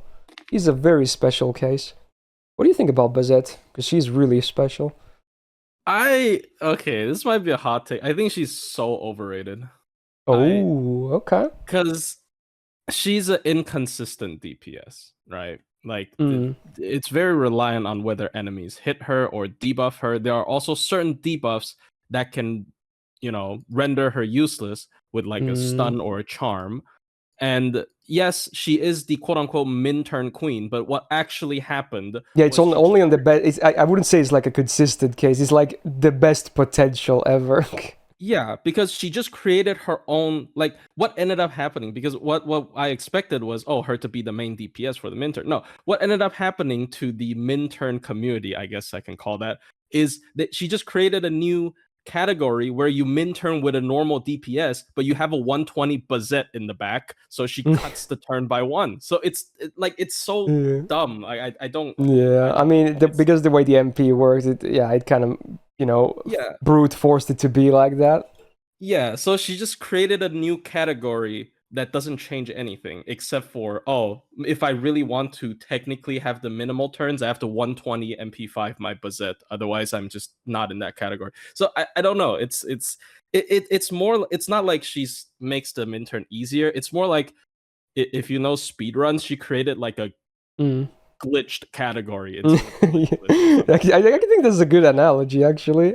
Right. It's funny. So, yeah. And as a normal DPS, I will admit that if you can guarantee the 3 reflects, she does have like technically the highest single target MP damage. One of the highest single target MP damage. Oh yeah, for sure.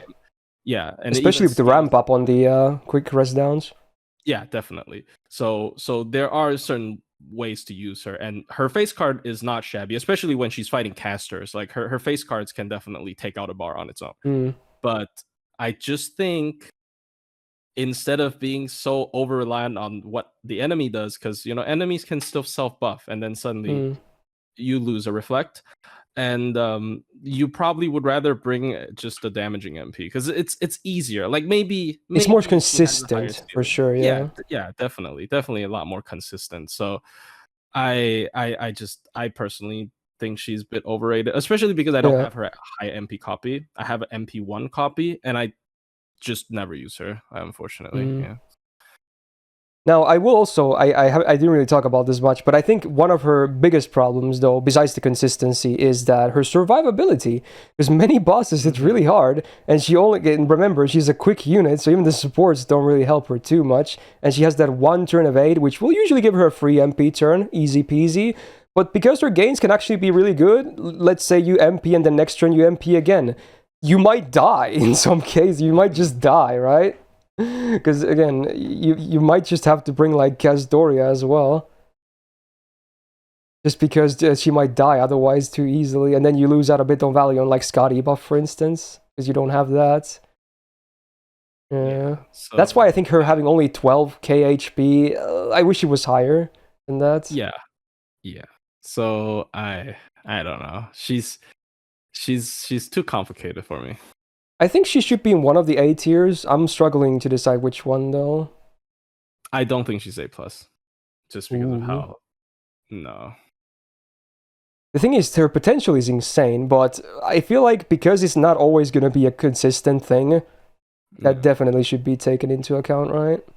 Yeah, and what you said is very important as well, the survivability problem, because she taunts herself every time she MPs, so like she just dies. It's so easy for her to just die. But if she was Arts, she would be so fucking good.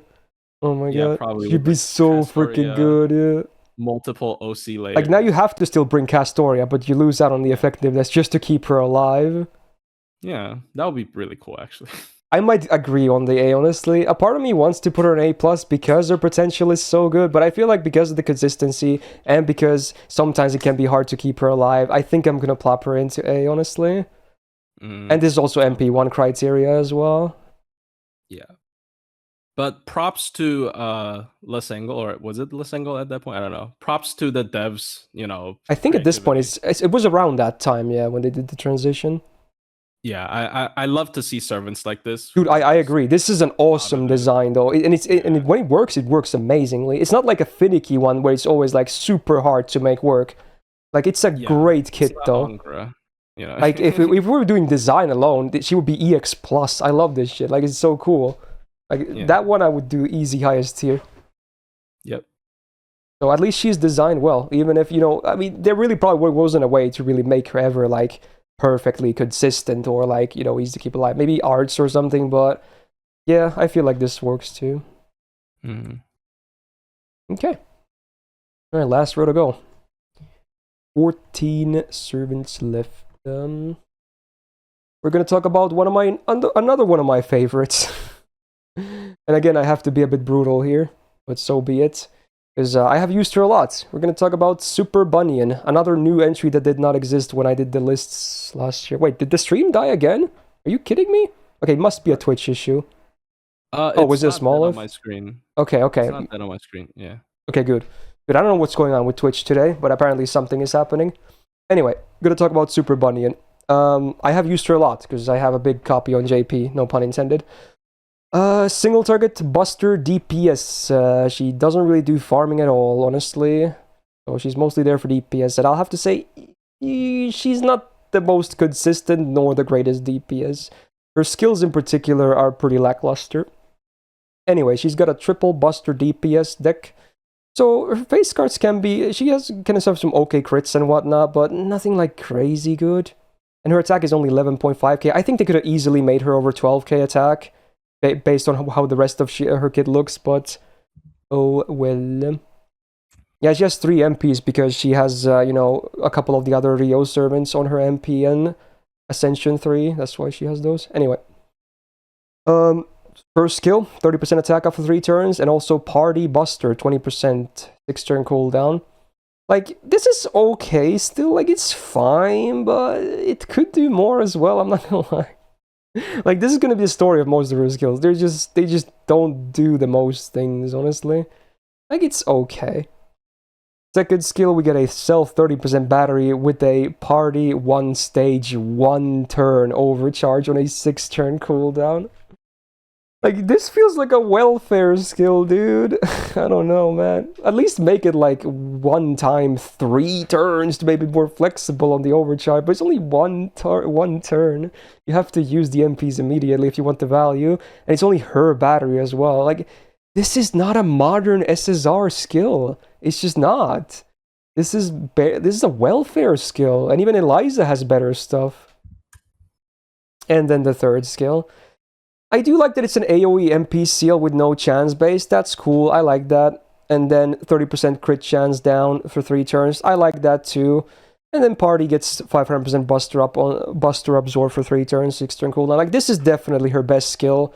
This is at least fairly passable, I would say. Because, all 3, not 3-turn effects, but 2 of them are 3-turn effects, and the MP seal always helps no matter when you use it. So this one is at least barely passable. But especially skill 2 is just so lackluster. Like, that's the whole kit. That's the whole kit. There's no hard survival or anything either. Alright, passives. 50% debuff risk, cool. 6% debuff success rate, cool for the third skill especially. And then the third passive, which is really what actually enables her to do some good damage. Imagine her best part being a passive, okay? So yeah, whenever she attacks, she gets a like buff for 3 turns, and whenever she is attacked, she gets a like. So it's very easy to get likes for her because the way it works. Like, it's all attacks for both going and taken, be it MPs, extra cards, normal cards, crits, non-crits. It all gives you likes, okay, for 3 turns. Now, what do the likes do? They affect her MP damage. Now, her anti-append is against Berserker, so that's a pretty good one at least, so she's got that going for her. And then the MP. The OC is a 10% defense down for 3 turns after damage, which could definitely be better. And then the MP has a damage mod, which gives you 5% more damage for every like, and max 50% on 10 stacks. I think they could have made that a bit higher too. I have made a lot of funny setups where I absolutely hit millions with this MP because of the way it works with the likes and whatnot, but you could still do better with some other servants. That's the thing. Like, you can get this to hit good numbers, but that's a lot of investment, to be honest. It's fun to slam people though. But man, like, that's the whole kit. That's it. This is the whole kit as a single target DPS. It feels kind of lackluster, doesn't it? And then, yeah, like, even here, her damage doesn't look that great with the defense down ramp and the likes as well. It's good that she can kind of create her own damage mod, but the scaling isn't even that, like, insanely high. It's easy to get the max likes though. That's one thing I like though. The 50% damage. But man, damn, I don't think she feels like a proper modern SSR, honestly. What do you think about her? I mean, I obviously have way less experience with the character. I feel like they tried to emulate the bronze Bunyan a bit too much with her stuff. Yeah, I They- think they so try to keep too. it simple. I think it's a big missed opportunity. Like they definitely, if they ever give her a skill buff, I think it should also be tied with likes, since that is probably her coolest gimmick, maybe. Like so. Yeah, they could do something like maybe like defense up or something per like to keep her Yeah, alive because she something. doesn't have hard defense either. Yeah. So like I think yeah, it's unfortunate how this like unique passive is underutilized on the character. You said you think her farming is not legit, right? So It's I'm not not very gonna go for it. legit. I don't think Oof. so. Because the likes are going to be inconsistent in farming. You don't get the hits on you, and then you rely on her face cards to appear as well, so it's not going to be consistent. And the defense down is after damage. He's just really against Yeah, bosses. I see. I do think she's like a better mecha list, so I probably would plop her down into B+, but yeah, it's not like she's amazing. Oof. Like, All she's right. barely a better mecha list, if anything. E. But I still love her a lot. Honestly, she's one of the rare servants that I might also grill on my account. I might even actually go for MP5. Because I do like her character a lot. I like her design. And I love slamming people with her. It's fun, but I don't think she's like an amazing, DPS. I see. Excuse me. And next one is yet another one that I have grilled, and one of my favorites again. Fun times. And a very new one as well. Released New Year's some months ago. We have finally in the game Mr. Grigori Rasputin, aka Kotobire Kire. There he is in all his glory. He's a very fun character as well, I have to say about that, first of all. He's an AoE Arts DPS Ed Farber. I would say he's a bit more viable for bosses than farming. His farming numbers aren't the best, but you know what? He's still workable there too. He's got double arts, double quick, which really emphasizes MP spam, I suppose. I think the deck is okay. It's fine, it works. Although his attack only being 11.1k kinda hurts though. It makes sense because of his like taunt guts thingy going on, that he has a higher HP, but I think they could have made his attack higher for sure. Oh well. Skills, we get a targeted heal for 2k, with that also comes with a cleanse on them. Pretty cool utility on a 4-turn cooldown. And then he himself gets a 30% attack buff for 3 turns. So that's a really good uptime on that attack buff actually. And I like that it's targeted with the like, no matter who you target, he always gets the attack. I think that's great. It would be a bit more awkward sometimes, because sometimes you want to save, like, your support or whatever. But he always gets the attack buff, so now it's nice. It's a great skill, honestly, on a 4-turn cooldown. Second skill is his fun battery thingy, so he gets a 30% battery. Also does 2k to himself, but if you start with this and then use this, you can kind of already fully heal himself, I guess. It's a fun little combo. And then, all evil allies, including himself, get a 20% battery, so he himself gets 50% from this. All others get 20 if they're evil. And then also all evil allies, including himself, get 20% arts up for 3 turns. So this on a 6-turn cooldown, considering he gets a big battery and some arts and also helps his teammates, it's actually pretty good. Yeah, actually a pretty good skill. And then the third skill is the fun thing, the kind of the thing that everyone kind of thinks when they, think about him gameplay-wise. It's his really finicky guts. So it gets a 1-time 3-turn guts, which is a 1 HP guts that always works. With other gutses, it just always works. And then it's the guts that, it's a chance-based activation guts. Mm-hmm. So on max rank, you have an 80% chance to live with 1 HP. Just flat out. It's like it's just a thing that's always there for like 3 turns. So you could get like 10 activations of that, maybe, in like the best case scenario. or you could get 0. It's a very finicky skill for sure. You can't, as far as I know, you can't really affect that RNG by any means at all in the entire game. Correct me if I'm wrong here. Nope. Yeah. You can't even save scum it. Like if you like. Yeah, it's set in stone per turn. It does like a roll per turn on how many it's probably going to activate, and then there's nothing you can do about it. Yep. And then, however, he gets an on guts activate buff for 3 turns as well. So whenever a guts from him is popped, no matter what the guts is, so you can even run C's or whatever, I guess. Although no, you can't. Then you can't get the yeah, you can't really run a guts C on it. Then you don't get the RNG one. But you forever guts you proc on him, you get 20% MP damage for 5 turns. So it actually can have a big, not only keeping you alive for a very long time potentially, but also increasing your MP damage by a lot.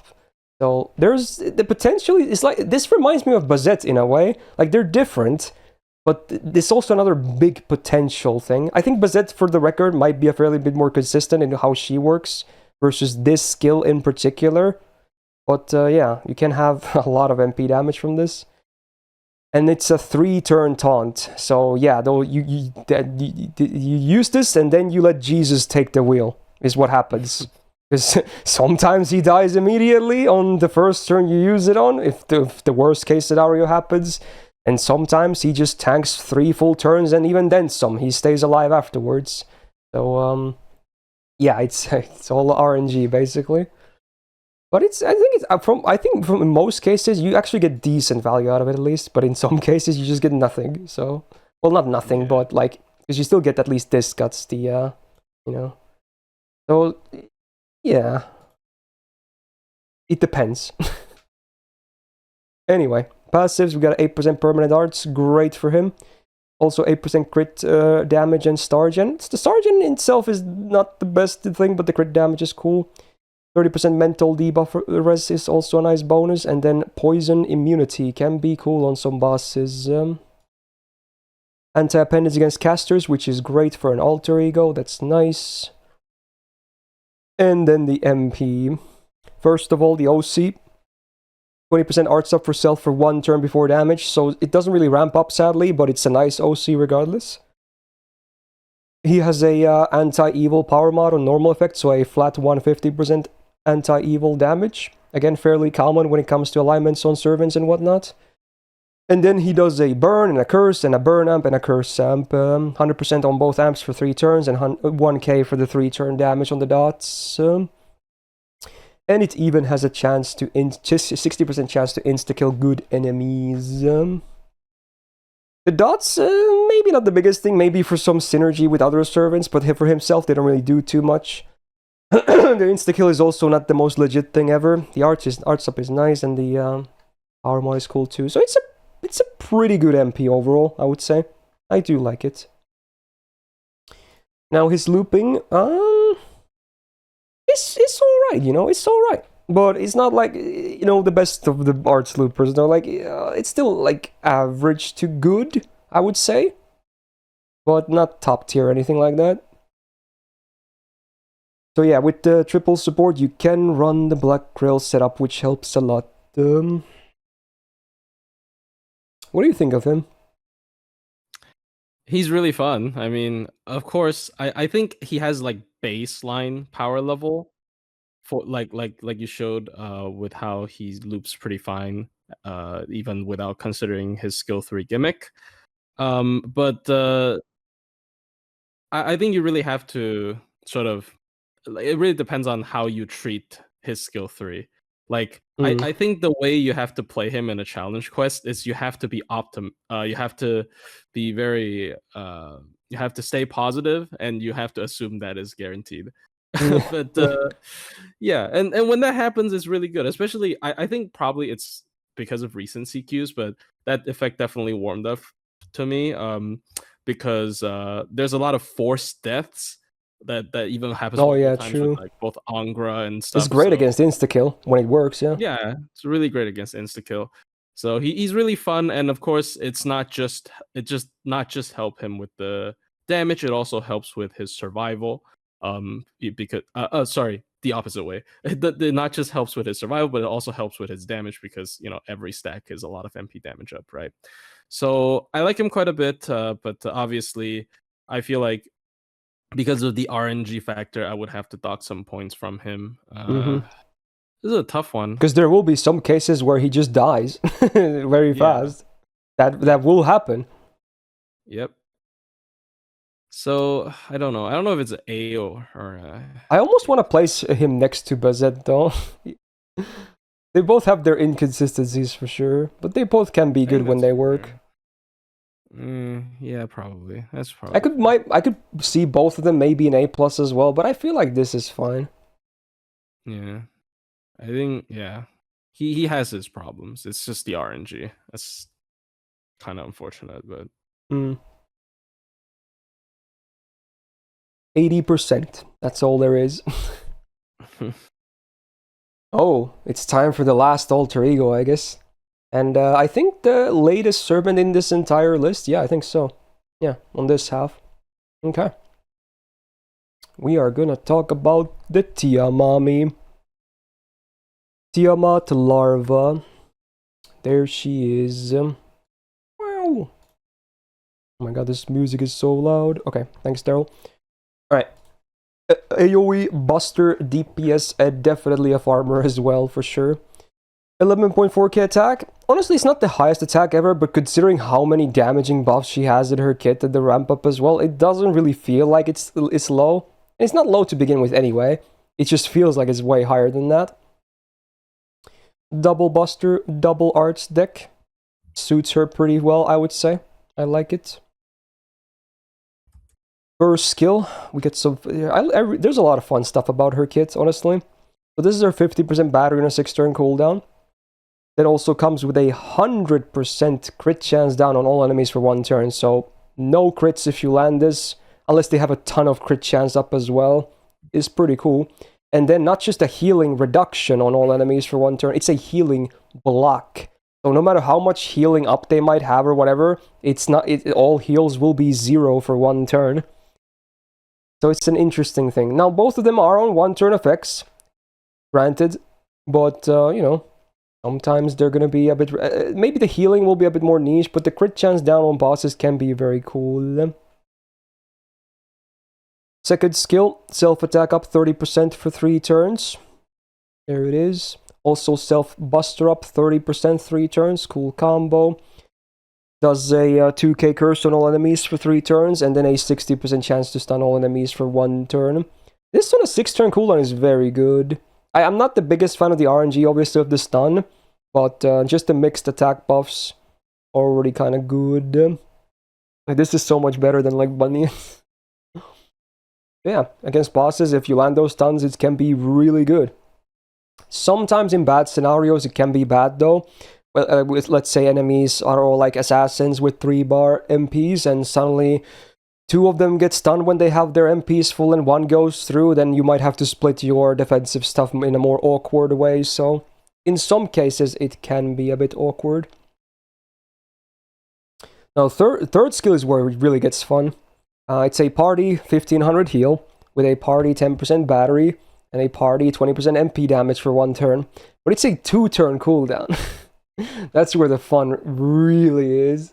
Like, I love this skill. It's so cool. Like, even without Koyan stuff, you can use this every other turn. It feels so nice. Like, it keeps your team topped up. It gives everyone batteries, some damage. It's nice. It's just it feels so good to use this skill. And with Koyan, let's say you bring double Koyan and the Atlas Mystic Code, you can use this 4 times in 1 turn as well. Not that I'm saying maybe you should, but you can if you want to, which is just funny in my head that you can use a skill 4 times in 1 turn. How about them apples? Right, then the passives. 10% crit damage, cool. 4% crit damage, instant kill res and mental debuff res, cool bonus. Permanent 500 damage cut, why not? Pretty good. Yeah, it's there. Another 30%. Actually, no, this is our first 30% debuff res, cool. And then 5% MP gauge per turn, like they just gave her a Merlin passive as well. Bruh. Bruh. And her append is against the beast class. Maybe a bit varied in usability, but you know, when you hit it, you hit it. And then the MP. Oof. So first of all, full self-cleanse before damage. Great. Does an AoE skill seal to enemies if they survive. And then the OCs. 30% buster up for self before damage. Not only is it a ramping OC that carries over, it's before damage too. So even the first MP already hits hard. Now that's a great MP right there. God damn, dude. And then I guess we're gonna look at the farming numbers again. I already combed over these when I was doing the initial first impression, but yeah, with the premium, the black grail and everything, it gets pretty good. Especially on turn 3. It's like the highest turn 3 potential in the entire game, basically. Because of all the ramp up and the being able to spam skill 2 as well. There's just a lot that factors into this. Yeah, Okita Alter in shambles. I'm so sad. But you know what? Okay, I guess it kind of makes sense. You know, people have been wanting her for ages. And this is just MP1 damage. What's your comment on Tiamat? We already talked about Draco last week, so how do you feel about Tiamat? I mean, you know, she can run Black Grail. She has super high damage with single core. I think if we run into more cavalry 90 plus pluses, you might actually not need to use multi-core even. Like Yeah, I think she might be solo enough, yeah. Yeah, I've left her at MP3 to test out a lot of stuff. Just so, because like I think MP5 maybe, I mean MP3 can still be pretty unrealistic, but like her damage is just really high. And I actually think she's also pretty fine in high pressure quests. I have tried her against I like the full third gauge skill in that trauma. too, because you can use it every other turn. Yeah. I have tried her in stuff like full gauge calm, like completely unnerved. She kind of destroyed her as well, which is because that's a very tough boss, right? And really, really interesting character. Like obviously she is new, so it could be new servant hype and overrating. But I mean, I wasn't overrating Draco. I feel maybe probably underrating her even. Yeah, So this that was already a character, topic we covered, yeah. yeah. So this character, though, I think there aren't a lot of stuff to complain about. Like honestly, I feel like most complaints. I guess the only complaint is, oh, she's alter ego, so she can't farm knights. That is probably the only complaint. But anything other than that, I feel like it's a little bit stretching. It's just she's just good. I No, don't think she's like I'm having difficulty. I can't decide between EX and EX Plus. I can't, dude. okay. Uh, I am going to argue against EX Plus just I almost because. want to do EX as well, but yeah, go for it. Yeah, just because like I don't think she defines a meta. She is just like one of the okay. This like I'm saying this and sounds stupid, but like she's just only one of the best Buster AOE's in the game for farming. But I think like someone in EX Plus has to define like a new sort of. It's just like maybe define like a huge group of games, or like I don't know, like you wouldn't be like your game wouldn't be like you wouldn't how do I say this, you wouldn't be missing a lot of experiences with multiple other servants if you don't roll her. She is just very strong on her own instead of affecting like other stuff, right? That is my argument for not being EX plus. But of course, you know, being one of the best buster loopers in the game and also not really giving up on her CQ prowess as well is very valuable. Now, some people did say because I should put her there because I put Melusin as well. I still think Melusin has better DPS potential personally. Her kit is ridiculous. It's not Also, just her Melusin farming being good. Her kit is stupid. It's like, you think Tiamat has a great kit? Yeah. Have you seen Melusin's? Yeah. Like, she's is so much better, honestly, for like DPSing. Like also when people are comparing her to Melusin, they're comparing the Buster form. She has another one. She's two servants. So I don't Yeah, think she's she even unique in that Melusin's here. sense. So No, I yeah, and so apologize. someone also said maybe there because we would test there as well. The test one was mostly a hype thing, if anything. He's probably EX, honestly, but we just wanted to. It was fun, you know. I mean, Like, Tez also okay. First of all, maybe because like AoE assassins are like not as strong. Also, Tez affects. I would say Tez is more usable in like because you can put him in any farming team as not just a yeah, main damage dealer. I think Tiamat's skill 2 is like sure it has AoE utility, but usually I find it just to be for herself. So she isn't really a good team supporter in that sense, for farming at least. So I don't actually think she is on the tier of Tez Kalipolta for farming. Unfortunately, that I is think just my I'm just take. gonna slam her down into EX. Yeah. But yeah, nothing wrong with Tiamat really. She's really good, obviously. Yeah, yeah. Like really high tier. All right then. Okay, now we're gonna take it a notch down because we are now done with alter egos, and we're gonna talk about the foreigners, and we're gonna go back to the launch of foreigners. I can even close my alter ego tab now. How nice is that? So we're gonna talk about OG Abby first of all. So maybe a bit of a step down from like someone like Tiamat, but you know what? We're still gonna give her a fair rundown here. So single target buster DPS, I suppose, is what she's really her main purpose is.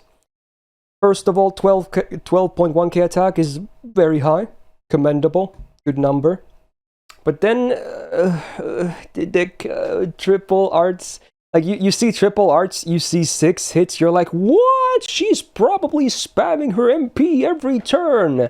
But then you see 0.25 MP generation, and I can't emphasize how bad it feels to use her face cards. You don't see the bar move much, it just doesn't move much. Even if you get the triple arch chain, if there's no crits either, it's like it's an improvement, but it doesn't really it doesn't go as it should go, you know? It just I don't know why they thought this was a good idea. I mean, the one upside is that she can participate in more arch chains, I guess, for the flat 20% battery, but the cards feel so bad. They just feel bad. Anyway, let's take a look at the skills. Now, they have buffed the first skill. Still, one of the biggest problems that she also has is the cooldowns, by the way. So this is still a 7-turn cooldown, even after the buff. Every member of the party gets 10% gauge for 3 turns every turn. Pretty cool. I like that. 30% party MP damage for 3 turns as well. Not bad. And then now with the buff, also a 30% self-battery. Which again are very helpful considering her gains are so gimped. But man, I think, considering how not strong or insane Abby is, they could have easily made this 6-turn as well on cooldown. But oh well. Second skill is her AoE Terror for 1 time 3 turns with an 50% chance to activate every turn, and also an AoE Defense down 20% for 3 turns. Like, both the effects are fine, but like when you compare this to Douman's first skill, it just becomes super sad. This is a 7-turn cooldown, he's a 6-1, he does a higher defense down, he does other stuff too, slower cooldown, like, it's sad in comparison, it really is. So, yeah, even if you get triple stun on the enemy at some point, which you might, maybe not even the same time, it's cool, but ooh, come on, do more or be lower cooldown. And then the third one. Now, this definitely shouldn't be a 7-turn cooldown. This is the biggest crime of them all. It's a single target tick down, and then a minus 20% attack for 3 turns. 1, it should be easily AoE on both effects, and 2, the cooldown would still be way too high.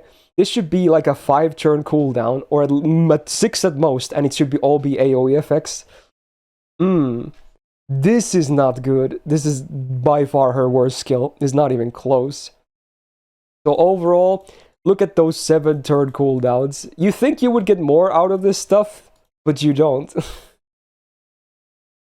She has the EX version of... Okay, I guess it was 12%. I thought it was maybe like 2 to 10%, but okay, 12% debuff rest. Yay. Cool. And then the stars per turn is nice. Dude, the 8% permanent buster up is cool though. It's not the best for her though, because she only has 1 buster in her normal deck, but at least it helps with the MP. And then Divinity. Hey, she's got the best case scenario on her anti-appendo. Berserker. Can't ask for a better one. At least they're EX tier. EX plus even. And then the MP. I do like the MP though, for what it's worth. So 30% crit chance down for 1 turn on the target. I wish it was 3 turns, but oh well, not a bad effect. And then the big effect is full buff strip on the target before damage. That at least huge, right? The MP itself doesn't do a whole lot of damage though. And her kit doesn't really do too many things either on 7 turn cooldowns. And her gains are bad. So there's a lot of things that Abigail could be doing better.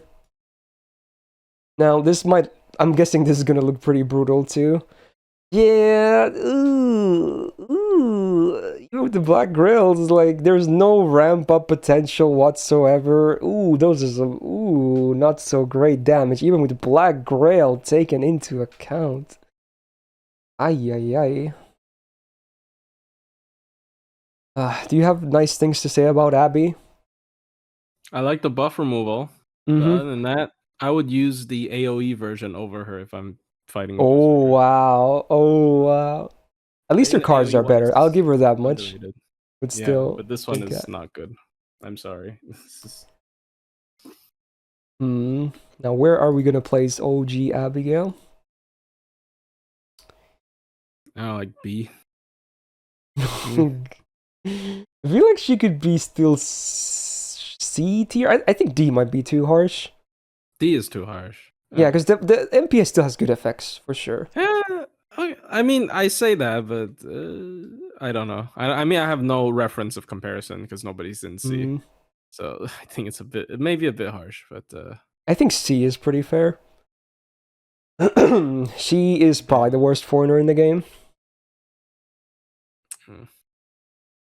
Oh well. Still had a bunch more other to go through. Then we're gonna talk about someone who was released very close to her. After her own New Year's, we're gonna talk about Hokusai, the OG foreigner version.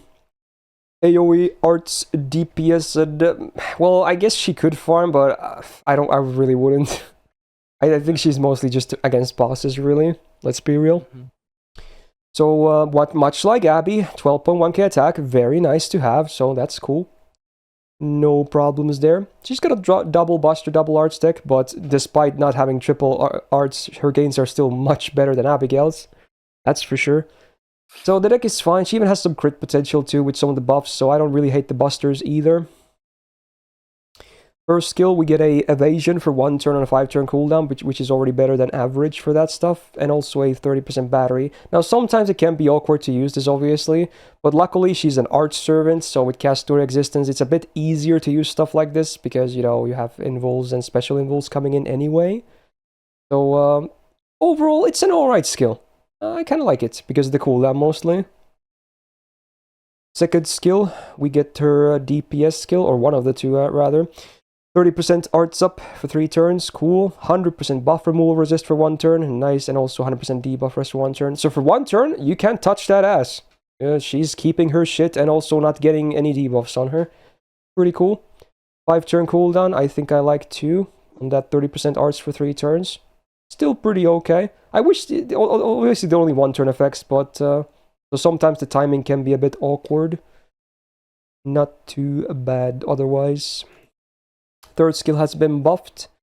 So this is a cool little thing. So on all of your arts cards for 3 turns, you do 20% defense down, including the MP. Now obviously it's after damage. It doesn't really immediately help with the MP itself, but you can potentially stack this up to defense down cap just from this skill alone. And for those that don't know, defense down cap's at minus 100%. After that, it doesn't add any more damage to you. Unless the enemy has defense ups, then you can maybe add some more. But yeah, with this skill alone, if the cards align well, not just in solo, you can get a lot of the potentially defense down cap from this, which is cool. Now you also get 500% arts absorb for 3 turns. I like that it's 3 turns, and then also a 15 star bomb on use. 6 turn cooldown, very fair for this skill in my opinion. This is a nice skill. I do like this a lot, especially after the buff. Gives her some crit potential too with those 2 arts cards. He also has the highest rank of the foreigner passive. 12% debuff rest with the stars. 8% debuff success rate from the second passive, which is nice for those defense downs. 4% permanent arts up. Could be higher, but it's nice to have even some. And then divinity is like whatever. Third append, much like Abigail, also against Berserkers. So yeah, another best case scenario. So definitely worthwhile getting this and maxing it. And then the MP. Kind of a basic one.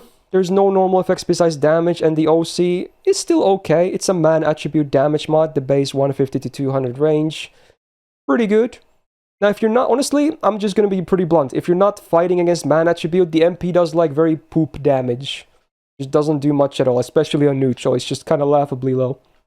But against man attribute, it definitely does decent damage. Is she even on the sheet for looping? She is. Okay, we have her down. But again, you can see numbers are pretty ugly. Pretty ugly over here. Even with the triple support lineup with the Black Grail, you can, unless you don't have some of the more premium options, yeah, you could definitely do better. Oh well. But hey, she has good presence in bosses still at least, which I like. Even if she's not like maybe the best DPS ever, you know, I like the stuff that she offers. What do you think about Hokusai? I like her a little bit more than Abigail just because I think any foreigner that has crit potential and 2 buster cards is savable because of Van Gogh. But honestly, she did kind of fall off as well, I would say. Like, she's definitely not a very competent AoE art servant.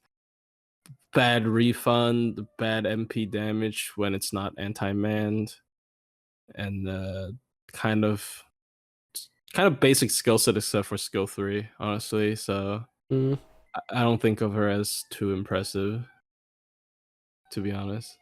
Yeah. I this might be a hot take, but I think there's only one really good AoE foreigner. I think all the other AoE foreigners are like either they're alright to maybe not so alright. I think only one of them is really good. And I'm pretty sure chat can figure it out anyway.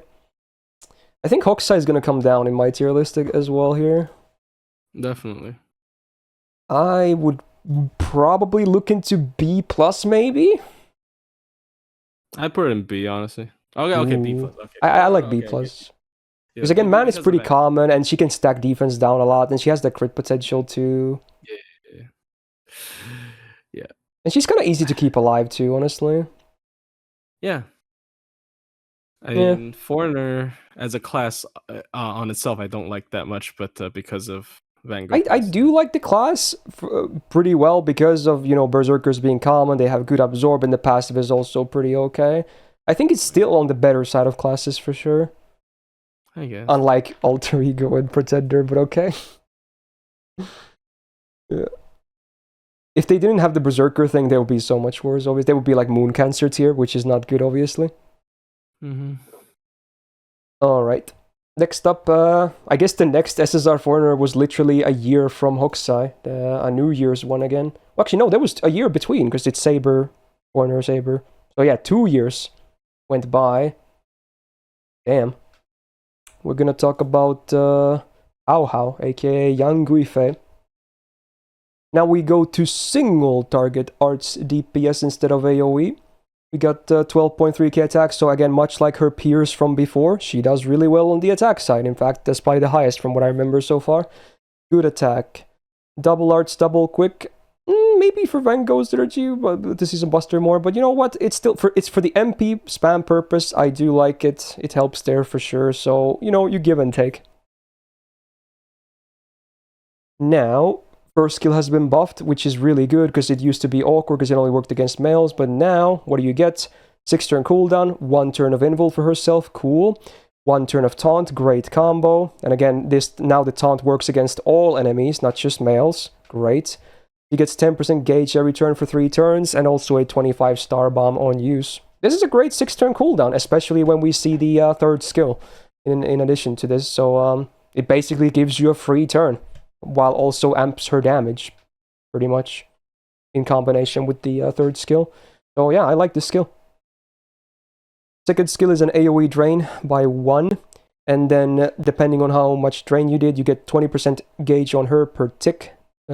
Taken from the enemy. So if you're running 3 bosses and you drain all of them, you get 60%. And And it also does an AoE 20% defense down for 3 turns. Now, it is a 7-turn cooldown.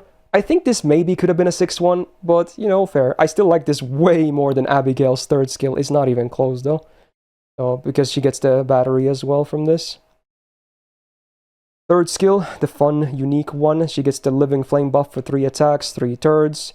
So what that does is that whenever she is attacked, the enemy gets 10% defense down for 3 turns, and also a 1k burn for 3 turns.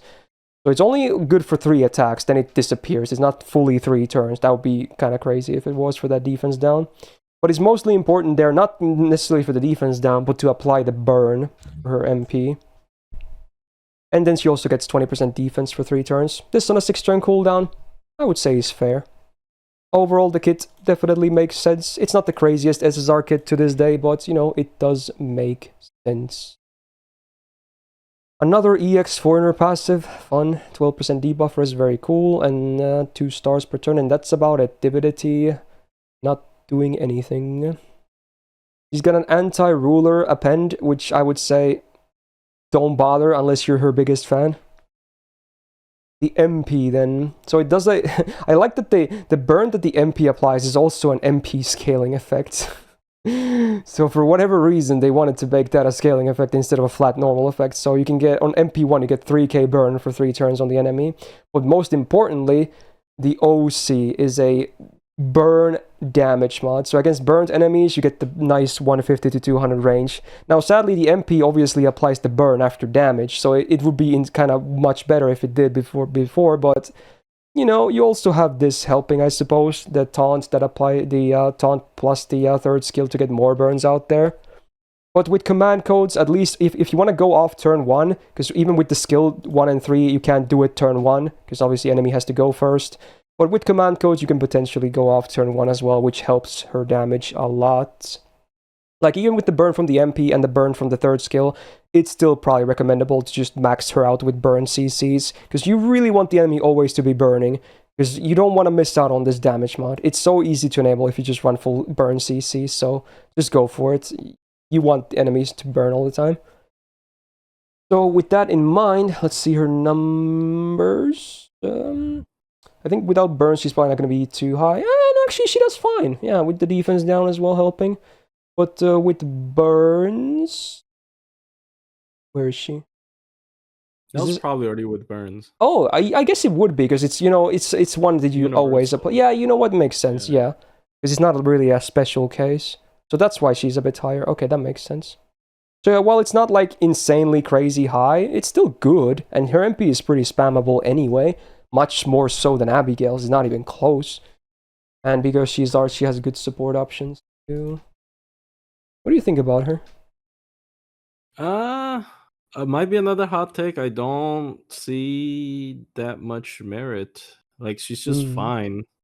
She, like, obviously, yeah, she can have the universal burn thing, but like her damage isn't like too crazy even when the burn lands. It's not like Summer Eris, right? So and her deck makes her a little bit worse for critting. I know this is more of a min-turn whatever brain rot thing, but I just think she's fine. Like, she feels a lot like Sitonai to me, honestly. Maybe I think they are comparable, yeah. They're just different classes, yeah.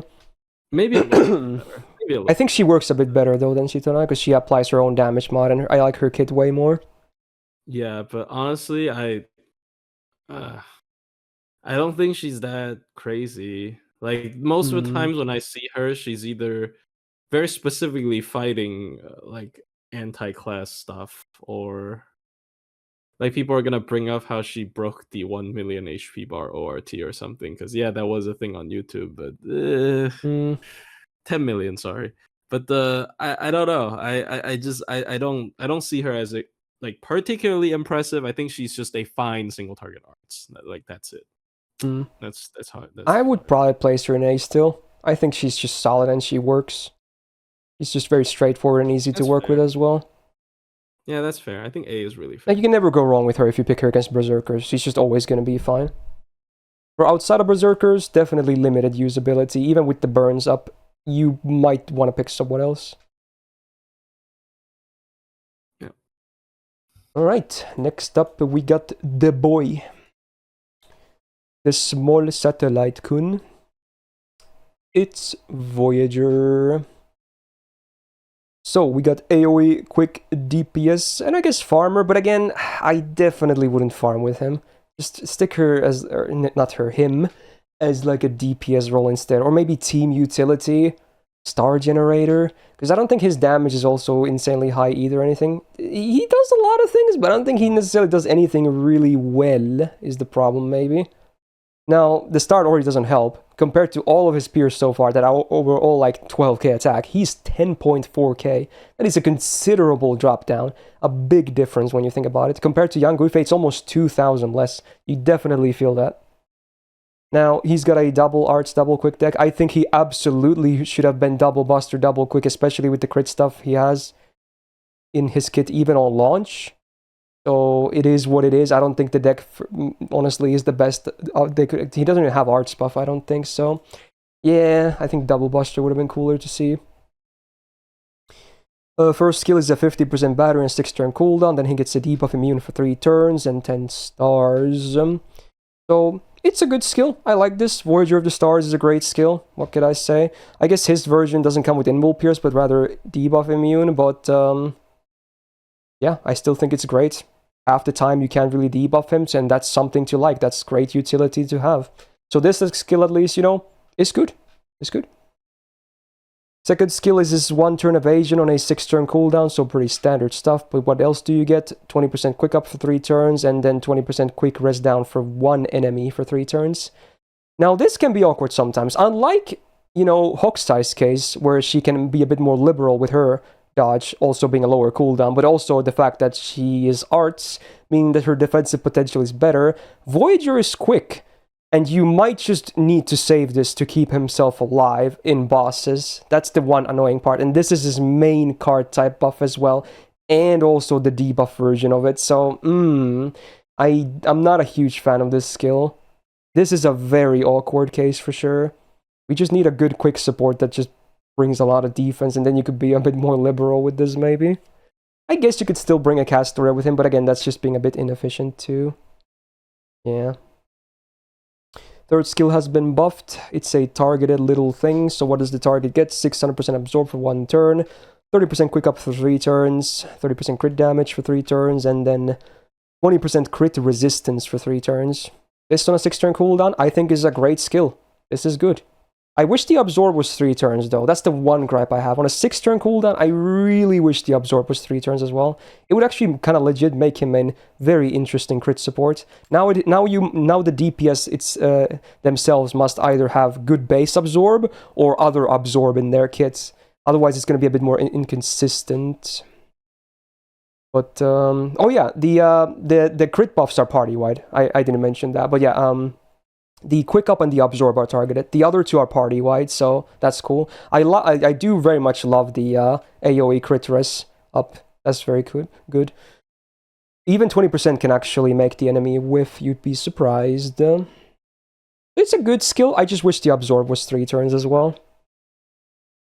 Overall, the skills, this is super awkward, but otherwise, I think he's got some good stuff going. Yeah. C rank foreigner passive, so 6% debuffers and 2 stars per turn. 8% arts up and 8% crit damage. Cool. I guess it makes his double arts a little better with this, but I still think double buster would have been better. 10% buff removal resistance. It's a funny little thing, I guess. You can never rely on this by any means, but if it works, then hey, you know what? Sure, cool. But interesting passive. His anti-appendage against Lancers, and I would say, unless you just generally like running him as like a half DPS, half support or something, I would not bother with this. Then the MP. Cool stuff here too, honestly. 20% MP damage for 1 turn before damage. Cool, not bad on the OC. 150% damage mod against Sky Attribute enemies, which is not just servants. Can be okay sometimes. Is obviously the rarest attribute, but you know, there it is. I do really like the full party 20% gauge no matter what. Like, you always get that on everyone, including himself on the refund. And then for all living human allies, another 10% battery. And I believe he himself does not have that, right? No, he doesn't, because he's not supposed to be like a human anyway. So that's a shame, but, you know, potentially, depending on who you pick, they can get a bonus 10% gauge as well. I do like the effects. Effects-wise, it's not bad, but the problem is it doesn't do much damage. It just doesn't do much damage. Even against Berserkers, I think it could do more damage. So let's see, I think his number, we have 3 different comps here. Even a Black Grail one with like triple Scotty or double Scotty Oberon. So, yeah. Like, he does okay. He's certainly alright. But is it like amazing, even among quick stuff? Not really, but it's alright. That's for sure. I still think he's better off running in bosses, though. What do you think of Voyager? I don't think people ever really talk about him too much. No, because his buff is underwhelming and his damage is really bad. Like yeah, he can run Black Grail. I guess that's the only saving grace, but his damage is so bad. Like, people like to say Ruler Tori has bad damage. He also has probably, I don't know if he has worse damage, probably, maybe even, like, his damage is so bad. There are certain interesting comps that allow for the entire team to loop multiple DPS comps with the living human thing, but I think that's mostly a meme, unfortunately. And I just don't see a good reason to use him. And his deck also doesn't support any form of crit, which is probably like that and the one turn absorb. Yeah, and the 1 turn absorb. He just doesn't have anything offensively. Like, you might as well treat his MP as an AoE MP charge instead of an actual damaging MP. Or a star generator. Yeah, so like I don't know. I don't see a good, like, effects wise he's good. It's just the damage is the problem. Yeah, honestly, I don't see a good reason to. So he's a support that's just worse than a lot of other supports. That does a little bit more damage than most supports, but not to the point that you would bring him for damage, really. Yep. It's an awkward little space to be in, I guess, no pun intended. I'm thinking he could be a B tier. That's fair. I think that's okay. Maybe it could be a bit low, but I don't know. I don't use him. Maybe B plus. Is that what you think? I think he's like, if we consider Van Gogh, he's worse than Hokusai. But if we don't consider Van Gogh, he's probably better than Hokusai. So I don't know how to like.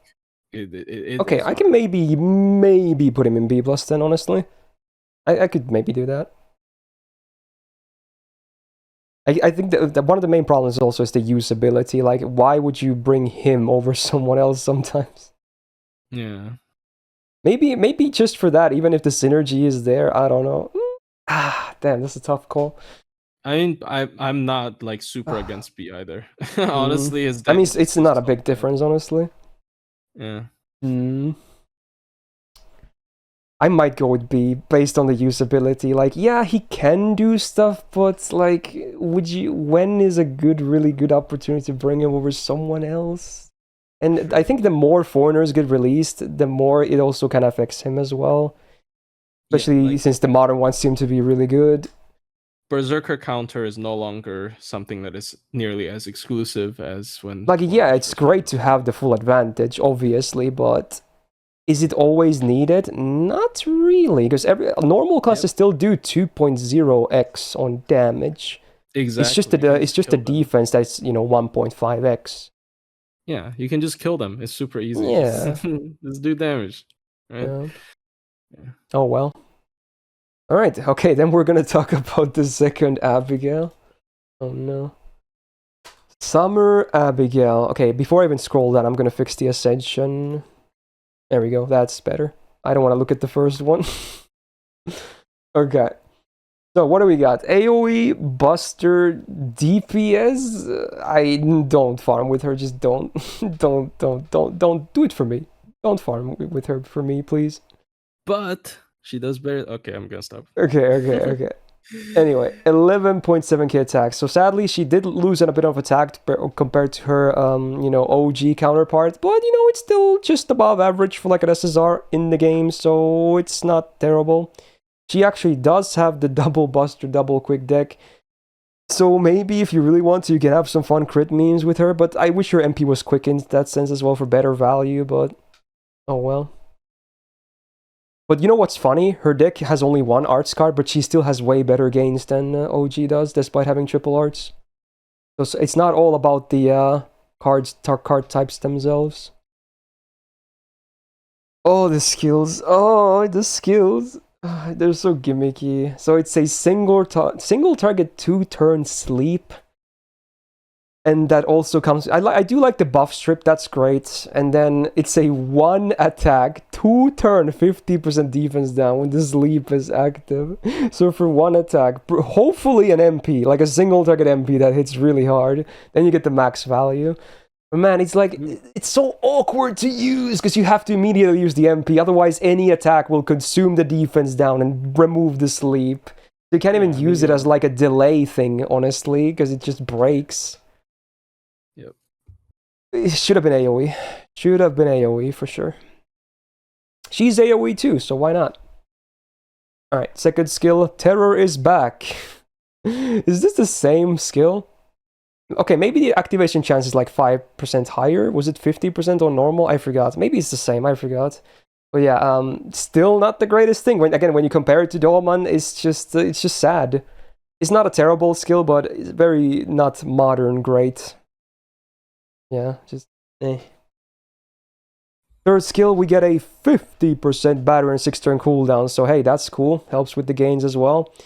Gets debuff success rate 30% for 3 turns. Can help with, because she does land a lot of debuffs, so that can be nice, and especially because it's 3 turns. And this one also does a minus 30% buster res down for 1 enemy for 3 turns. But I'm so confused. Like, only the terror is AoE. Like, two of her 3 skills are single target, and she herself is AoE. It's just so weird to me. I don't understand. Maybe the first one was single target because they were like, oh, AoE sleep is gonna be so OP. No, it's not. What are you talking about? Anyway, this one, there's no defense for this though. This should have been AoE, 100%. At the very least, this should have been AoE buster res down. It's just, man, not a bad skill, but it definitely should have been AoE. Alright, back to the good for their passive, 12% debuff res with 2 stars per turn, 9% permanent buster up, cool. Even better on this one because she has double buster cards, and then Divinity B plus is like whatever. Anti-Avenger class, or like append, not that relevant for her. And then the MP. So much like OG Abigail, she likes removing buffs, so this one before damage takes off all the defensive buffs. That at least... very, very good. And then a AoE 20% defense down for 3 turns on base OC. Or after damage. I really wish it was before, because man, if you look at her kit, the attack and everything, this being single target, there really isn't too much damage to be seen on her kit, man. What, like, where do you bring her? I don't see a single scenario. Okay, maybe Plushie has some input. Is she even on here? Okay, we even have the, oh god. Oh god, she's on the sheet, dude. Oh god. Oh. Are these like the worst SSR buster looping numbers in the entire game? No. There's literally one worse on top of her, but we'll get into that one later. Oh, that's funny, you're right. Well, at least she does better on wave 2, but still. Oh my god. Okay, well, you have some comments on Summer Abby. You said you might even rate her higher than OG, which I'm surprised about. Okay, it's not because her, like, as DPS, probably because, like, once again, because her deck, I think, is better for crits, and also buff strip is a utility tool, and I actually use her quite a bit for whenever I need a buff strip, because she is one of the higher attacking, like, damage providers on top of a buff strip, because the skill 3 has the buster res down. Skill 1 has a 1 turn, like, yeah, it is 1 turn, but it's pretty huge, 50%. And I think the MP is just fine. Like, maybe it's AoE, so they nerfed it, so it isn't before damage.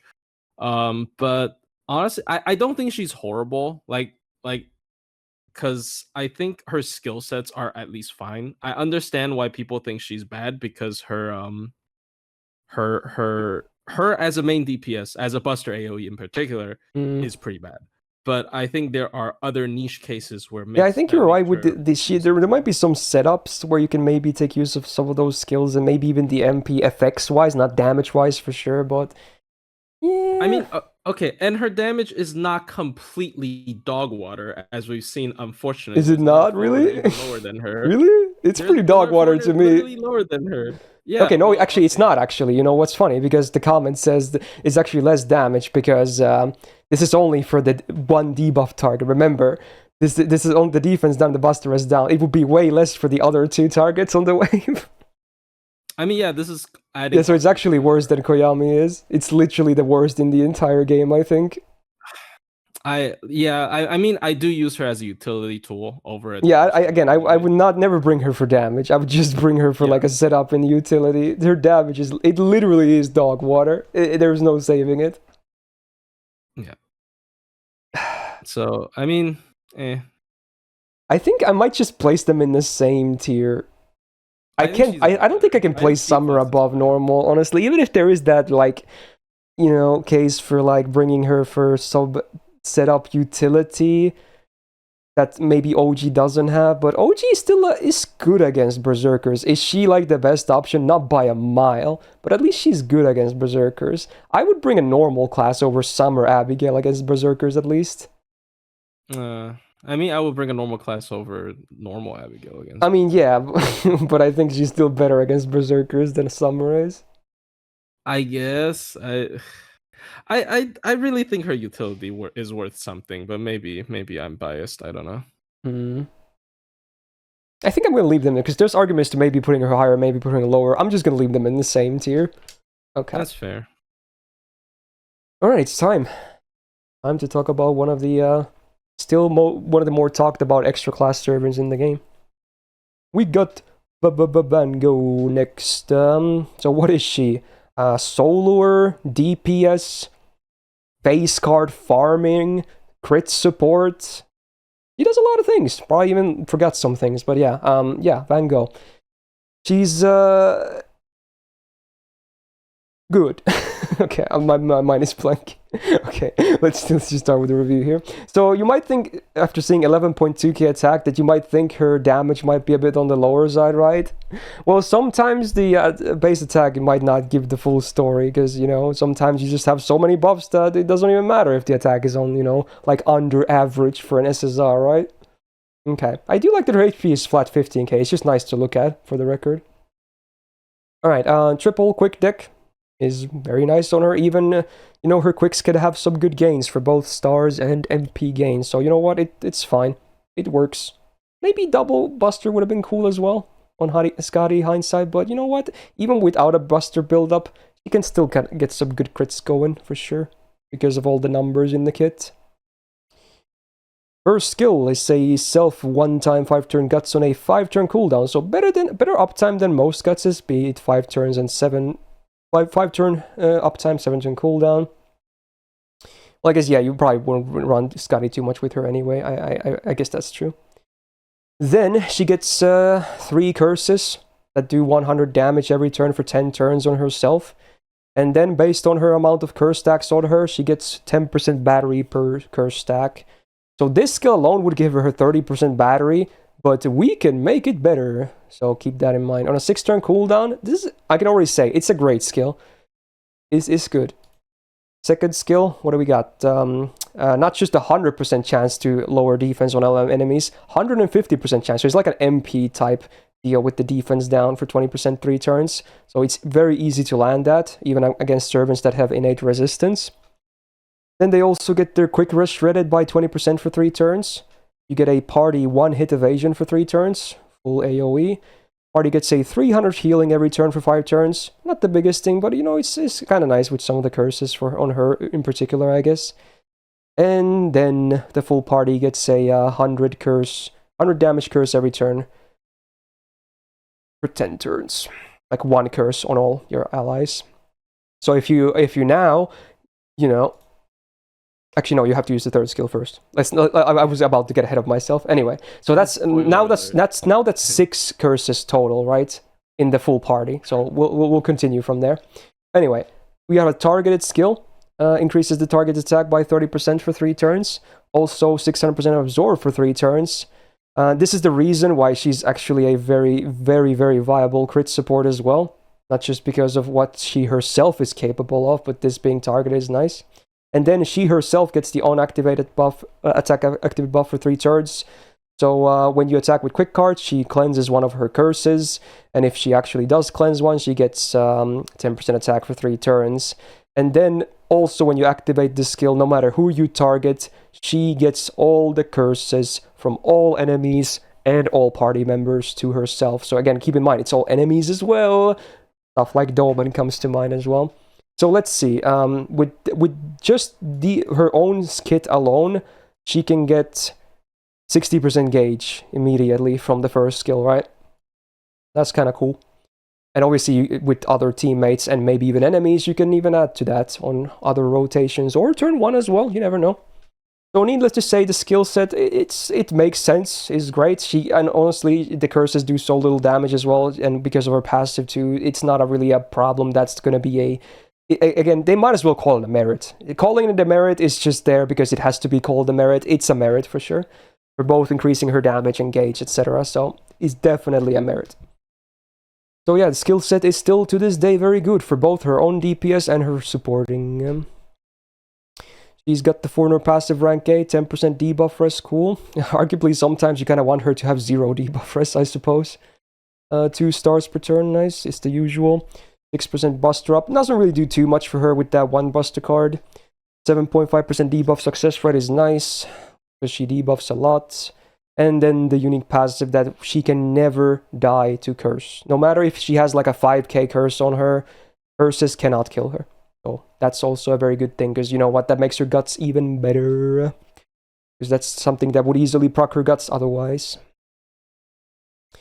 She has an anti-caster append, which absolutely can be legit, because, you know, among all the foreigners, she is one of the rare cases that she can absolutely do DPS on neutral as well, as crazy as it sounds. So you can do this, and especially if you bring her for supporting as well, go for it. And then the MP, is fun. So first of all, party, 30% attack up for 3 turns on OC base. Not even 20, 30. Good. Then all enemies get a terror for 1 time, 3 turns, with a 60% chance to stun them for 1 turn every turn. Now, it's only 1 stun per MP, because it's 1 time, but, you know, it's a high chance to activate. Then, the party gets 50% crit damage on MP1 for 3 turns. And then the big one, the big line. All allies with the foreigner passive existence outside domain get 100% crit damage for 3 turns, including herself. So all allies that have that, including herself, get a base 150% crit damage from just 1 MP. Boy. Okay, and then if that's not enough, might as well add 10 stars per turn for 3 turns as well. Yeah, I mean, it's like the best crit support MP in the entire game, basically, when it works. So, yeah. Makes herself DPS like crazy and makes many other servants DPS really well too. And the MP is arts, which is surprising. It kind of makes it easier to spam as well with the lead up. So even with like MPQQ with crits, the refund is good. And because of the terror being so spammable on the MP, it makes her solo potential a lot better too. Alright, what do you think of Van Gogh? I mean, game breaking. I don't know. Like the only reason I consider foreigners a good class. I mean, yeah, I know I'm maybe biased, but come on. I would say now there's a second one as well, but yeah, it used to be like that. She was the only one that kind of was the real standout. Yeah, like it's so stupid. Like at higher MP, like you don't need her at higher MP, but at higher MP, she even has like the highest damage for crit buffs without having to buff existence outside of the domain. So like even if you remove that line, she would still be a really good crit buffer. But obviously, having that line just makes herself one of the strongest DPSs ever.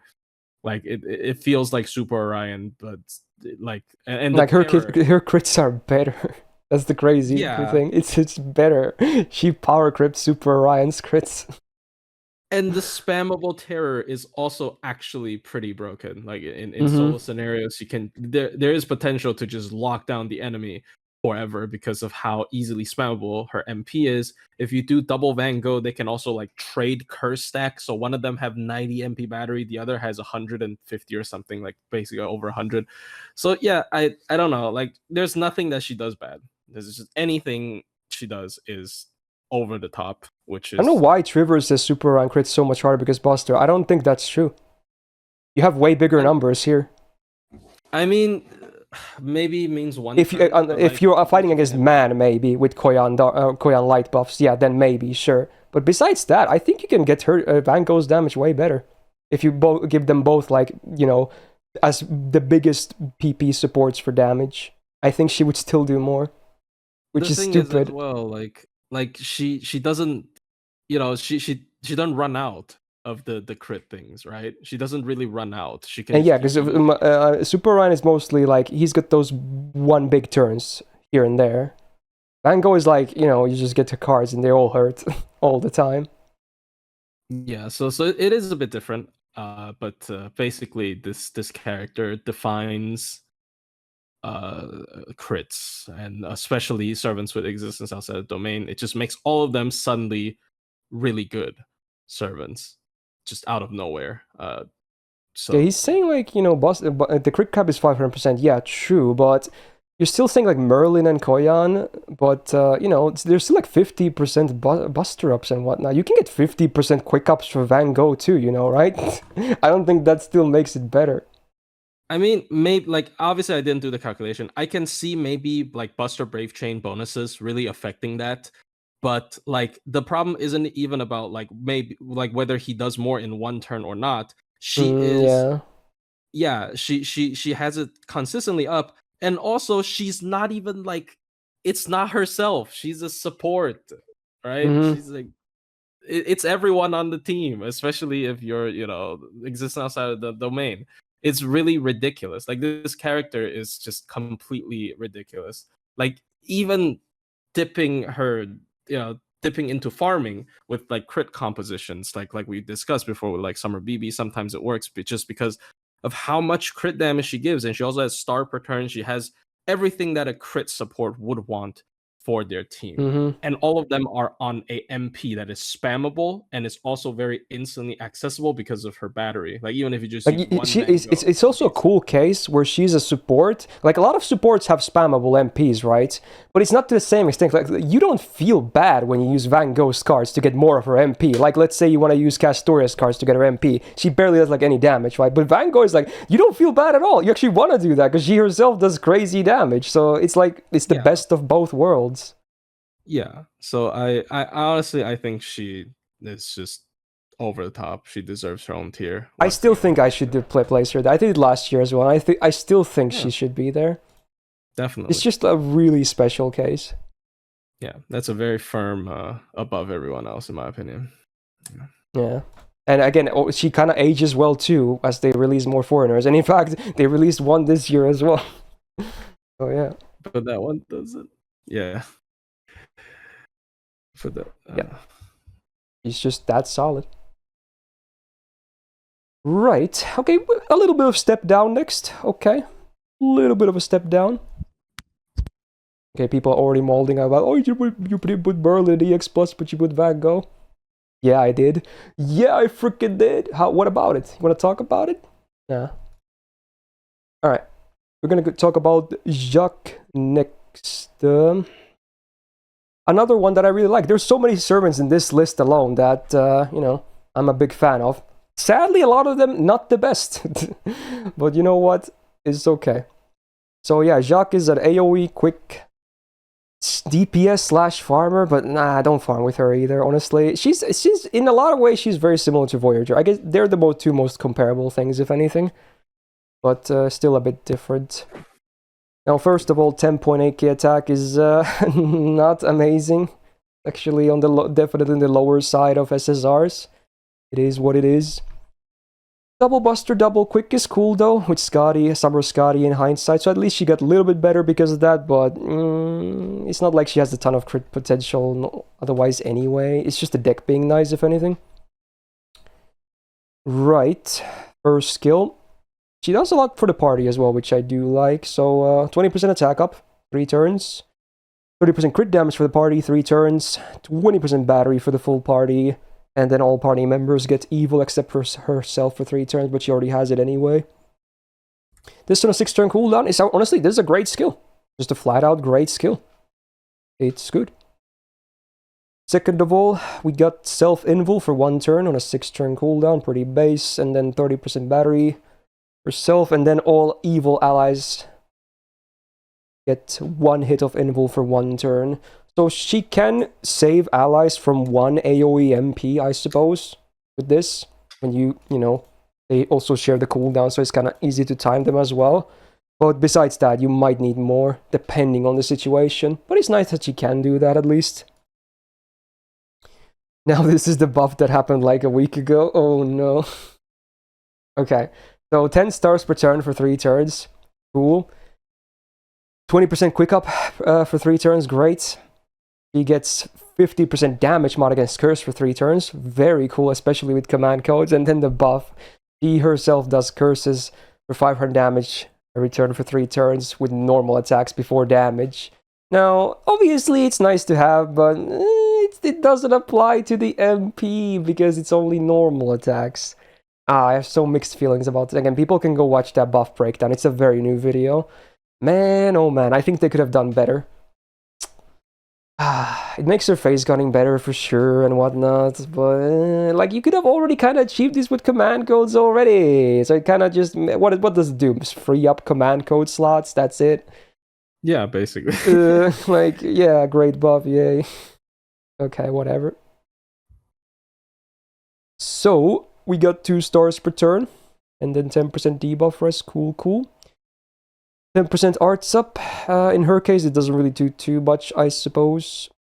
And then divinity. So passives wise, also maybe not the best. Saber append on the 3rd one. Pretty irrelevant, honestly. And then the MP.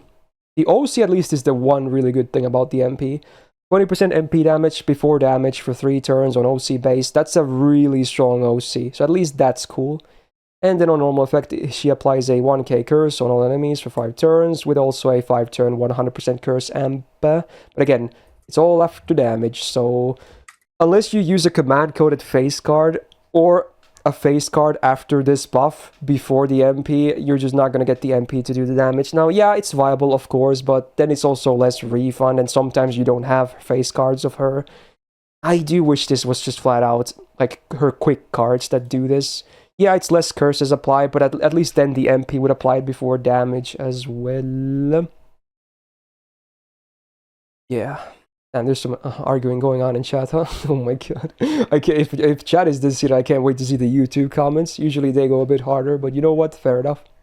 Anyway, let's look at her. I think her numbers are up as well. And yeah, they are insanely terrible. Just flat out, they're terrible. Just don't farm with Jacques. I might do it myself because I might grail mine and I'm just a stupid guy just because I can, but just don't. It's so bad. Terrible. So she's really there for the team utility and like DPSing, if anything. I thought she could farm with 50 MP start seed. Yeah, I think she can, but this is double support, so you would have to run triple support. Even then, the numbers, they won't be that much better. Why is it not there? I don't know. Ask Jord, I guess. Maybe he doesn't like her. Does she not farm with? I'm pretty sure she would be able to farm with triple support on 50%, right? But it's still not going to be pretty numbers. That's all I know. I have an MP2 and I tried to farm with her. It's just really ugly. Yeah, apparently she needs Rider or Caster maybe for that. Interesting. Oh. So yeah, what do you think about Jacques? I think she's a bit underrated. Maybe I'm high. Maybe a bit, and that's coming from someone that actually overvalues her. But I might have get to a bit underrated. I don't think she's too underrated though. Yeah, like I mean, she still has illusion, right? She basically has illusion on skill 2, right? And obviously she has problem. Like her MP is awkward. She's also not chaotic evil, which I think is a huge missed opportunity because she like this doesn't allow her to full combo with Douman, who would be a very good a very good damage dealer.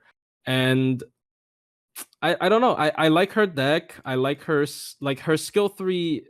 If you run crits with her, it's actually fine. Like this effect is fine. It's more of a quality of life update rather than a buff, in my opinion. Yeah, it's just quality of life. Yeah, But 50% power mod for 3 turns is not small at all, in my opinion. So and it has a relatively short cooldown as well for a star per turn effect. I don't think she is bad at all. Like I think she I don't think she's bad above, either. I just don't think she's great. like I would rank her above a lot of the other previous foreigners just because, it's the good DPS, good crit DPS. Like, yeah. I guess she does have pretty okay synergy with Van Gogh as well. Yeah, I suppose. Like the thing with her is, like, when I first saw her kit, I just think there are some like very unfortunate stuff. Like, she wants the curses on the enemies, but Van Gogh just takes it away from them. Yeah, there And, is like, that. Yeah, for sure. yeah, and also she's not chaotic evil. But like, honestly, I still think she's pretty solid. I have tried her with like Van Gogh and stuff, and she's a good crit DPS. I'm thinking one of the Bs. I would put her A, honestly. But you put her on A, wow. Yeah, I would put her A because I think she's better than Hokusai. That's just me, but I guess she at least does more than Hokusai, but I don't know. She's still kind of consistent despite being basic. I think I would place her in B plus personally. If you think she should be A.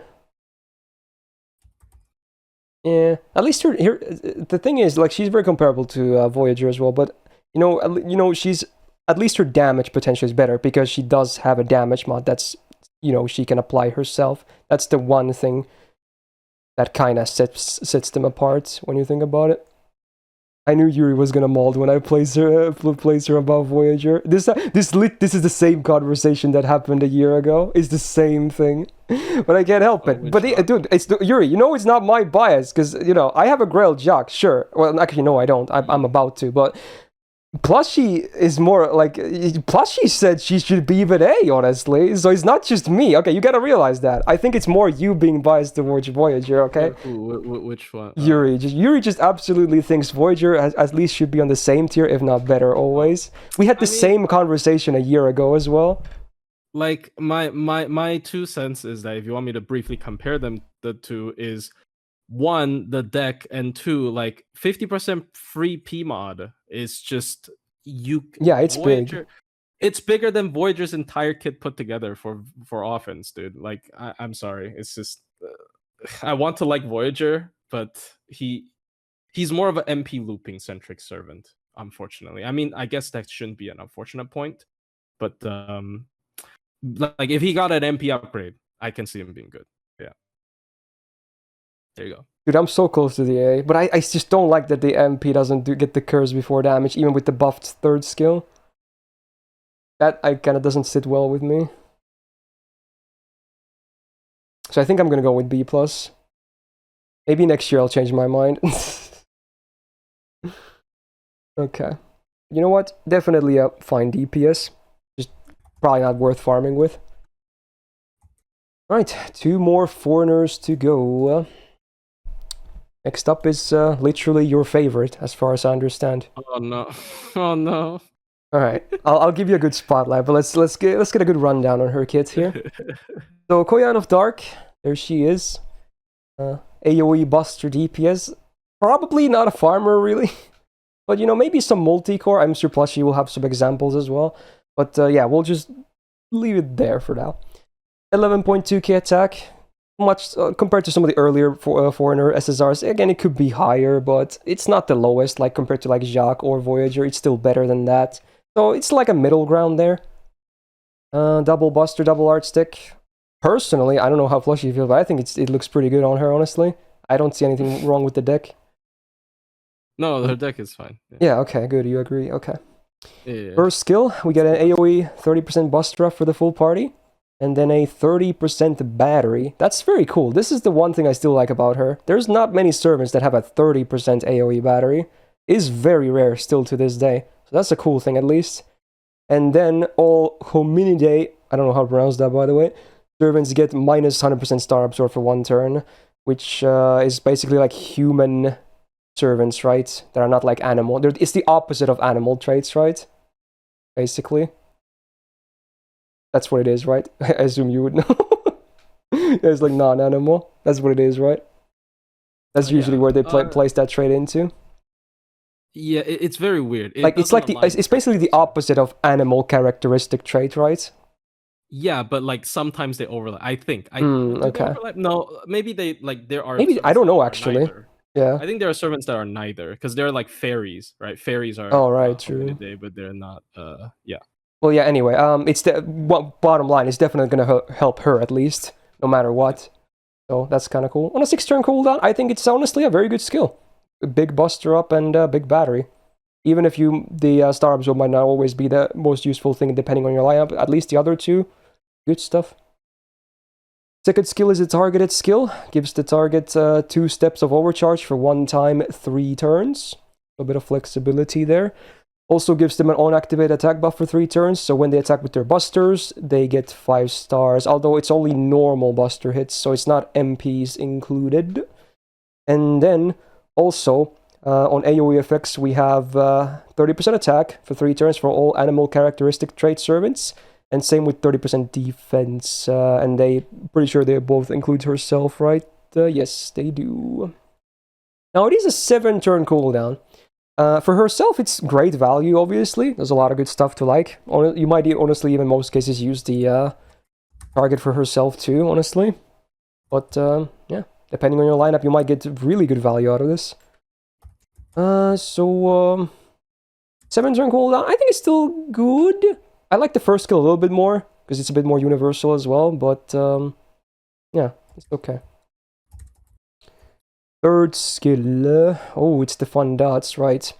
Self-invul pierce for 3 turns. Cool utility to have. Did on a 6-turn cooldown, so it's like up half the time.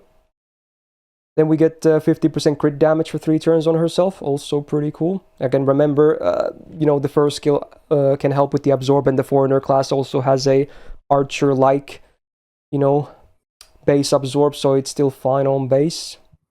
And then self-on-activate attack buff for 3 turns. She does all the dots for 3 turns when she attacks.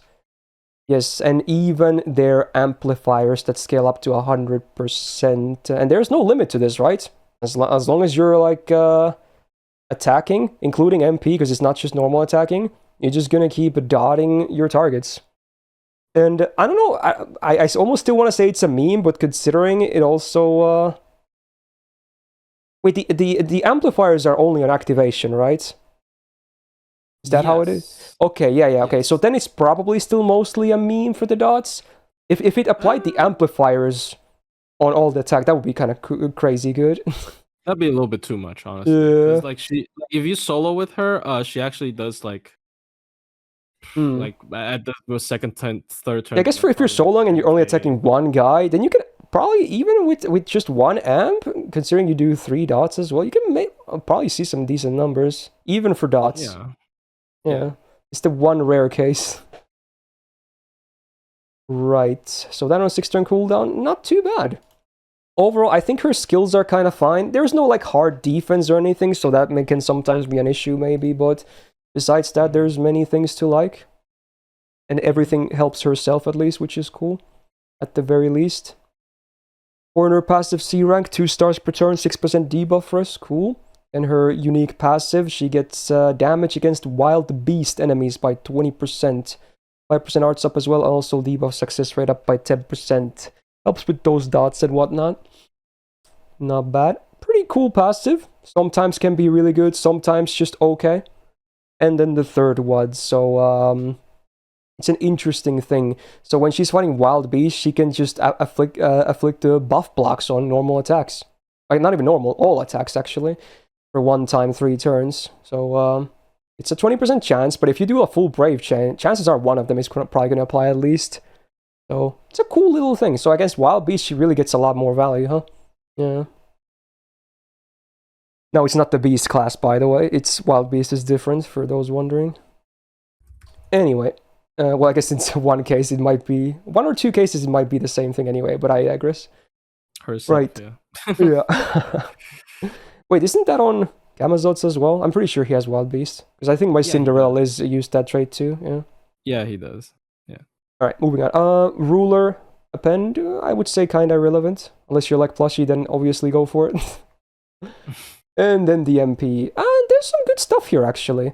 The Earth attribute damage mod on the OC, the base 150 to 200 range. It's a great damage mod, in my opinion. Fairly common one still. He gets 20% attack for 1 turn before damage. Pretty cool addition as well. She removes all offensive buffs on enemy. It is after damage because it's only against offensive buffs. It's totally fine. And then she even does a 20% bust to rest down for 3 turns. Now, you also have the Okita alter syndrome, so, would be nice to see it before damage. Oh well, but hey, that's actually quite a bit of... like, she at least gets potentially two different things from the MP alone that can help with the damage. And the other one would just be a ramp-up special against bosses. It's actually... I think it's a good MP. I really like the MP, FX-wise. It might not hit super hard, necessarily, all things considered, but I think FX-wise is good. Is she in the loop sheet? She is, okay. So, yeah, I guess we already kind of briefly saw that, talked about the numbers, so... Yeah, sadly, it's not super pretty. In fact, it's very underwhelming. It's, like, only better than Summer Abigail. Because Summer Abigail only gets this damage against single targets, not AoE. Because of the way her debuffs work, but yeah, that doesn't really say too much. So for farming, sadly, she's not that great, at least single core, but let's see if Plushie has something to add, so yeah, you can talk about your waifu now. I'm just gonna let you cook. Alright, so honestly, I shit talk her too much, right? Because every time I make a Kukulkan moment, like, yeah, it's clickbait, alright? It's partially clickbait.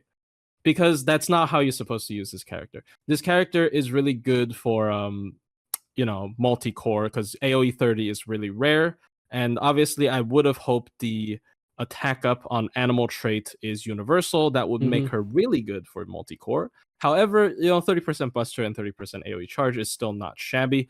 Her MP damage is really low. Like, there's no getting around it. She's also really bad with the double Kyrielight system because she can't stack her second skill. It's a 7-turn cooldown skill. That's why her damage is so bad. Sometimes you might even want to save it for the last turn if the enemies are anti-earth. And her skill 3 is a really strong offensive skill. I think having 3 turns, Invul Pierce, and a 50% crit up on the same skill is a really premium offensive skill. And obviously, she usually runs Buster and Buster crits, and she also works well with Van Gogh. Her skill 2 can overcharge Van Gogh. So yes, I know I probably magnified her her bad parts, because like her weakness is definitely very clear with the low MP damage and long cooldown. She also lacks any form of hard survivability, so she's not a good solo unit despite her skill 3 being pretty memeable with solos. And she could definitely use a buff, in my opinion. But definitely I agree, not, honestly, like, worthless. She's definitely not worthless. Like, she is pretty prevalent in certain 90 plus pluses just because she can buff. And like, if somehow your damage dealer happens to be an animal trait, then her buff suddenly becomes really, really huge. Like Buster animal trait. There are quite a bit of decent Buster animal trait servants, like Buster Melusine, Ibuki Doji. I think this Ruroc Arturic count is a good one. I probably not, but yeah, there's a lot of good teammates for her. There's also the double Koyan Dark system, which some people might bring up. I don't think that's a good comp. I think that's a bit of a meme because you need like max append on both of them, and her own damage is not good either. So yeah, probably not as good as a main DPS, but definitely has her place in the meta. So I think she's very similar to like Jacques, like both helps the team and can do some damage herself too in that sense, and the foreigner AoEs as well. Yeah, it's just because the farming is very cruel. If your MP batteries hits a certain threshold, you suddenly becomes a lot more usable. So the AoE 30 is fortunately a good threshold for a lot of stuff with 20 append charges, effects, and all that paired together. So yeah, it's not bad. Like she's not a bad unit. Just as a main DPS, if you really expect to do good damage with her, especially with her MP, like her crits is fine, but like if you expect to do good damage with her MP, forget about it. It's not gonna happen. It's the common foreigner problem mostly. Yeah. The MP damages. Yep. So before I ask you as well, I think personally, I think last year I put her around A tier, and I'm still thinking about the same tier, but I want to hear your thoughts as well. I think A is fair. Like honestly, that depends on how you value, multi-core, or because like sometimes she still can't farm. Like sometimes her own MP damage isn't enough to clear a wave. I think I can see maybe. Nah, never mind. I think A is fair. A is pretty fair. Yeah, it's like Okay. B plus to A probably. A I is think fair. I'm willing to still keep her in A, honestly. The 30% AoE battery and the buster, they're nice. For sure. Alrighty then. Alright, it's time to talk about I haven't even looked at chat too much. I think they've been just kind of burning all this time for a while now, but alright, we're just gonna keep going here. So we're gonna talk about one of the last new entries since last year. I think there's one more after this, but certainly not the least. We got Kukulkan next. There she is. AoE Buster, DPS, and Farmer. She is a very interesting case. So, 12.5k attack, huh? That's a great start. That's probably the highest of all foreigners as well, unless I forget something. Or did someone have like 12.6? No, I think maybe it was 12.4 was highest. I already forgot. My short-term memory is so bad. But anyway, regardless, very high and good attack. Good. Now, she's got triple buster deck, which I think is totally fine with her. She loves them red cards anyway. Now, I guess it's worth mentioning, because some people are already saying it in chat, she sadly doesn't have Van Gogh synergy because of her passive being a unique case. So that's that's arguably the one big downside of Kukulkan, not having Van Gogh synergy. Oh boy. But I don't. She's certainly not, short on the really good sides, though. Yeah. Alright, let's talk about this skill. Oh man, the skills, dude. Oh So all of her skills can have two versions, basically. If you consume 10 crit stars, you get more shit from them. So on base, what does the first skill do? 20% attack for the full party, and 30% crit resistance for 3 turns for the full party. That already on a 5-turn cooldown is already, in my opinion, despite being basic, it's good. Like, it's good. But if you pay 10 stars, she herself gets another 30% attack up, so that's a 50% attack up on top of a 12.5k attack already. That's good. That's really good. Second skill. It's a targeted battery. A 50% targeted battery. Now, she's obviously not really going to be like a farm support or anything like that, but it's very flexible and nice to have, okay? So that's it. That's all it does on a 6-turn cooldown. It's basically Caster Scotty if you don't pay the stars. That's the same thing. But if you pay 10 stars, the target also gets 2 hits of evasion for 3 turns, and then sure hit for 3 turns. Pretty cool utility. Can also save someone, actually. So that's nice. And then the third skill. So without paying the stars on a 6-turn cooldown, she gets a 1-turn invul, 30% buster up for 3 turns, and 50% crit damage for 3 turns. And if you pay 10 stars, she also gets 30% MP damage for 3 turns. Now, that's a DPS package right there. So, yeah, there's a lot of offense in this kit, huh? Lots of big damaging effects. She could keep herself alive, she can kind of keep the team alive, and she can do some deeps. And then the passives. First of all, it's not just her debuff success rate up that goes up, it's the full party by 8%.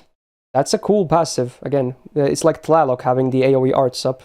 I like that they're starting to do more with these passives.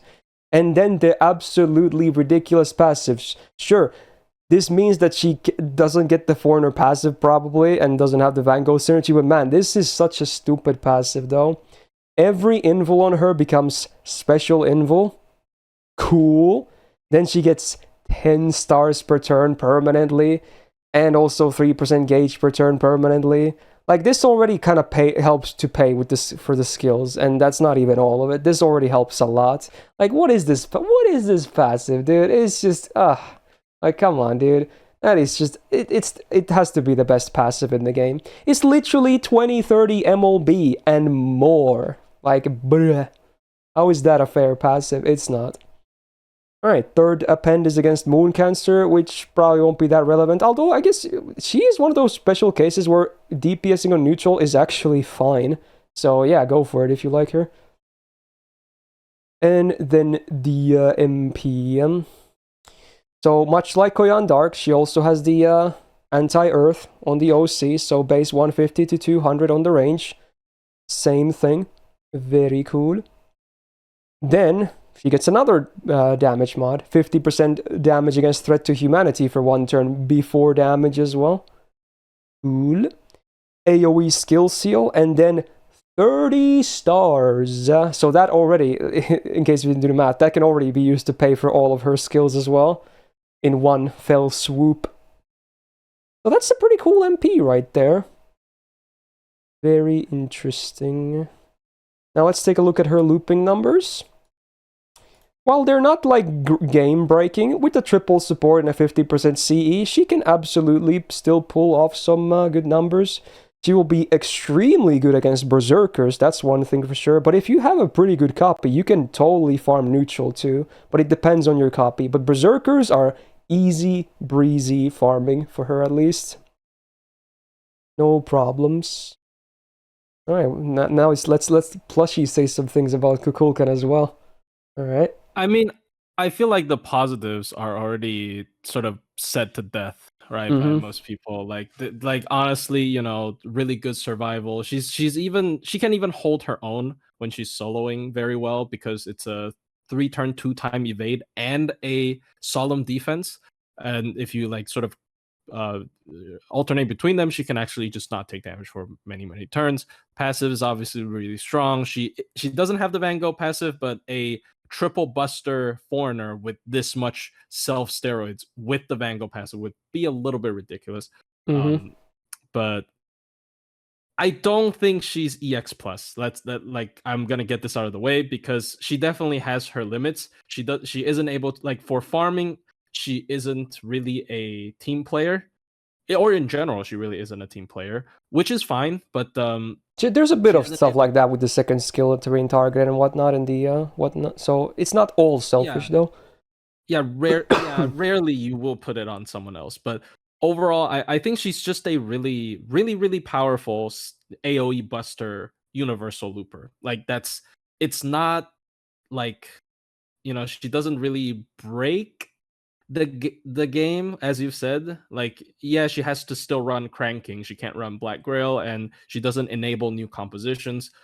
At least in farming, I think she's just high tier. She's not like tippy top tier for farming, in my opinion. But obviously she has a lot of other stuff to support her. In Challenge Quest, that passive is really good. And I think they designed her MP so, like, oh, the MP is so easy to, you know, oh, it's fair because it pays for her skills. But they forgot to account for all the other turns when her skills are still up and she can MP again. And that's just really stupid, right? And obviously, she's just really stacked, really self-sufficient as well. If you want to solo, triple buster deck is really good. I don't know, like, I don't know what to complain about this character. Yeah, I don't think there really is too much negative to say about her. But I do honestly kind of agree with the fact that, yeah, she's busted, but does she go above and beyond and be like absolutely account defining, or, you know, just bring something game breaking to the table? Probably not. So I would probably agree with the EX tier, honestly. Yeah, like I would say the stars is a fair limitation.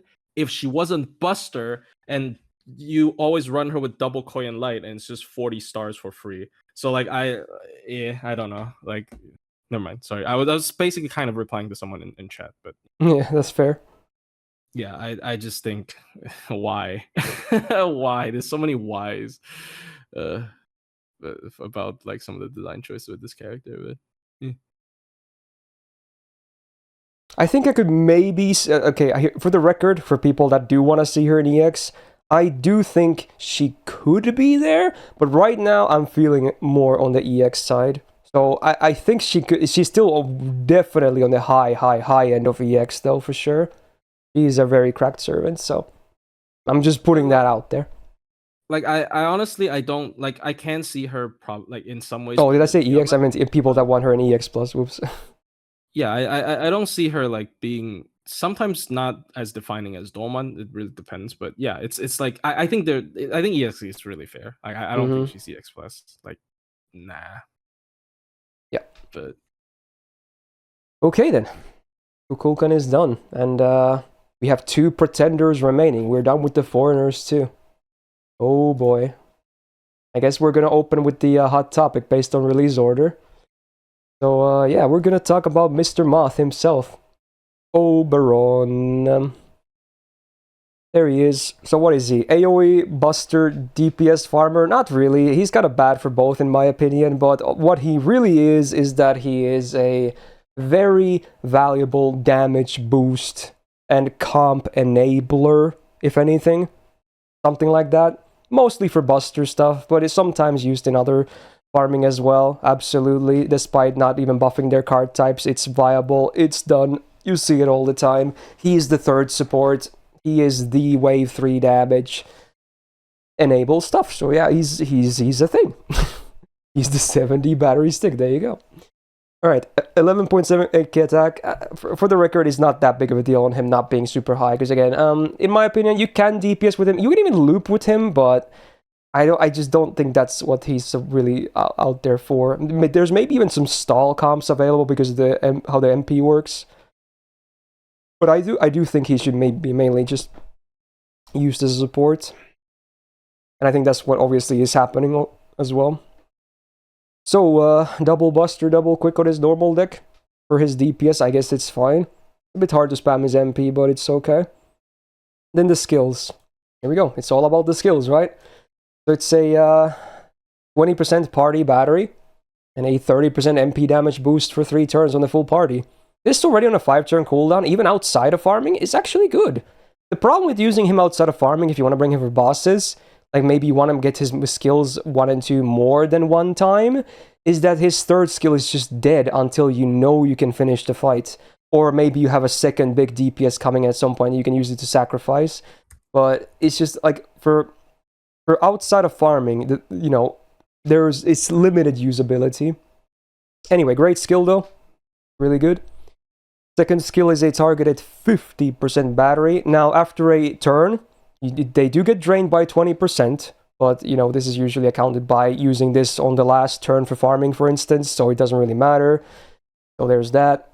And then you also get a 20 star bomb, which actually in some farming can be useful, because especially because if you factor in 90 plus farming, where the highest HP mob is always on the last wave, sometimes like around 1 million HP, sometimes people just don't have the MP juice, right? So maybe you want to see some crits, and hey, 20 stars can actually help with that. I think a lot of people don't actually usually talk about the stars that much. They always say, oh, he's like only 70% gauge. But no, he actually does this too, which can help, especially if your MP levels are lower. So it's nice. And then the funny skill, the 3rd one.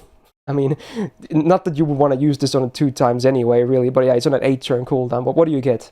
One target gets 50% buster up. Then they get an MP damage amplifier, so it increases the value of your MP damage buffs by 100%. So it basically doubles all your MP damage numbers. So you can already understand why this is so ridiculous with Black Grail, right? It should be a given. Literally doubles the MP damage. It's just... Anyway... Then I guess we should explain the merit. It's not that big of a deal though, but yeah, they get a really massive delayed debuff thingy for 1 turn, and then after the turn is over, what happens? All their buffs gone. 1000% chance. Nothing, and I mean nothing, will save your buffs, unless they're like NPC buffs that are like unremovable. And you get a 500 chance to be put into eternal sleep, which is the worst type of stun in the entire game. Nothing will fix it. It cannot be cleansed, it cannot be immune, resisted, nothing. It will just, you're done. And then you get a 3-turn taunt on the target. And you also can't swap them. They get a seal of order change, so they're just there as a sitting duck after that if the fight continues. So it's one of the worst demerits in the entire game, but for his main purpose, the only negative is that it takes 2 more seconds after the fight ends for you to watch those animations. In there, that's the only demerit. So... yeah, but honestly, I do think in some boss farming cases, that this can actually be, like I said, if you want to swap your DPS maybe, getting to get a huge MP and then, getting them killed via the taunt with no buffs, it can actually be a thing, but obviously mostly used for like the big MP on wave 3 for farming. Now passives, what do we got? We got some fun stuff. So first of all party members get debuff success rate by 10% except foreigner enemies, or against foreigner enemies, so that's a funny little thing. But then the really messed up part is that if there's a Merlin ally on the field, all allies have a buff success rate down by 20%, so it definitely limits some comp options for sure, meaning that you can literally whiff buff effects, so that can be a bit annoying, I suppose. So don't bring Merlins and Oberons into the same team, please. Just don't, you'll be asking for trouble. Alright, he only gets 1.5% arts up from his territory creation E-. That's a funny passive, actually. So hey, that's a cool thing. Another 11% debuff success rate up. He really wants to land his debuffs, yeah. 10% quick up is actually okay. And then he's fully mental debuff immune and also curse immune. A very cool passive to have for like bosses when it matters. Usually it doesn't, but the way he's used at least. Apologies for the dog, by the way. Alright, he has an anti-caster pen, which is absolutely terrible for a pretender, so just forget about it. Shout out to Merlin as well. And then the MP. So he has a lawful damage mod, which with that he can actually do some okay DPS as well, I suppose. But without that, don't expect him to do much damage, honestly, besides him, stacking himself with the oh yeah, one thing I should note about the third skill is that the bust drop does stack if you have multiple Oberons, but the MP damage boost doesn't, so you can't get 200% more MP damage effects. That's a big reason why some comps that have to use double Oberon, they don't peak insanely high, because, you can't stack this. You only get the double buster, that's it. It would be a bit broken, yeah. But yeah, anyway, moving back to the MP. So with this, he can actually do some damage. It's not bad, otherwise kind of a noodle. He does remove offensive buffs from enemies after damage, which is cool. I like that.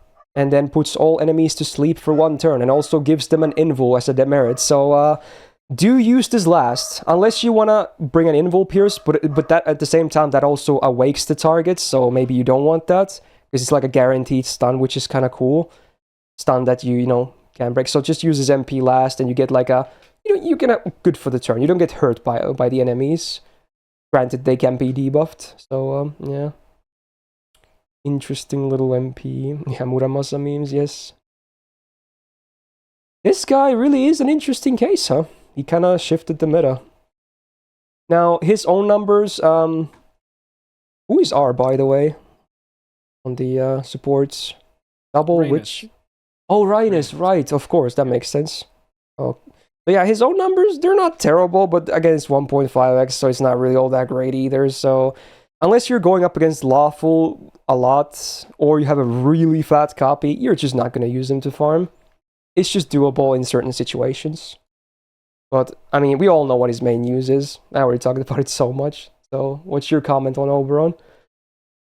I mean, yes, you can argue he only does one thing, and in CQs he might not even be that good, honestly, because I think Yeah. Like betting everything on one hit is not the bet. Like you probably would rather take an extra turn. Mhm. And yeah, he's super one-dimensional, yada yada yada. But you're gonna be really sad when everybody else is farming and you're not. So I'm sorry. Like that's how it is. That is very realistic. It's just it's not just the massive damage boost. It is also the 70 MP charge.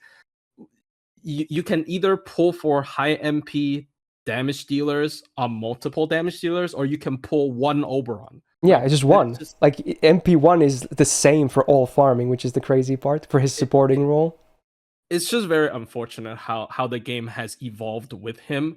Like, yeah, 90++ is optional and all that, but like 70 charge is still something that you kind of, you would still really want. And like, you're still talking about maybe if you already have like an MP3 damage dealer that can handle.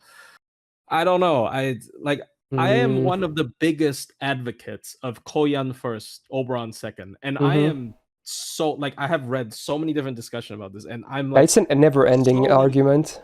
Getting dragged onto the other side just because of how often I use him. Like in terms of usability, I use him more than Koyanlight in farming, like 100%. Like in terms because he's also used outside of Buster stuff too. Koyan really isn't too much.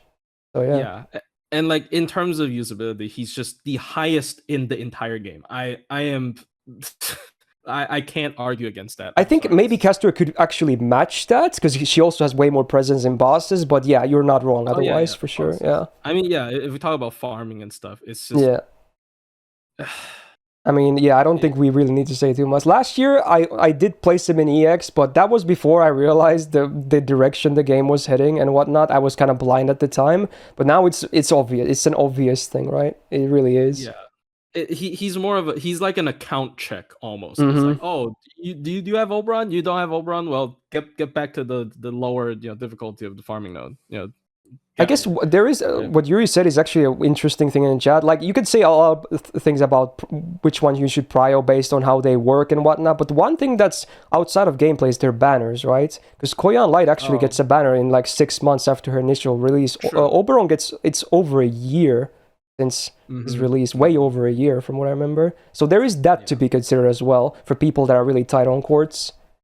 Yeah, like 70 charge is simply too much to ignore as well on top of the boost, especially like if you consider 90++, if you're doing multi DPS, you are basically sacrificing, like imagine compared to single DPS, you're sacrificing a support for another DPS. So you want as much charge and damage as possible on a singular support, and that's exactly what he does. So that's just... Yeah.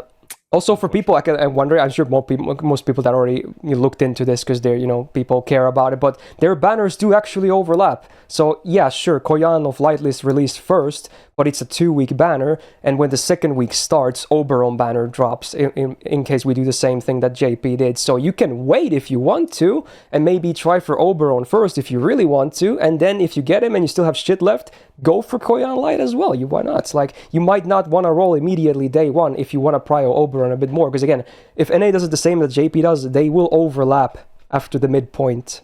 So yeah, but it depends on the NA schedule. It might not happen. I'm just saying if it's the same as JP. So hard to say for sure for now. I will warn though that he is not nearly as broken in challenge quests. Just because I use him in every min turn doesn't mean, because it's a min turn. Yeah, because it's a very planned, specific setup. Like, just don't expect you to get like your boss's clears to become a lot easier suddenly just because you own an Oberon, which is max skilled. Yeah. You have to go through a arduous like thought process, running numbers and whatnot, when you know that his third skill does the payout, right? Yeah, he is, in my opinion, purely for farming for most people. It's just... But, okay, yeah. the YouTube people won't understand it, but I have to mention it. It's funny because right now on the song request music is playing clown music, so you know what? Understandable. This whole day has been kind of like this, so you know what? It's the theme for the whole day. All right, and I guess we have one more to go. Maybe not as game-breaking, but certainly a servant I actually like a lot in terms of gameplay. And people obviously like her a lot too, outside of gameplay as well. So we're going to talk about Lady Avalon, aka Prototype Merlin. There she is. We got her last year on mobile as well. So what is she? She's I guess one could say Arts Merlin. Obviously not everything is one-to-one, but there's a lot of similarities. So calling her an Arts Merlin is just an easy way to get out of it. So I'm just going to leave it at that. We're just going to do another coverage here otherwise. But yeah, Arts Merlin, basically. TLDR. So, her attack is actually fairly high for support. It doesn't need to be that high, but yeah. Oh, it is what it is. Maybe the HP could even be a bit higher, honestly. But oh well. Got the same triple art deck as you would expect for most, supports in the game. It works really well for her too.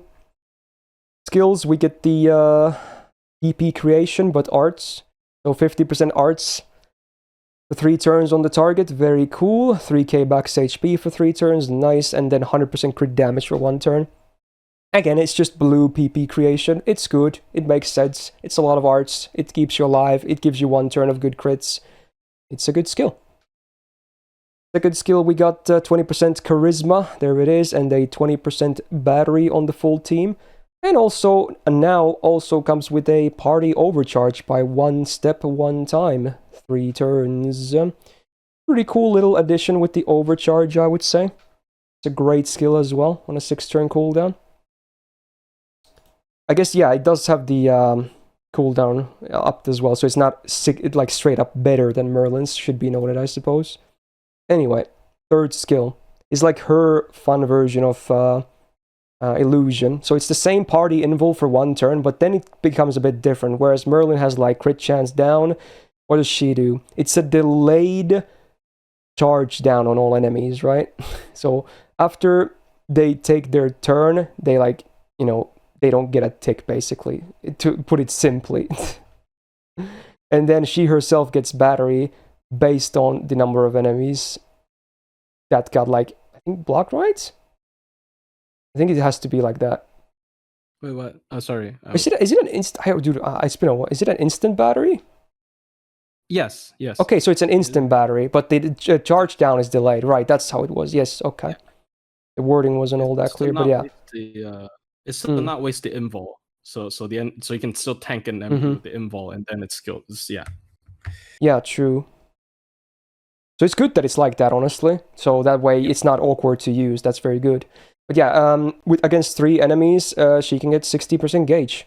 So pretty good. She can get her first MP very easily. That's another cool upside, I suppose. Alright, 4% permanent arts, very nice. 11% debuff success rate. It's nice to land that effect on the 3rd skill for sure. Same passive as Merlin, 5% gauge per turn, very, very good. She literally starts the battle with a free 20% append as well. Again, this can also stack with the append, so free 20% battery. Great. Again, it makes it even easier to get the first MP. Honestly, it's kind of free when you think about it. And then the third, or not the third, but the 5th and final passive is 10% crit damage, insta-kill res, and mental debuff res. Cool little bonus. Yeah, these are some pretty goated passives, huh? Better than most supports in the game, I would say. For sure. Append is against Saber, which can be a bit relevant. She's a pretender after all, so, it's not useless. It's still good affinity. And then the MP, where it's a bit different from Merlin. Still get stars per turn for 5 turns. 5 stars on base OC. Not the most, but, it's there. Then on MP1, party gets 3k max HP for 3 turns. And then 5% MP gauge every turn for 3 turns. Now, obviously, there's differences. Like, Merlin has more turns of the MP gauge. It's easier to spam it. You can keep it alive. Does healing instead of max HP. So, yeah, it's not the same. There's differences. I think most people probably say OG Merlin's MP is probably better on the long run for sure. But it's not like this MP is bad by any means anyway. And yeah, you can say the pay-to-win thing because they shifted the MP gain to a scaling effect on the MP level. So if you have an MP5, then yeah, you can get a nice 10% per turn. But yeah, it was an interesting move by them, I suppose, for sure. Not a bad MP, but I think normal Merlin's MP definitely takes the cake there. But otherwise, again, they're just so similar. I mean, both are really good servants. What could I say? I like Lady Avalon a lot too. What do you think about her, actually? I mean, she's just faster Merlin, right? Like, initially, I didn't really see her as too, like, impressive because, like, people were complaining a little bit about Merlin, but she definitely, I feel like the reason why people complain about Merlin is because he starts slow, and she definitely does not have that problem. And also the unfair part is every time when you're doing like a slower team, you would prefer to bring Castoria, so you would probably gravitate towards an arts DPS, and it lines up a little bit better than Buster Merlin a lot of the times. So I think it's close. I personally like her a bit more just because she's faster. Like I am able to get the value out of her faster, and also the overcharge sometimes helps a little bit more. But in general, they are very close. Like if you're pulling for one of them just for your sort of sustainability engine for like high difficulty quests, I think either works fine. You don't really need both. I would probably prio Merlin over her for sure, especially since if you have Castoria, I don't think you really need Lady Avalon. I think Merlin just general brings more value to an account. That's fair. But yeah, I personally do still enjoy her. Because like Mhm. usually when you do like arch single target DPS, you do Castoria and then another. The OC healer is actually a sustain great unit. combo with Castoria, so she herself wants to be filled with Castoria as well. True.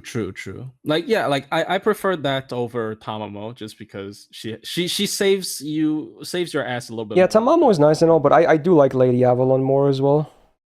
Yeah, it's more brain dead, and yeah, she has longer cooldowns though. This is a little bit important because they tagged a lot of extra effects to Merlin's original skills, so they had to like nerf it by increasing cooldowns. But in general, I think it's fine. It's just she's just a convenient piece. Like she's definitely not a must roll, especially in farming. 20 MP charge is rarely relevant. Sometimes Shufu might even be better. Yeah, I wouldn't because use it's, her like, for farming for sure, yeah. MP charge, but yeah, fast Merlin. It's easy, easy to use. Fast Merlin. I would It's probably good. put her in A+ personally. Yeah. Is that an approving or disapproving I one?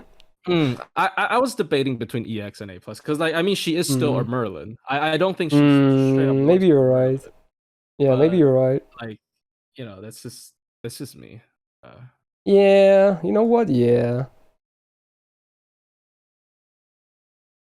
Yeah, like True. you probably get more value out Yeah, of her sure. than anyone else in A+. Yeah. Okay. Yeah. Yeah, it's Merlin the sequel. Yeah, it's basically Merlin. Like people don't Okay. think it's as impressive because it's like the same thing. Yeah. But it's I still mean, the same in impressive most thing. cases, I feel like she and Merlin are kind of interchangeable anyway. Yeah. Just pick one. Yeah. Okay. I guess with that, we're done with the initial placement. I think this was by far the most heated list we've seen all year, especially from chat side. We definitely saw a lot of heat. Dude, I'm so scared because if chat was this savage today, dude, the YouTube is gonna kill me. Okay, Rib It's immediately with the essay as well. He says I'm overrating Melt a good amount. Okay, let's see. Maybe I'll finally read this. Okay, you can also do some hot takes and whatever. Maybe shifts meanwhile. ML 5 cards, could average 60%. I mean, I agree, but she also has good steroids. Her damage is good. I don't think she.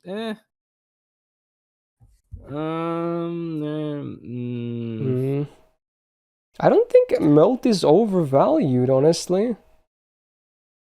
Like I guess if you really want to drag her down because of her class, that's the only reason. Also, I am firm on Kuku not being EX plus. I'm sorry, guys. I am really firm on that. That is like probably the most firm decision I have in this list. I'm like both EX and EX plus with her.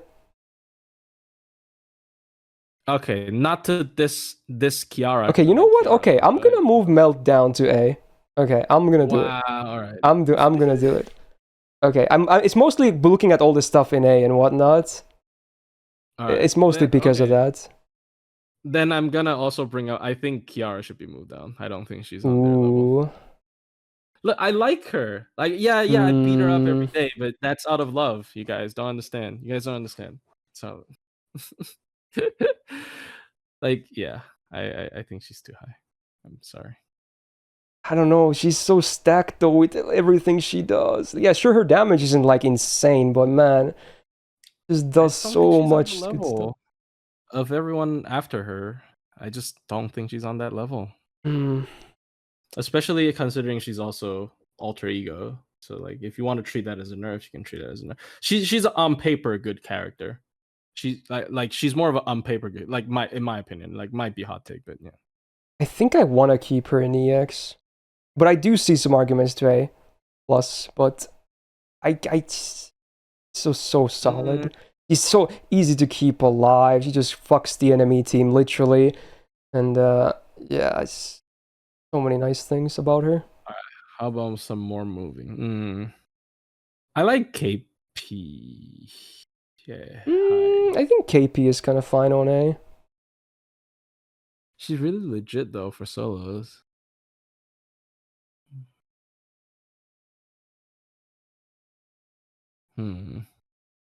Because I'm not, no offense, but I do think she's a bit better than Okita. I guess because farming. Yeah, that's fair. Although I think in a team, I honestly kind of prefer Oki-san. She's not a slow starter. Her cards are way better. I mean, in a team, she's also less susceptible to the slow start though, because she's not taking all that crit damage this necessarily. I don't know. Yeah, but yeah, like she can't farm. She can't farm is probably her big part, where people would dock points from her. I also think Koyan's a pretty good multi-core farmer. I know it's kind of weird to like want her a bit higher after shit talking her for like 2 years, but, like, but yeah, I don't know. It's a weird one. I'm not ignoring the Bazett ones. I just like, dude. Oskal, I know you're freaking biased, dude. You're the biggest Bazett fan ever as well. I'm not ignoring them. I already said what I wanted to say about Bazett. I think if she didn't have a big problem with survival, I would easily move her up. She's just sometimes gonna be inconsistent. I'm sorry, dude. And especially when enemy decides to use buffs and whatnot, suddenly you just get way more less MP damage. I know you love her, and in your dream world, she's always 100% consistent, never dies, because you probably have you do have a 120 copy, and you can actually make up for a lot of that. But this is my criteria: level 90, MP1, 10, 10, 10. Boom. She's a dude. I'm sorry. It's just because of how she can die, and she just can be inconsistent with the MP damage. I'm just being real. Because should have made her ruler or something. Yeah, sure. I don't know. I mean, I might be willing to bring Okita down to B+. Some people are saying that. Oof. I mean, other than the Kiara, I don't know. You know what? Yeah, I'll bring her down. That's fine. I'm okay with this. Oof. Sure. Yeah. Other than the Kiara,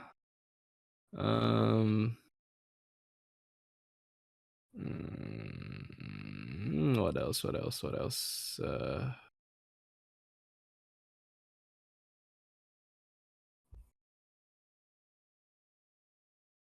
Koyan Dark.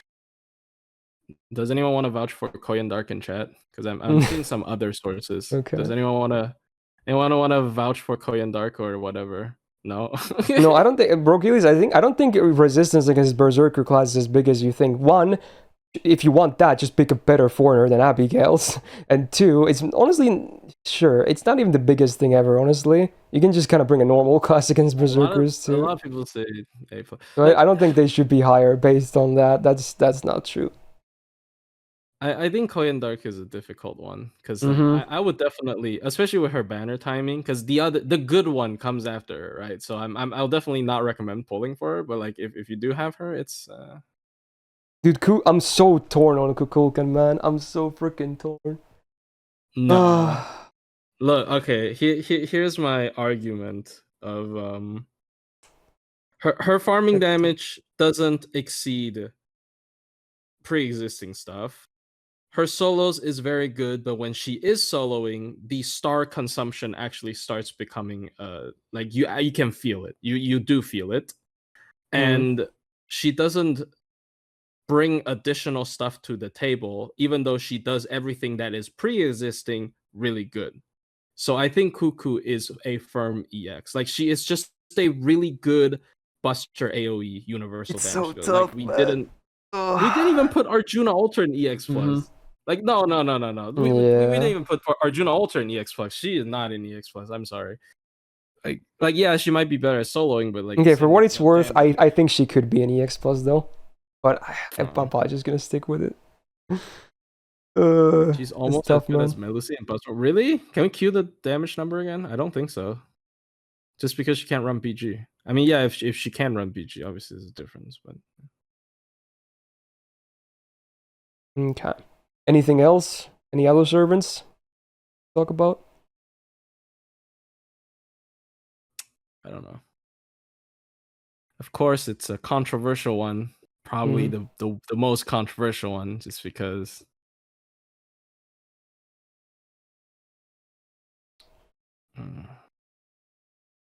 Koyan Dark is definitely not more than a tier below Cuckoo. Yeah, her multi-core farming is really good, but and her crits is good with Van Gogh, but her MP damage is really doo-doo. I don't know. Depends on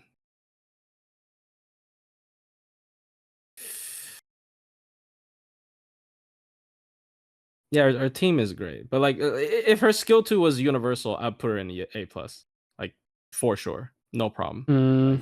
Yeah. Like her skill 2 not being universal and being 7-turn cooldown, I am not a biggest fan, and I am probably one of her biggest fans. So like when, like come on, A plus. A lot of people saying A plus for Koyandar. Like like she's a weird case where I can see it, but also like I can also see why people wouldn't use her. Like I don't want people to get misled to pulling her and then just not using her at all, because it really depends on your roster as well. So, and you need some investment in her. Like her pen 2 is probably one of the more useful, like important things to lore. Probably higher priority than her other skills even to level. So she's weird. Oh, sorry. Wait, did you hear that? Somebody in my background's like being very loud. Oh, I don't think I heard anything. I just heard your voice. Oh, okay. I also like Summer Abby more, but I already brought that up, so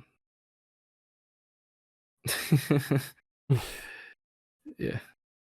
I think now we're just getting the same arguments all over again. Yeah, like basically what I suggest I already brought up, and if they get moved, they get moved. If they don't get moved, they get that's fair argument as well. They don't get moved, right? It's just how it is. Yeah. Okay, for the Voyager thing, if he's gonna go up, Jacques has to go up as well, I think. As crazy as it sounds. I think Jacques is fair. Like I do think she's better. Come on. She is very firmly better than Voyager. No. Do we up them both by a plus?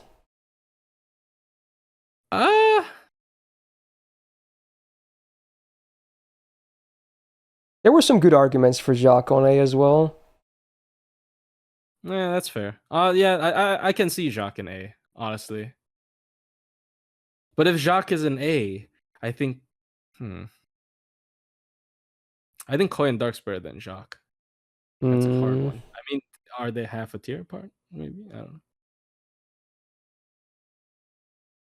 Jacques is not better than Hokusai. I think she's better than Hokusai. Honestly, I think she's better than Hokusai.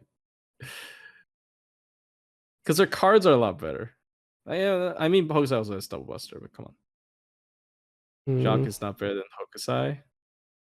Koyan A plus Jacques. Yeah, I feel like the problem is the relative. Like, not even the actual tier. It's like a lot of the relatives I wouldn't change, honestly, between these servants. Like, I think the relatives between I think I'm gonna bump Jacques and Voyager a tier. Like a plus. I think I like that. Keep Voyager down? No, I don't know. I don't like it. I think he's. I kind of think he should be among some of these B pluses here. He still does even if his damage is not like good, he still does many things. Yeah, but it's not damage. Then Koyan Dark has to be. I do think Koyan Dark is better than a lot of the ones in A plus. But is the YouTube comment section gonna be set on fire? Oh yeah. It for sure will be. Everything is on fire. Okay. Yeah, because Koyan Dark skill 3 is so good for critting as well, right? It's like Invul Pierce. Like, obviously, Invul Pierce is situational. Yeah, I mean, you could be legit with me. Do you think I should move her into A plus? I'll trust your word. So you literally had the most experience with her of all the people in this entire stream right now. It's on me. All right, fine. I'll literally leave it to you. I'll do it if you wanted me to. I'll do it. Okay. I think she deserves an A plus. You think she deserves an A plus? Yeah, I think she deserves. All right, done.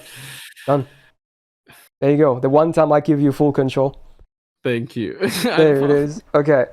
I think with that, it's a good note to end on. I'm gonna lock this in. There's so many arguments that are just the same ones now, and I can for a lot of these arguments, they're even good. I can see like pluses and minuses all across like everywhere. That's fine and whatnot. But I think with that, we're just gonna lock this in. Maybe next year we're gonna see some shifts again, especially if the game changes and we'll see other supports, etc. But I think with this, I'm just gonna lock it in because I don't think we can ever reach a full consensus on where everyone is gonna have a 100% agreement. Especially not this one. This was easily the spiciest list of all the ones this year. I'm glad it was the last one because this was so spicy.